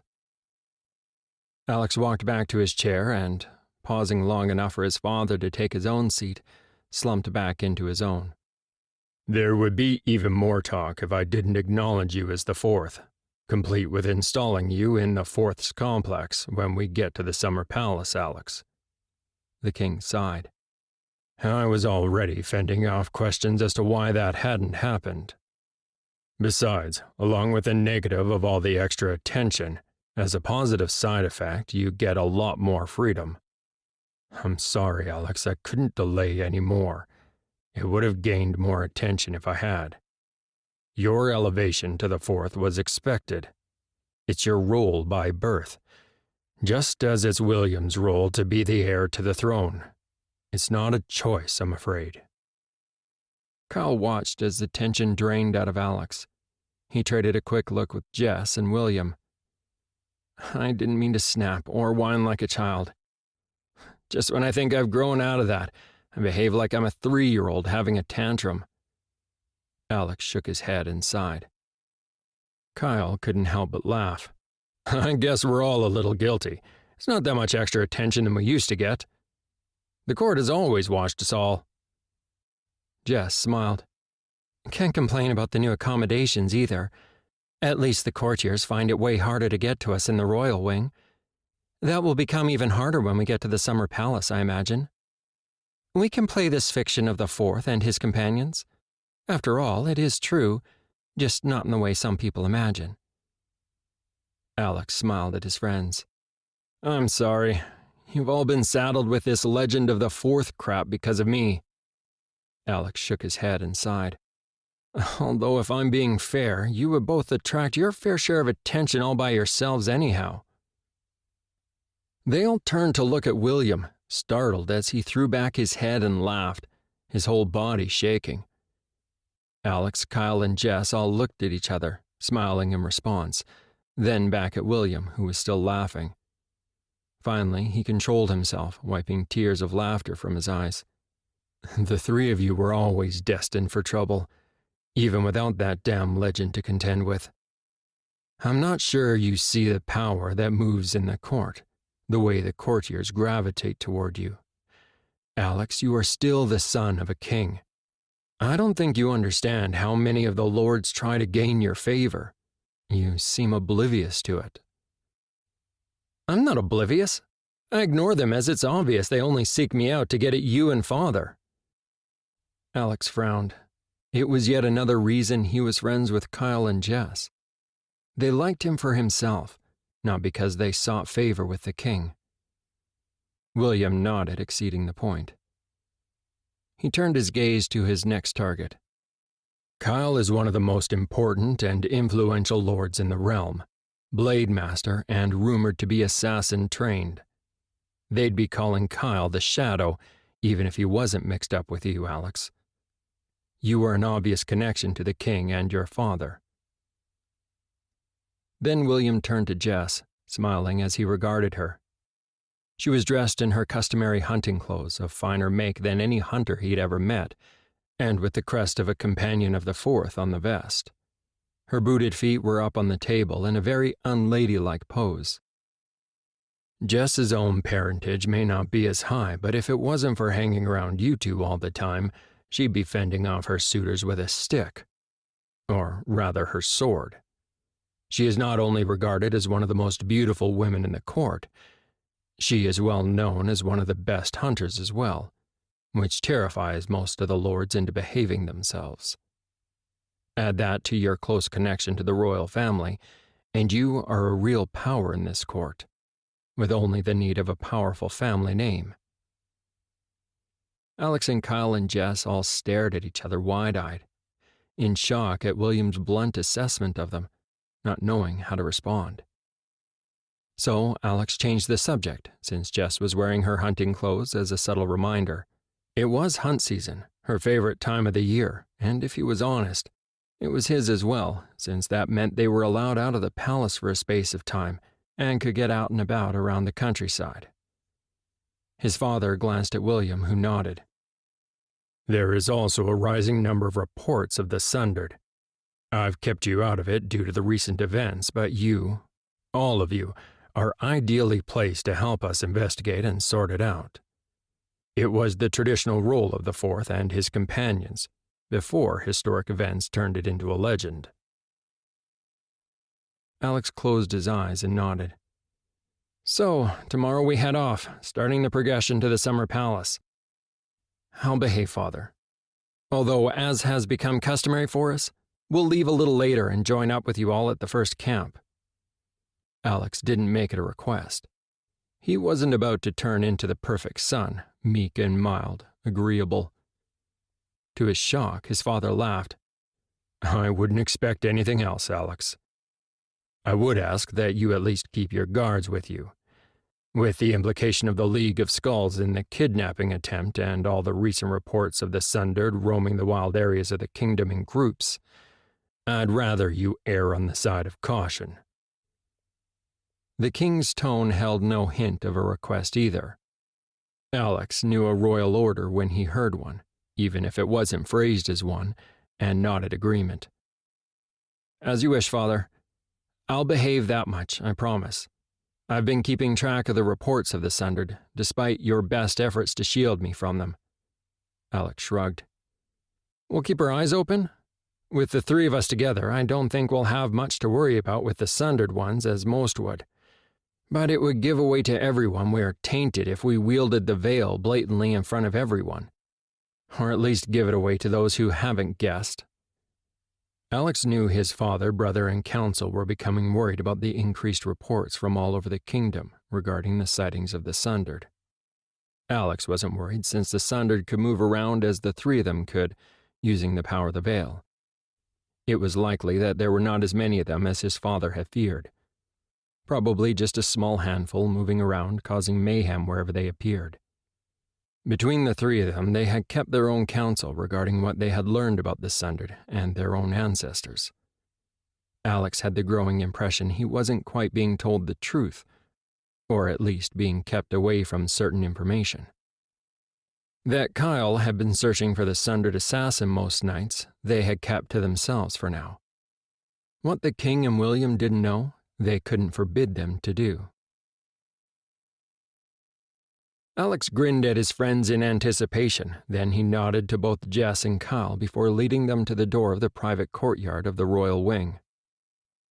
In discussing their strategy with the king, William, Elizabeth, and a few of the king's closest advisors, it was decided that Alex would continue to live it up and play the spoilt youngest son of the king. That is, take advantage of his position to the hilt. Alex was astounded that they had all been at him for years now to grow up and remember that he was a prince. Responsibilities were his by birth. The list of various reasons his behavior was inappropriate according to the various members of the court seemed to be unending. Except, for now, he was advised to stay the same. If he became conscientious in his duty, they feared he would make a bigger target for himself for whoever had tried to arrange his kidnapping. Alex felt their logic was flawed, but was more than willing to go on being himself, paying little consideration to what was proper behavior for his rank. Alex paused just outside the door, smiling at the milling guards, servants, and gear. He chuckled to himself, trying to imagine engaging against any serious threat with the entourage in tow. Still, he knew it would only get worse when they joined up with the rest of the royal party as they journeyed around the countryside and engaged in hunt season. That the king and his court engaged in hunt season and moved to the summer court every year seemed to be lost on many, since every year it caused much fuss and drama. Nevertheless, every year they went out to hunt, staying in camps around the kingdom. It was less formal. A lot of fun was enjoyed by many of them. Not only did they hunt, it afforded the king and his court the opportunity to see some of his people and be seen by them. Occasionally, someone, even a farmer, rather than the lord he was beholden to, would approach for an audience with the king. It never ceased to astound Alex how many little issues and concerns were put on hold by all and sundry just so they could have the chance to petition the king themselves. Some forgot there was real business as well as the hunting. Alex was assured that the compound for the 4th in the royal camp would be made ready for his arrival. He shook his head, wondering what his new tent looked like. It might be a fancy tent, but it was still just a heap of canvas held up with posts. Shaking himself out of his introspection, he trotted down the stairs toward his horse, noting that both Jess and Kyle were already mounted and waiting for him. Like him, they were all dressed in their new travel clothes, or at least the more adorned versions of them that let all know who they were.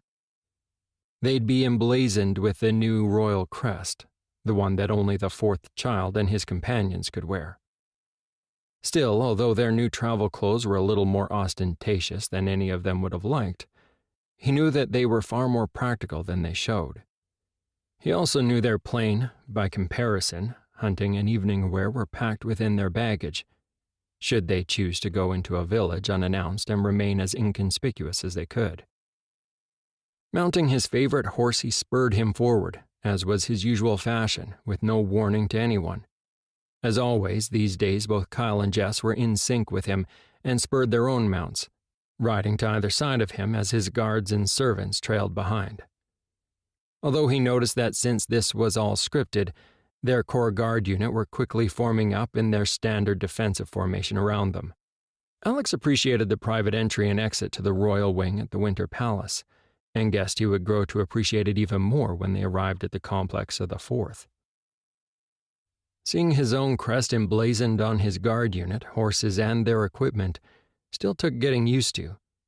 This was his first foray out into the realm as the 4th. He knew it would cause both fear and a sense of hope for the people. While they had known a 4th child had been born to the king for a long time, now they would know there was a 4th child, even if they didn't realize it was all based on a lie. It had been impressed on him by Elizabeth that as the 4th child he gave the people hope that they were safe. He and his companions would inspire a sense of safety and security. They would trust, even if the worst happened, that he and his friends would stand guard between them and the monsters in their midst. As they rode through the town, he was aware of the citizens' responses to his passing. Some whispered, others ducked for cover. Many pressed their hands to their heart, then forehead, heads bowed as he passed. An obeisance shown to the 4th as far back as their history, signaling that they gave their hearts, mind, and lives to the cause of the 4th. Finally, they circled around the outside of the inner city and wound their way through the sprawling outer city. They wouldn't join the rest of the royal party until they were well out of the city limits. Alex looked over and waved as Jess whistled at the hunters in their group. With a wave in his general direction, she spurred her horse ahead, off the road toward the nearby forest. He chuckled as two of the elite swore and took off after her. She will not like that. They'll scare off the game. Kyle grinned back at him. Well, maybe they can be useful and hold the reins of her horse. Or perhaps they'll make so much noise it'll flush a deer or something in her direction. Marcus, who was riding nearby, grinned. I chose Lady Jesselin's primary guards with her habit of hunting and tracking in mind, Your Highness, my lord. Those two might surprise you. I'll take your word for it, Marcus. But I'll lay odds Jess is better and she still won't be amused. Alex threw his head back and laughed, thinking of Jess's response. Looking up, he saw the king's camp, set up and waiting for their arrival. He grinned and spurred his horse on in anticipation, slowing down as they entered the edge of the camp. Most of his guard detail peeled off as he and Kyle continued on with their own guards toward the center of the camp, where he knew their tents would have been erected. To say they were staying in tents was a little simplistic. While most of the entourage were staying in tents, they were staying in something that looked like a small cottage and was comfortable. Pathfinders, guards, and palace staff had gone ahead of them to set up not only the king's camp, but for the first time in generations, the Fourth's compound, ahead of their arrival. Alex could see from the flag flying above the largest of the royal pavilions that his father was already in camp, and saw his own flag rising up the pole outside his own. Alex dismounted and looked over to see his sister Elizabeth duck out of her tent with Amelia close behind. His heart nearly stopped at the sight of her.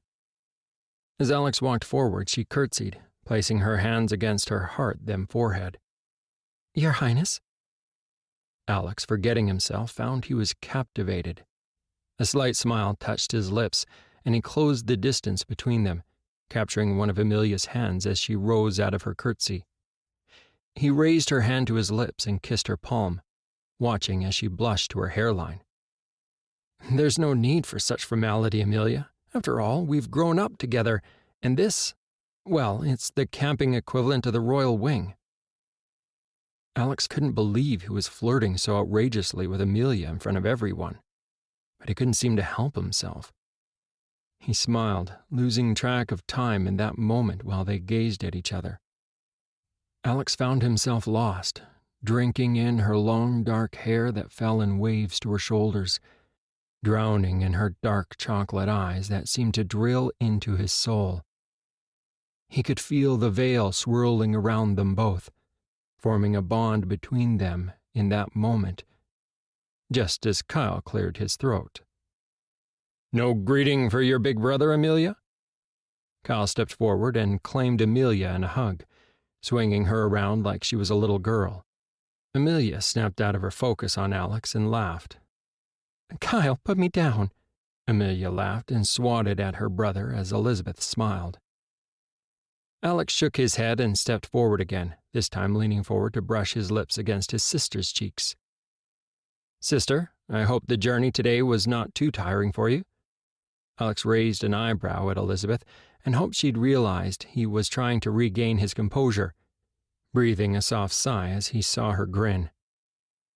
It was a little tiresome, Alex, but more because Father insisted I ride in a carriage, as if I'm made out of glass. I'd much rather ride than be cooped up in a carriage. Still, we're out of the city now. Perhaps I can persuade him to let me ride tomorrow. Now, you should go wash up, little brother. I've heard already that Jess has gone to join the hunters, so that means we should eat well tonight. Elizabeth pushed Alex toward his own pavilion and gathered Amelia up in her wake. Both women walked toward the king's pavilion and disappeared into its depths.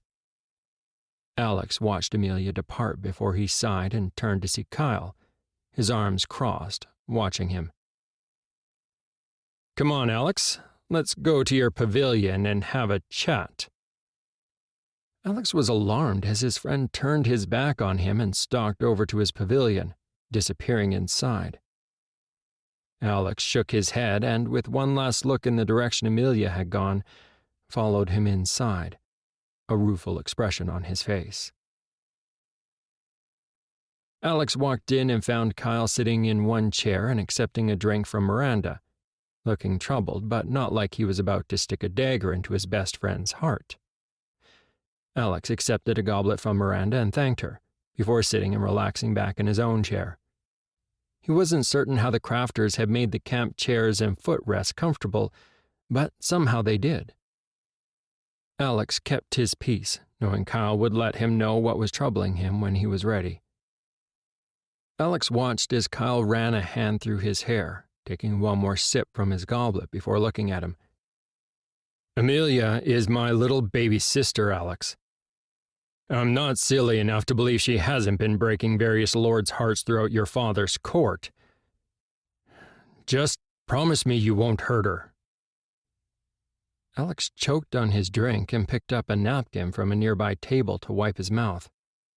He swallowed, looking at Kyle a little wide-eyed. Kyle, I would never harm Amelia. Ever.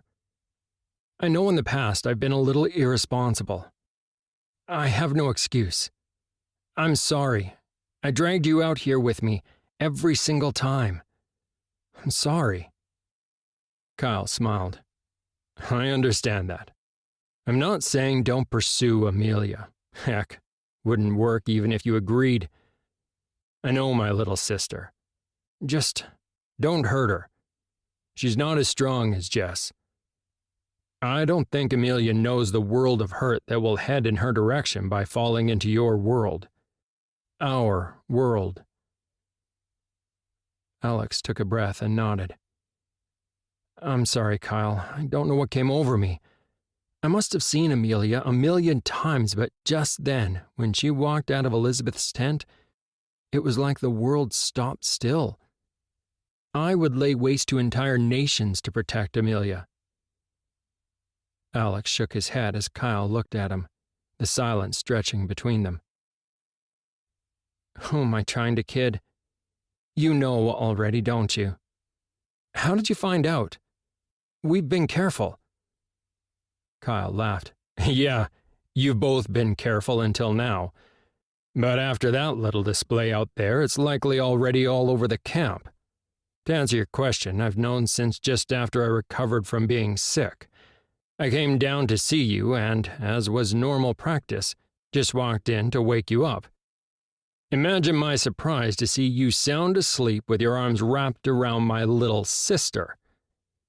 Since then, I've been careful to listen when your guards advise me you have company. Amelia came in to sit by your bedside while you were sick. We spent a lot of time sitting on that couch, Kyle. It was my fault you were so sick. It happened, Kyle, but I can't explain how much I adore Amelia. Alex couldn't help but smile when thinking of her. Alex thanked Miranda as she walked over and filled up both his and Kyle's goblets. Then he looked at Kyle. If you'll accept my advice, become as overt in your relationship now as you were covert about it before. Hiding it before protected her from the court and others. Now, with the knowledge out there and spreading, it will hurt her. Hell, she spends every night in your bed, Alex. Have her move in if that's what you both wish and be done with it. That way, if it's official, if Amelia is the consort-elect of the fourth, you can put the elite on her. Alex choked on his drink again and gave Kyle a horrified look. I think it could be a little early to be going down the consort-elect path, Kyle. Alex wiped his mouth and considered the options. However, I'll talk with Amelia. We can dispense with trying to be discreet. This road trip could be the perfect place to start. Everything is less formal when the court is on the road. By the time we get to the summer palace, everyone will be used to the idea. Kyle laughed. You are deluding yourself, Alex. The ladies will be green with envy and looking daggers at Amelia. Though I'm certain she can hold her own there. Just take the real ones off her for a while. She might be a little too direct in her response. Still, if she is with you most of the time, then by default, your guards are protecting her. Alex groaned as he thought of the circus his relationship with Amelia was about to become. Well, you and Elizabeth could make a spectacle of yourselves. That would draw heat. This time it was Kyle who sputtered his drink, only catching the liquid on his napkin. Alex, Elizabeth and I… hell, I know this sounds bad, but it's just a casual thing. This time it was Alex who smirked. Payback. Yes, I know about you and Elizabeth. You two have been nowhere near as discreet. So do me a favor and be outrageous. The court will gossip about the pair of you instead of Amelia and me. Kyle didn't know whether he should laugh or be indignant. He settled with laughing. You mean they will go into overdrive? No, Alex, that wouldn't be fair to Elizabeth. Besides, it's a casual affair that has been on and off for years. Currently, it's off. Alex shook his head, smiling as he took a sip of his drink. You're supposed to be my best friend, Kyle. I guess if you reignite your passion with my sister, it might hinder your ability to hunt down that assassin you're so fascinated by. Alex laughed, showing he didn't mind in the least that his friend was now interested in another. I'll talk with Amelia, and we'll see how things go. Sneaking around was fun in its own way, but I guess not having to will be just as good. 17. Acknowledging Amelia. Alex walked into the dining tent with little fanfare. It was one highlight of being on the road rather than in the palace. The dinners were reduced to the family and a few of his father's closest advisors and friends. As a result, it was a lot more relaxed than normal. It was almost as good as dining in his own rooms. In the rare occasions he had been permitted to since being acknowledged as a prince of the realm at his coming of age. It made Alex sad, since one of his biggest desires as a small child was to be present in the court at the royal table with his mother, father, brothers, and sister. Now he cherished the moments he dined alone. The smell of the food being prepared had been floating over the camp for several hours, attesting to the success of the hunting trip. Alex glanced around and saw Amelia off to one side talking with his sister. He paused, smiling when she turned, her eyes tracking to his. She smiled in return. Her eyes widened as he walked to her and slipped an arm around her waist and kissed her on the lips. Alex lowered his gaze, staring into her deep, dark eyes, and pulled her in close, whispering to her, "Let's stop pretending. I'd prefer the whole court know we are courting with the permission of your father and mine. Although if it's too soon for you, at least stop pretending around family. I'm advised they know anyhow." Alex breathed a sigh of relief as he felt Amelia relax in his embrace and looked down to see her looking up at him, grinning. "Well, we were hardly subtle earlier. I don't know what came over me. I'm glad my brother didn't turn you into a pincushion." "I'm game if you are, Alex. Though I'm thinking my father is looking a little stunned, even if yours isn't." Amelia glanced over toward her father and the king and tried not to laugh. Alex swallowed. "I might as well get this part over with. Wish me luck." He grinned at Amelia as she stifled a chuckle with her palm and walked over toward his father and Lord Stratford, both of whom were looking at him. Alex paused the exact distance from the king required by protocol and bowed formally. This showed that he had a formal petition to put before the king. The king indicated that he could rise. "Yes, Prince Alexander? What petition do you have for me to consider?" Alex was grateful his father didn't tell him to wait until they returned to the court. "My king, I seek permission as a son of royal blood to officially court Lady Amelia Joanna Stratford." Alex surprised himself. His voice sounded calm even though he was anything but. His father glanced at Lord Stratford, then back at Alex. "Lady Amelia is a suitable match, and I see no issue with your courting her or a union, should you both be agreeable. Prince Alexander, you have my permission to court Lady Amelia." His father relaxed and grinned at him. Alex let go of a breath he hadn't known he was holding. Next, Alex turned and this time bowed to Lord Stratford in a show of respect, since he didn't have to, given their difference in rank. He could see by Lord Stratford's hint of a smile that he appreciated the gesture for what it was. "My Lord Stratford, I'm sorry for this being a more public display than I would have wished. I was a little unwise when I arrived in showing my affection for Amelia. It was pointed out that while keeping my relationship with your daughter, with Amelia, low-key at the start to protect her was a good idea, now that word is spreading throughout the camp, that same discretion could cause her harm." Alex cleared his throat. "I'm sorry for that, my lord. A part of my soul would die if anything happened to Amelia. My lord, I seek your permission to court Lady Amelia." Lord Stratford considered Alex for a moment. It seemed everyone in the tent held their breath. Lord Stratford stood and stepped closer to Alex. "Not long ago, I would have refused, Alex. However, you have grown up a great deal."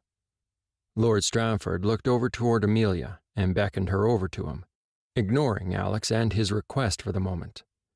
Alex turned and couldn't help but smile as Amelia, graceful as ever, moved over to stand beside him and took his hand. "Amelia, do you wish this union?" Amelia smiled, then looked from her father up to Alex. "Yes, father. I wish it with all my heart." Lord Stratford bowed his head before looking back up. "Prince Alexander, you have my permission to court my daughter."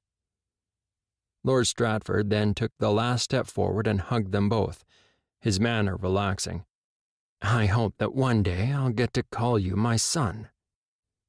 Both Alex and Amelia withdrew, only to be surrounded by the rest of the family with congratulations all around. Amelia eyed Alex, biting her lip, her eyes crinkling. "How did you ever survive Kyle? I saw him stalk away earlier today. I thought for sure any moment after you walked in after him, your guards would have to try to split you two up." Amelia twisted her head and looked at Alex, then transferred her gaze from him to William, who had begun to choke on his wine and reached for a napkin that the king, poker-faced, handed to him. Both gazed back at her, their expressions bland. Alex bit his lip as she looked back up at him. "Well, you know how we thought we were being clever and sneaky?" He stopped and looked up at William, observing that his father was also paying attention. The king snorted. "Oh, don't look to me to explain it. It's not that bad, Alex. Here, I'll tell part of it. I already knew you two were seeing each other, and so did William. It's hard to sneak in and out of the royal wing without me finding out about it." Alex sighed, glancing around at his family staring at him. He pulled Amelia over to the far side of the tent. It wasn't far enough to truly have a private conversation, but it could give the illusion of privacy. He snorted. Just like the royal wing in the palace gave the perception of privacy. It wasn't real. Alex pulled Amelia close to him and kept his voice low, whispering to her. "Amelia, it seems Kyle has known almost from the beginning, or at least since the first day he got out of his sickbed." Alex waited, hoping Amelia would work it out without him having to explain, then sighed again. "It seems he came to see me the first morning he got out of bed. He kind of walked in and found us asleep in bed together." Amelia's hand flew up to her mouth in astonishment and she blushed, burying her face into his shoulder, blocking out the sight of everyone pretending not to be looking intently at the exchange between. Alex couldn't help the chuckle that escaped his lips, and he kissed her on the top of her head. He moved them slightly so that she was screened from view from the rest of their family, who were trying to pretend they weren't paying attention. "Oh, that beast! Wait till I get my hands on him." Amelia's voice was muffled by his shirt as she kept her face pressed against his shoulder, her cheeks flaming red as it occurred to her that the king and William had obviously been briefed on her relationship with Alex, a thought that made her groan in embarrassment. Right at that moment, Kyle walked in and paused, glancing from Alex and Amelia to the others on the opposite side of the tent. He grinned, taking the couple of steps to them. He spoke first, not giving his sister a chance to get in before him. It wasn't my fault, Amelia. Besides, I'm certain we drove Mother to distraction for a time there, running stark naked down the corridors of the palace with our nursemaids in hot pursuit. You didn't seem to mind at all then. Kyle laughed and ducked sideways as Amelia attempted to punch his arm, catching her as she stumbled. Now, is that dignified, Amelia? Calm down. You were both covered. Kyle grinned at her, unrepentant. Seriously, congratulations, little sister. He laughed and then kissed the top of her head as he hugged her. Kyle released Amelia and took the few necessary steps to pull Alex into a hug. Congratulations, my friend. Promise me you'll keep her safe. Stepping back, he smiled at his friend. Always, Kyle. Amelia has my heart in her keeping. Alex wrapped his arm around Amelia's waist again and couldn't help grinning. You have my promise. I'll try very hard not to walk in on both of you like that again. Kyle chuckled as Amelia glared at him, then nodded his thanks at Carl as he presented the drink tray. Amelia's eyes narrowed. You'll do more than try, Kyle. If you must speak with Alex, send a servant in to get him. Amelia tried to maintain her glare but realized she was failing and gave up, letting a chuckle escape. Kyle walked across the room and slumped into one chair as the king and William sat. He looked at William, holding his hands up to mask his lips, and spoke in an overly loud whisper, intending to be heard. I don't get girls. I mean, she's embarrassed about her own brother walking in the bedroom, but has no problem with the servants walking in and out? He looked at William, all fake wide-eyed innocence. I know, it's a girl thing. I mean, Elizabeth and I shared a womb once, but she insisted about me not entering her room ever again since I tipped her out of bed when we were 15. He traded glances with Kyle. Sisters, they're impossible and make little sense. The king watched Alex and Amelia. They seemed glued together. He looked at his longtime friend again to see he was gazing at the pair too. As though sensing he was being watched, Lord Strandford leaned over to the king. Michael, am I the only one who had no idea my daughter was seeing your son? The king laughed. No, of course not. They kept things discreet, but it's hard to sneak in and out of the royal wing without me finding out about it. The king kept his gaze on the room and spoke in a low voice. What are you thinking, Nath? Are you okay with this union? Nath smiled and took a sip of his wine. I never thought I'd say this, but yes, Alex has grown up of late. The king nodded. That kidnap attempt shook him more than he cares to admit. This time of year, with the anniversary of his mother's death approaching, I've never seen him so relaxed and happy. Lord Stratford took another sip and his smile faded. It can't have been easy watching her die that way. I had hoped he was young enough he would forget, as children often do. Incidents like recent events are my only concern. Alex is the fourth. It will be his duty to protect the realm. He'll be at the pointy end of any conflict. If that occurs, they will see Amelia as the soft target to distract and hurt the fourth. To hurt Alex. The king sighed. I know, my friend. And both Alex and Kyle are aware.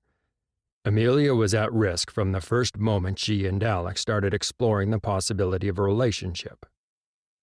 Given the bond between them seems to be genuine, she would be at more risk without the status that being courted by a prince of the royal blood grants her.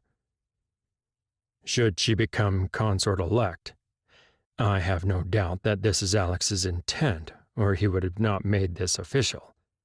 That would put even more protection around her. At that stage, as you well know, she would be regarded as a member of the royal family. You're right. Call me selfish, but I had hoped one child would be safe from destiny's clutch. I hold nothing against Alex. I can see they are besotted with each other. I always wished, though, that if my little baby girl were to fall in love with a prince, that it would be Daniel. She would be so much safer." Nath swallowed the last of his wine and held his goblet out again to a servant who refilled it. "What, my friend? Not William and the crown?" The king laughed as his friend glared at him. "Not likely, Michael. We've been friends our whole lives. I know the weight of that crown. Besides, if conflict comes to the realm again, Amelia would be almost as badly off being the crown prince's consort." Nath looked up as Alex left Amelia chatting with Elizabeth and Kyle, walking over to sit beside them. "I'm sorry, Lord Stamford." Alex glanced over at Amelia and couldn't help the soft smile that touched his lips. "I could wish we'd just spent time together, none the wiser, and gone our separate paths. It's what we agreed the smart thing would be early on. Yet, somehow, despite our best intentions, that didn't happen. We talked about it, but neither of us could bear it." Alex took a deep breath and held Lord Stratford's gaze. Nath shook his head. "Don't be sorry, Alex. It's obvious that Amelia adores you and that it's mutual. I hope you will forgive a father's concern for his daughter." Alex smiled. "I understand, my lord. There's nothing to forgive." Alex stood and excused himself, walking back and wrapping his arms around Amelia. He pulled her in close, resting his cheek on the top of her head. Closing his eyes, he felt the veil swirl around them, and he willed it to keep her safe from harm. Amelia glanced up at Alex and leaned into him with her head nestled into his shoulder. She couldn't believe the turn her life had taken since she'd entered Alex's world. When she was younger, she had idolized Alex and swore she would marry him one day. Yet as she grew and Alex didn't seem to see her in that way, not even after he'd killed for her, she'd given up on the daydream. Yet now, somehow, they had ended up together. Even when they had first slept together, Amelia didn't believe they would get to this point. That she would be in Alex's arms in a gathering for dinner, surrounded by their family and friends. Amelia glanced up as William walked over from his father's side and extracted her from his brother's embrace to give her a hug himself. "Come on, Alex. Just because you two are all official now doesn't mean you get to hog Amelia to yourself all night." "Congratulations, Amelia. You are too good for my little brother. You know that, right?" William smiled at his brother, who shook his head and laughed. Amelia swatted William's arm, but didn't step away. She was astounded, but hoped none of them noticed. While she had always mixed in these circles, she had always been on the outside. Then she had been placed in Elizabeth's inner circle, due to her sword skills. Others might have been astonished, but the king realized full well she was a weapons master in her own right. Her father had explained that she was another layer of defense, should it be required. "Oh, please, William, it's me aiming out of my league." Amelia blushed at the looks of disbelief thrown in her direction by not only William, but Elizabeth and Daniel. Daniel laughed and stepped forward, placing a hand on her forehead and frowning in mock concern. "Amelia, you must be unwell. Otherwise there's no way you could think you were out of your league being courted by that." Daniel threw a teasing look at Alex and punched him on the arm. Jess, who had been observing the byplay between them all, smiled at Amelia. "Amelia, how is it you saw past the front that Alex puts up?" Amelia looked at Jess, wide-eyed at her bluntness. It was that time at court, when that lord grabbed me and ripped my dress, but no one helped." William hugged her in response to the small shiver that shook her as she spoke of the attack. He knew she never did. He was also aware that it was that moment that had sparked her keen interest in taking up this sword and led her to becoming a weapons master. She looked up at him and smiled, then looked at Alex and, as she had in that moment in the court. She felt calm. He kept grabbing at me and was trying to kiss me. None of the courtiers helped. They all stood there laughing, looking on like it was entertainment. Then Alex was there between me and that man, protecting me. Amelia was speaking, her voice calm and low as she looked at Alex. It was like something was torn away, and in place of the Alex that everyone else knew, I saw a different Alex. One who handled a blade as if he were born with it. Alex was there, really there. It was like I was seeing him for the first time. Amelia blushed. In that moment, it didn't matter what anyone said. Alex was my protector when no one else cared. A hero. He's always made a habit of checking in on me when I'm at functions in court. Amelia frowned and then laughed. Afterwards, others kept telling me how horrible it must have been since the prince had slaughtered the lord in front of me. I didn't see it that way. Alex saved me from him. Jess stepped forward and gathered Amelia in her arms and hugged her. You have more than a little of the veil running through you. I'm sorry I didn't notice. We've all been a little preoccupied in our own worlds. Jess pulled back and caught Amelia in her gaze. If anyone, and I mean anyone, hurts you like that again and you need help, come to me. I will help you track him down and hold him while you skewer him. Amelia looked at Jess, startled, then glanced around the tent a little. Alex laughed and reclaimed her, hugging her close for a moment. Don't worry, it's the worst-kept secret in these circles. We're all a little screwed in that department. All of us have more than a little of the veil running through our blood. Alex looked at Kyle and Jess, and they all shared a grin. That's why Father likes to keep us all together, I guess. Easier to contain if we all go mad. 18. The Sundered Attack. Kyle walked out of his tent, a mug of steaming coffee still in his hand, dressed in his dark brown and black riding leathers. Although they were embossed with a fourth's crest, they were comfortable and practical. The vest was studded with small metal plates which would afford some protection against an attacker. As usual, he had his sword and knife strapped to his waist, along with other weapons in a variety of accessible locations on his person. He was, to the trained eye, a walking arsenal, if they knew what they were looking for. Even then, there were weapons he knew they would miss. Looking around, he saw, as expected, that the bulk of the royal camp had packed up and moved on. They would catch up with the main party, since with its carriages it moved much more slowly than they could themselves. Although this wasn't a pitch-your-tent kind of camp, it was semi-permanent, since the royal court went on this little expedition across the kingdom every year. The route was well established, and a wise Rathodon king way back at the founding of Valantia had decreed that no favor would be shown to any lord when the royal court moved location. Spotting Jess over to one side, he smiled and wandered over. Sitting down next to her, he leaned over and kissed her on the cheek. "Morning, Jess. Alex and Amelia not up yet, I take it?" Jess smiled in response and shook her head. "I expect they'll make an appearance soon." Jess gave him an appraising look before continuing. "I must admit, Kyle, you're taking the news that your best friend is sleeping with your baby sister well." Kyle took another sip from his steaming mug, smiling. "Probably because I've known they've been sleeping together for months.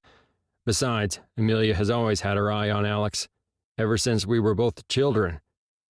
Better Alex than the rest of the simpering lords she was mixing with."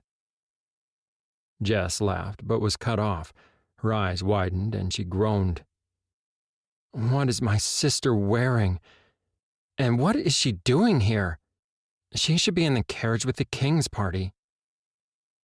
Kyle looked over and saw Allison approaching, and choked on his coffee. Allison was wearing what looked like a stylized version of hunting leathers, except, unlike the version that Jess was wearing, similar to his own and affording considerable protection, The ones that Allison was wearing were anything but.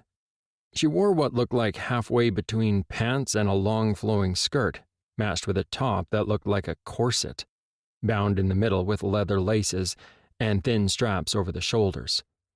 Her ample chest and cleavage were on display, her arms bare. Up the sides of the corset it looked like lace. Kyle swore as she approached them. "See, sister dearest? No need to look like a commoner. You can wear practical hunting clothes without looking like a male. I'm sure Master Harrison could make you up more suitable clothes if you asked him." Allison seemed unaware of the reaction from not only her sister and Kyle, but of the guards. While Jess just stared at her sister, unable to retort, Kyle placed his mug on the bench before standing and walking back to his tent, muttering the whole way. "Bennett, bring me that horrible red jacket you tried to get me to wear. That my mother made you pack. The one I told you to leave behind. I have found a use for it." Kyle paced back and forth a little before his servant appeared with the offending jacket in hand. "Here, my lord." Bennett was too professional to swear, but his eyes widened at the sight of Lady Allison. He couldn't help but whisper to Kyle, "I take it the princess has decided to ride with us today, which would explain Lady Allison's presence, although I'm not sure anything explains what she's wearing, my lord." Kyle grinned at his small but wiry competent servant. "That's her version of hunting gear. She thinks Jess should follow her style choices." Kyle took the jacket, too bright and glaring for his taste, but it might serve a purpose. Striding back to Allison, he grabbed her arm and slid the arm of the jacket on, ignoring Allison's indignant spluttering. He turned her, grabbing her other arm and shoving it in the remaining arm of the jacket. It was too big for her, but then again, it afforded better protection than her ridiculous clothing. He began doing up and tightening the front buckles, which ran all the way to the top. "Allison, stop squirming. This thing is bright red. My mother chose it, but it has plates stitched into the back and the chest. Enough to keep you alive, at least if we get attacked on the road. Remind me to pay a visit to your dressmaker and explain to him the purpose of hunting clothes." Having done what he could with the buckles, he grabbed her left arm and rolled up the sleeve so her hands weren't covered, before grabbing her other arm and doing the same. "Kyle, this is most ungentlemanly of you. I'll have you know Master Harrison assures me it will be the height of fashion this season." She looked indignant, rounding on her sister when Jess burst out laughing. "Hunting and riding gear is functional and designed to keep you more or less in one piece, offering protection from attack should the thing you are hunting hunt you instead. It's not a fashion show." Jess ignored her sister's spluttering and moved over to Elizabeth, who had walked up unnoticed while Kyle was dressing Allison. "Your Highness, let me help you with that. You've almost got it right, but you'll want the buckles on the sides done up tighter. In the long run, it will be more comfortable, not to mention safer." At Elizabeth's nod, Jess tightened the buckles in a practiced fashion. Elizabeth's clothing was mostly modeled on Jess's own hunting gear. Jess suspected her own maids had been talking with Elizabeth's. They were as practical as her own, other than the color being a deep green with silver running through it and bearing the royal crest instead of the fourth's crest, as her own bore. After finishing with the straps, she gestured for Elizabeth to take a seat and undid her ponytail. "If you braid your hair, it will keep it out of your face. Leaving it long like you had it is fine for a gentle ride in the king's party, but we'll be riding harder than you're used to. You'll also want your hair contained if we come under attack. Makes the fighting part easier if you don't have to keep brushing your hair out of your eyes to see." Elizabeth murmured her thanks and smiled at Jess when she was done. "Thanks, Jess. I appreciate the advice. You would know more about this than me." Elizabeth turned and then blushed as Kyle took one of her hands in his own and kissed her palm. He smiled at her. "Good morning, Your Highness. So you persuaded the king to let you ride with us today?" "I did, my Lord Kyle. Father felt that since Amelia would ride with you all today, that perhaps it would be safe enough. Besides, I kept pestering him until he agreed." Elizabeth grinned, tilting her head up to look at him. Elizabeth had left unsaid that the king knew he would protect her, Kyle and Elizabeth had a long-term understanding, which the king knew of, even though both knew Elizabeth would marry for the good of the realm to bring closer ties to one of the neighboring kingdoms. They kept their relationship low-key, although they did not try to hide it. Alex emerged, his fingers interlinked with Amelia's as they walked toward the main group. He took in the jacket that Allison was wearing, and his eyes flicked to Kyle as he recognized it as one he hated, mostly due to the bright red color. Should I ask, or do I want to know? Alex was relaxed and amused. Allie, I'm not sure you want to be wearing that skirt thing. If it doesn't detach from the pants, let Kyle cut it off with one of his daggers. I take it what's under the jacket is even worse, since it's a little big on you and belongs to Kyle. Alex stood with a slight smile on his lips, his eyes drilling into Allison's, waiting for a response. Allison went bright red, her fingers pressing against her lips in shock at Alex's blunt assessment. Alex, not waiting for a response, walked up to his sister and kissed her on the cheek. Morning, Eliza. So, father gave in to your pleading? He gave her a quick hug and then planted a kiss on Jess's forehead. Morning, Jess. Alex looked around, appraising Kyle's efforts with his knife as he cut off the skirt from Allie's pants with one of his blades. Allie mostly stood silent, somewhat mortified with the response she had received at her clothing choice. When Kyle was done, he tossed the fabric aside at one of the passing servants who disposed of it in the last of the carts as it pulled out of camp and headed down the road. They had a fair bit of distance to cover and would reach the next camp much later than the rest of them. Still, they would change drivers and horses at the next campsite, and the carts would leapfrog the camp and head toward the next to start the setup in preparation for the king's arrival. Nodding, Alex grinned at the others as their horses were led to them by the remaining guards. Sorry we kept you waiting. Let's go, shall we? At their murmured agreement, he took the reins of Amelia's horse while she mounted, waiting as the others followed suit before mounting his own. Let's ride. Alex spurred his horse forward, leading the party out of the camp. Jess glanced back at her sister's miserable face, noticing that Elizabeth was also looking a little tired. She then checked on Amelia, although she needn't have worried on that score. Not only was Amelia holding up well compared to the other two ladies, Alex was keeping a close eye on her fatigue levels.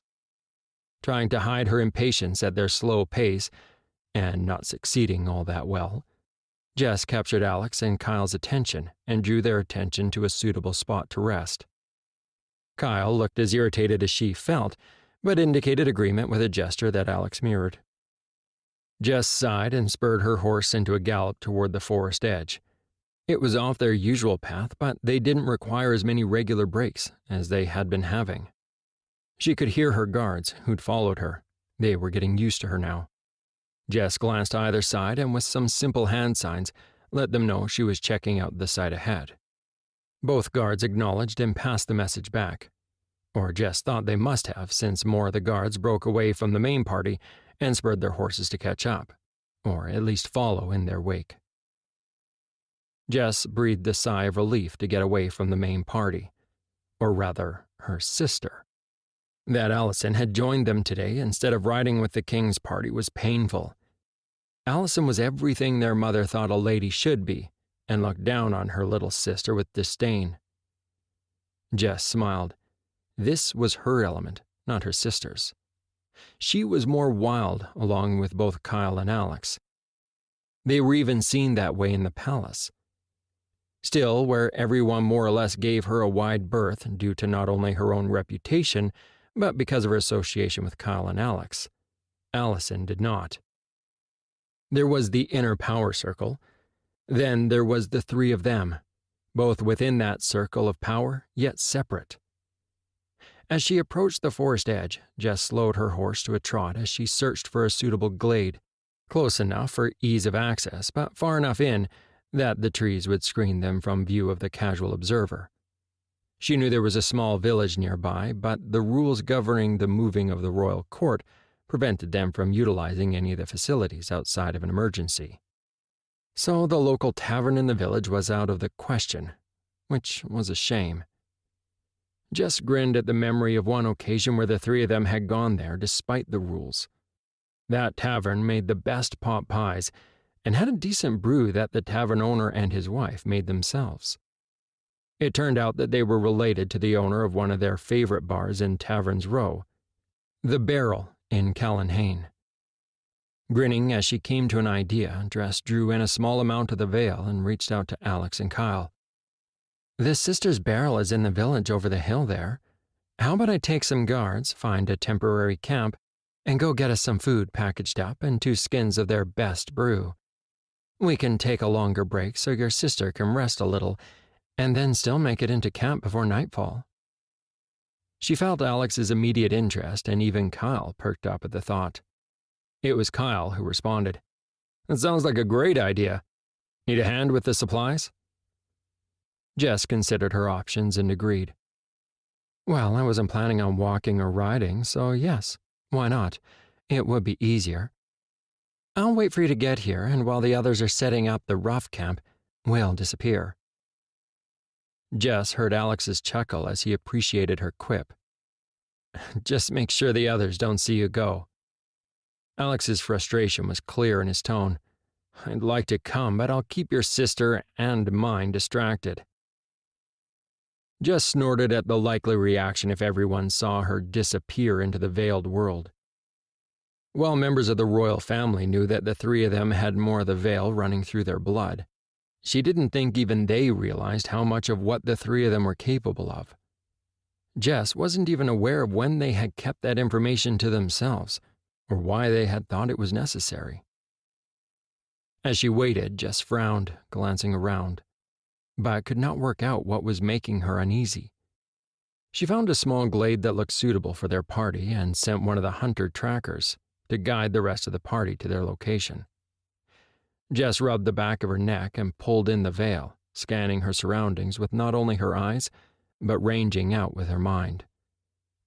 The forest became overlaid with the gray strands that pulsed with power. With her vision augmented, she could see the glowing, pulsating heartbeats of the small creatures in the forest. Power seeping from the ground, trees, and even the animals. Finding nothing but small game animals and birds, Jess shook off her unease, dismissing it as likely just due to the unknown location and having the responsibility of seeing to others' safety. Jess sat on a fallen log, leaning back against the trunk of another tree that had fallen nearby, with one booted foot up on the log while the other hung down the side of the trunk, her foot on the ground. Some of the hunters had gone off to see if they could collect small game to supplement the evening meal while they were here, saving time at the other end since it was obvious they would be a little later than normal. Jess looked up as the others arrived at the glade and noticed her sister's pinched look of disapproval. Jess sighed and pushed her irritation aside. Allison was suited to many things, like sitting in a bower. However, being on the road was not one of them. Jess ignored her sister and looked toward Alex, seeing that Kyle was already sliding from his horse and extracting an empty leather bag from one of his saddlebags. Jess grinned. Kyle always seemed to be prepared for anything. She wouldn't be surprised if he'd figured that they would stop somewhere around here and had remembered the Sister's Barrel long before it had occurred to her. As Kyle left his horse to the guards, he waved off his own pair of elite that, as always, had turned to go with him. "The path we use is not one you can tread on." His guards looked at each other, then back at Marcus, who waved them back. "Be careful, my lord." With that sole admonishment, he turned and went about securing the temporary camp. As Kyle drew near, Jess stood and joined in step with him as they left the glade. Her own elite were waved off by Marcus before she had to do anything. When they were far enough from the encampment, they both pulled in the veil and, without breaking a step, shifted to that gray place, neither in this world or the other. It allowed them to move from one place to another much quicker than they could in the normal world. Still, thinking about the how and why of the veiled world and that place between both worlds made their heads hurt. Other than the rare occasions when they tried to make sense of it all, they ignored it. It worked. That was the main thing. and it was a path that few could use. Both paused as the veil parted and revealed the village and tavern. It was a sleepy little village, not big enough to support a number of taverns. Checking that no one was in the small alleyway behind the barrel's sister, they transitioned, and as they strode forward, the gray mist dropped from them. If someone had been watching at that moment, it would be like the pair of them slowly materialized out of nowhere. Jess smirked as she remembered one time when an old drunk had seen them appear in the old town. The experience had scared him sober. They'd heard he was sober to this day, thinking the drink had caused him to see things that weren't there. Continuing to scan their surroundings, they wandered around the side of the barrel's sister into the main street. While the village might have been small thanks to its proximity to the royal way, others who weren't constrained by the rules of royal court could stop at the village. Thus, this acceptable tavern didn't look like it would have been out of place on Taverns Row in Valantia or in Callanhain.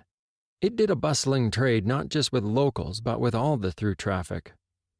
Well used to strangers wandering through their village, the locals paid them no more attention than they would anyone else who came through. Their travel clothes may have marked them as wealthy, but then again, so were many of the merchant caravans that passed through. Their weapons wouldn't draw much attention unless they drew them with intent to use them. Just about everyone who passed through was armed, and the merchant caravans used armed guards. Again, it was familiar.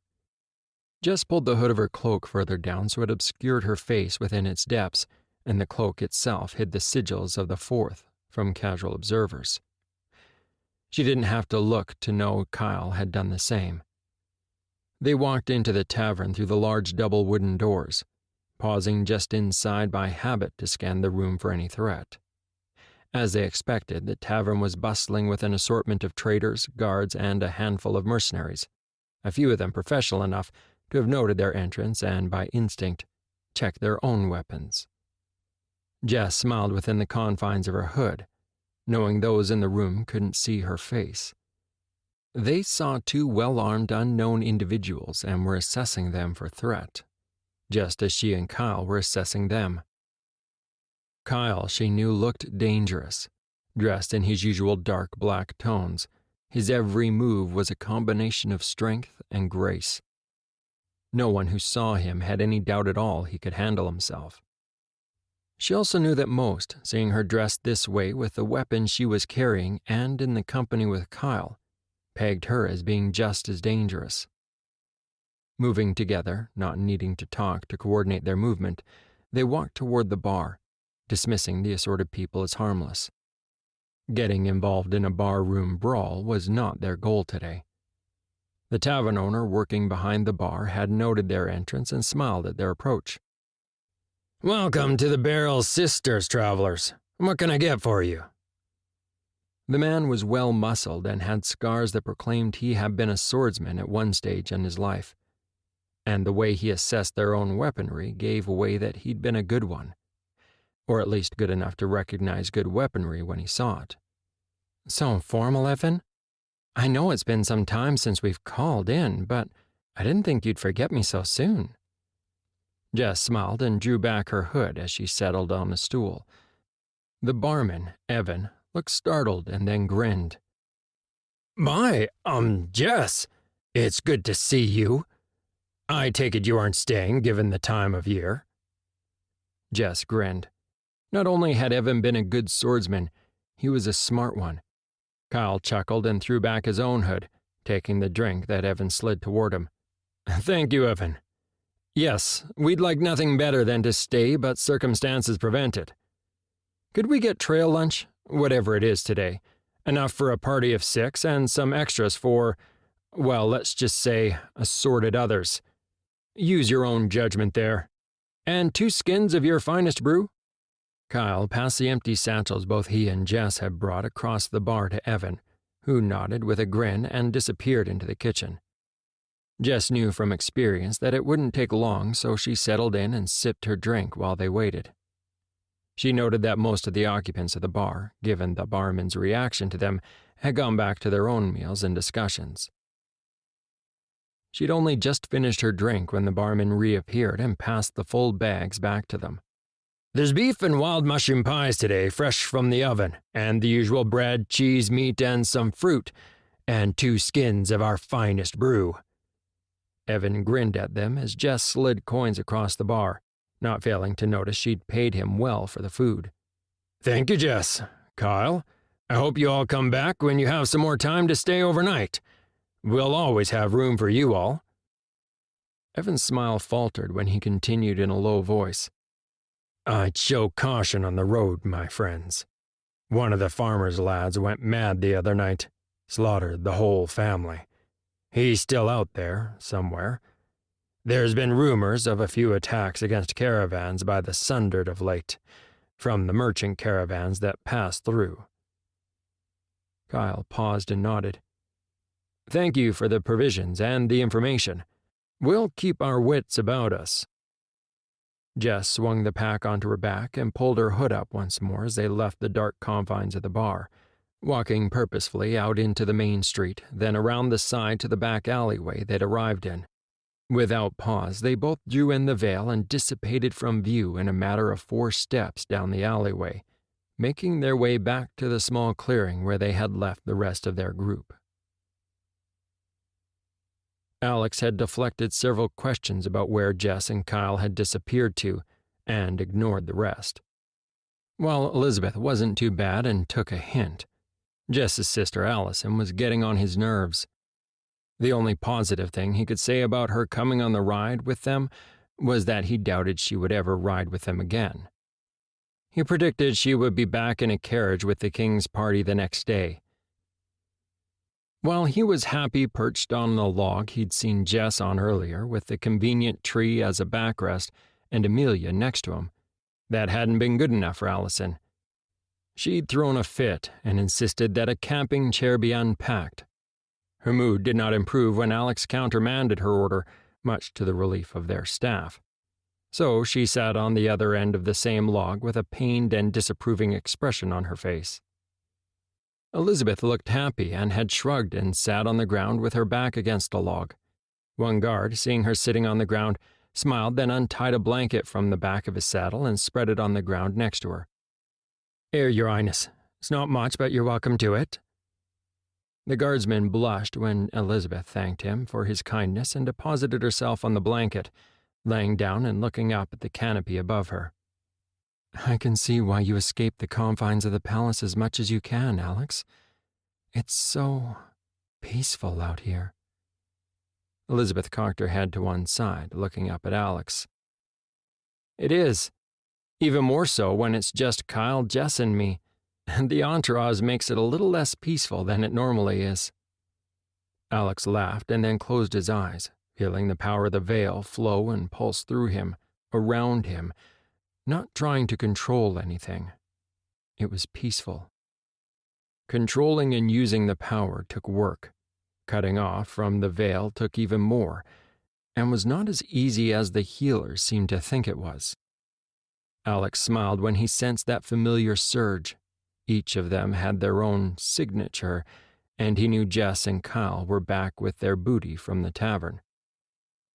A few moments later, Jess and Kyle walked into the clearing with packs full to the bursting point.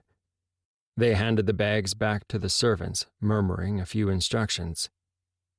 While they had been gone, the servants had placed down blankets on the ground with some mugs and napkins. Now, opening the packs, they pulled out the wrapped food. The second backpack that held bread, cheese, meat, fruits, and even a few of the pies, they handed off to the guards, who set about dividing the unexpected food with appreciation. It was much better than the trail fare they had been about to eat. Other than when their charges went off, leaving them behind, it was these thoughtful touches that made all of them vie to remain on duty with Alex, Kyle, and Jess, even though others seemed to think the 3 were more trouble than they were worth. Then again, those of them who worked with the 3 weren't inclined to tell them otherwise. Both Jess and Kyle wandered over, grinning, and Alex grinned back. "Successful shopping trip, I see." Kyle nodded and sprawled on the rug next to Elizabeth, while Jess regained her perch on the log near Alex and Amelia. They all murmured their thanks as the servants bustled around, handing them mugs of the ale they had poured from the skins. Elizabeth propped herself up and took a tentative sip of the brew, and then looked up at Alex and across to Kyle. Her surprise clear, she took another sip. "This is good. Wherever did you get it from? It's even still chilled." Elizabeth grinned and took another sip. Alex laughed. "There's a village just over the hill. It has a good tavern, and the barman and his wife made the brew themselves and belong to the same family that brews the ale at the barrel. That inn belongs to his father. They also make the best food. Wait until you eat the pies. Beef and wild mushroom today, Evan told me." Kyle licked his lips in anticipation, making Elizabeth laugh. All of them thanked the servants who had handed them napkins holding the still warm pies. Alex placed his mug on the trunk next to him and bit into the pie, savoring the taste.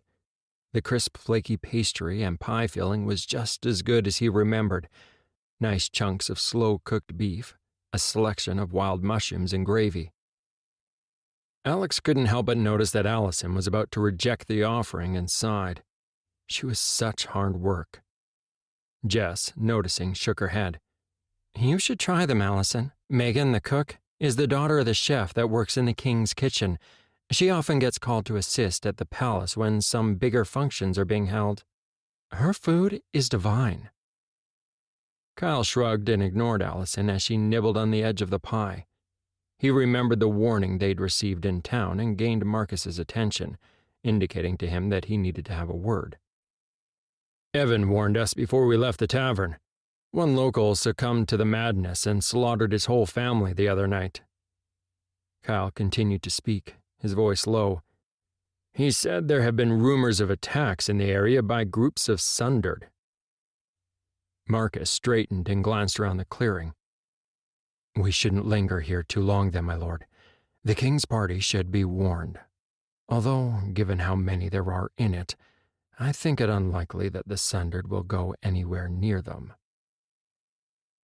Alex finished his pie and, licking his fingers, to all the world seeming unconcerned, glanced around the clearing. Kyle wasn't fooled. He perceived the surge as Alex drew in more of the power of the veil and searched.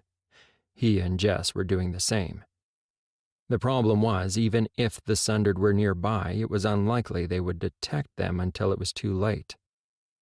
Just as they could all mask themselves from detection if they willed it so, he knew the Sundered could do the same.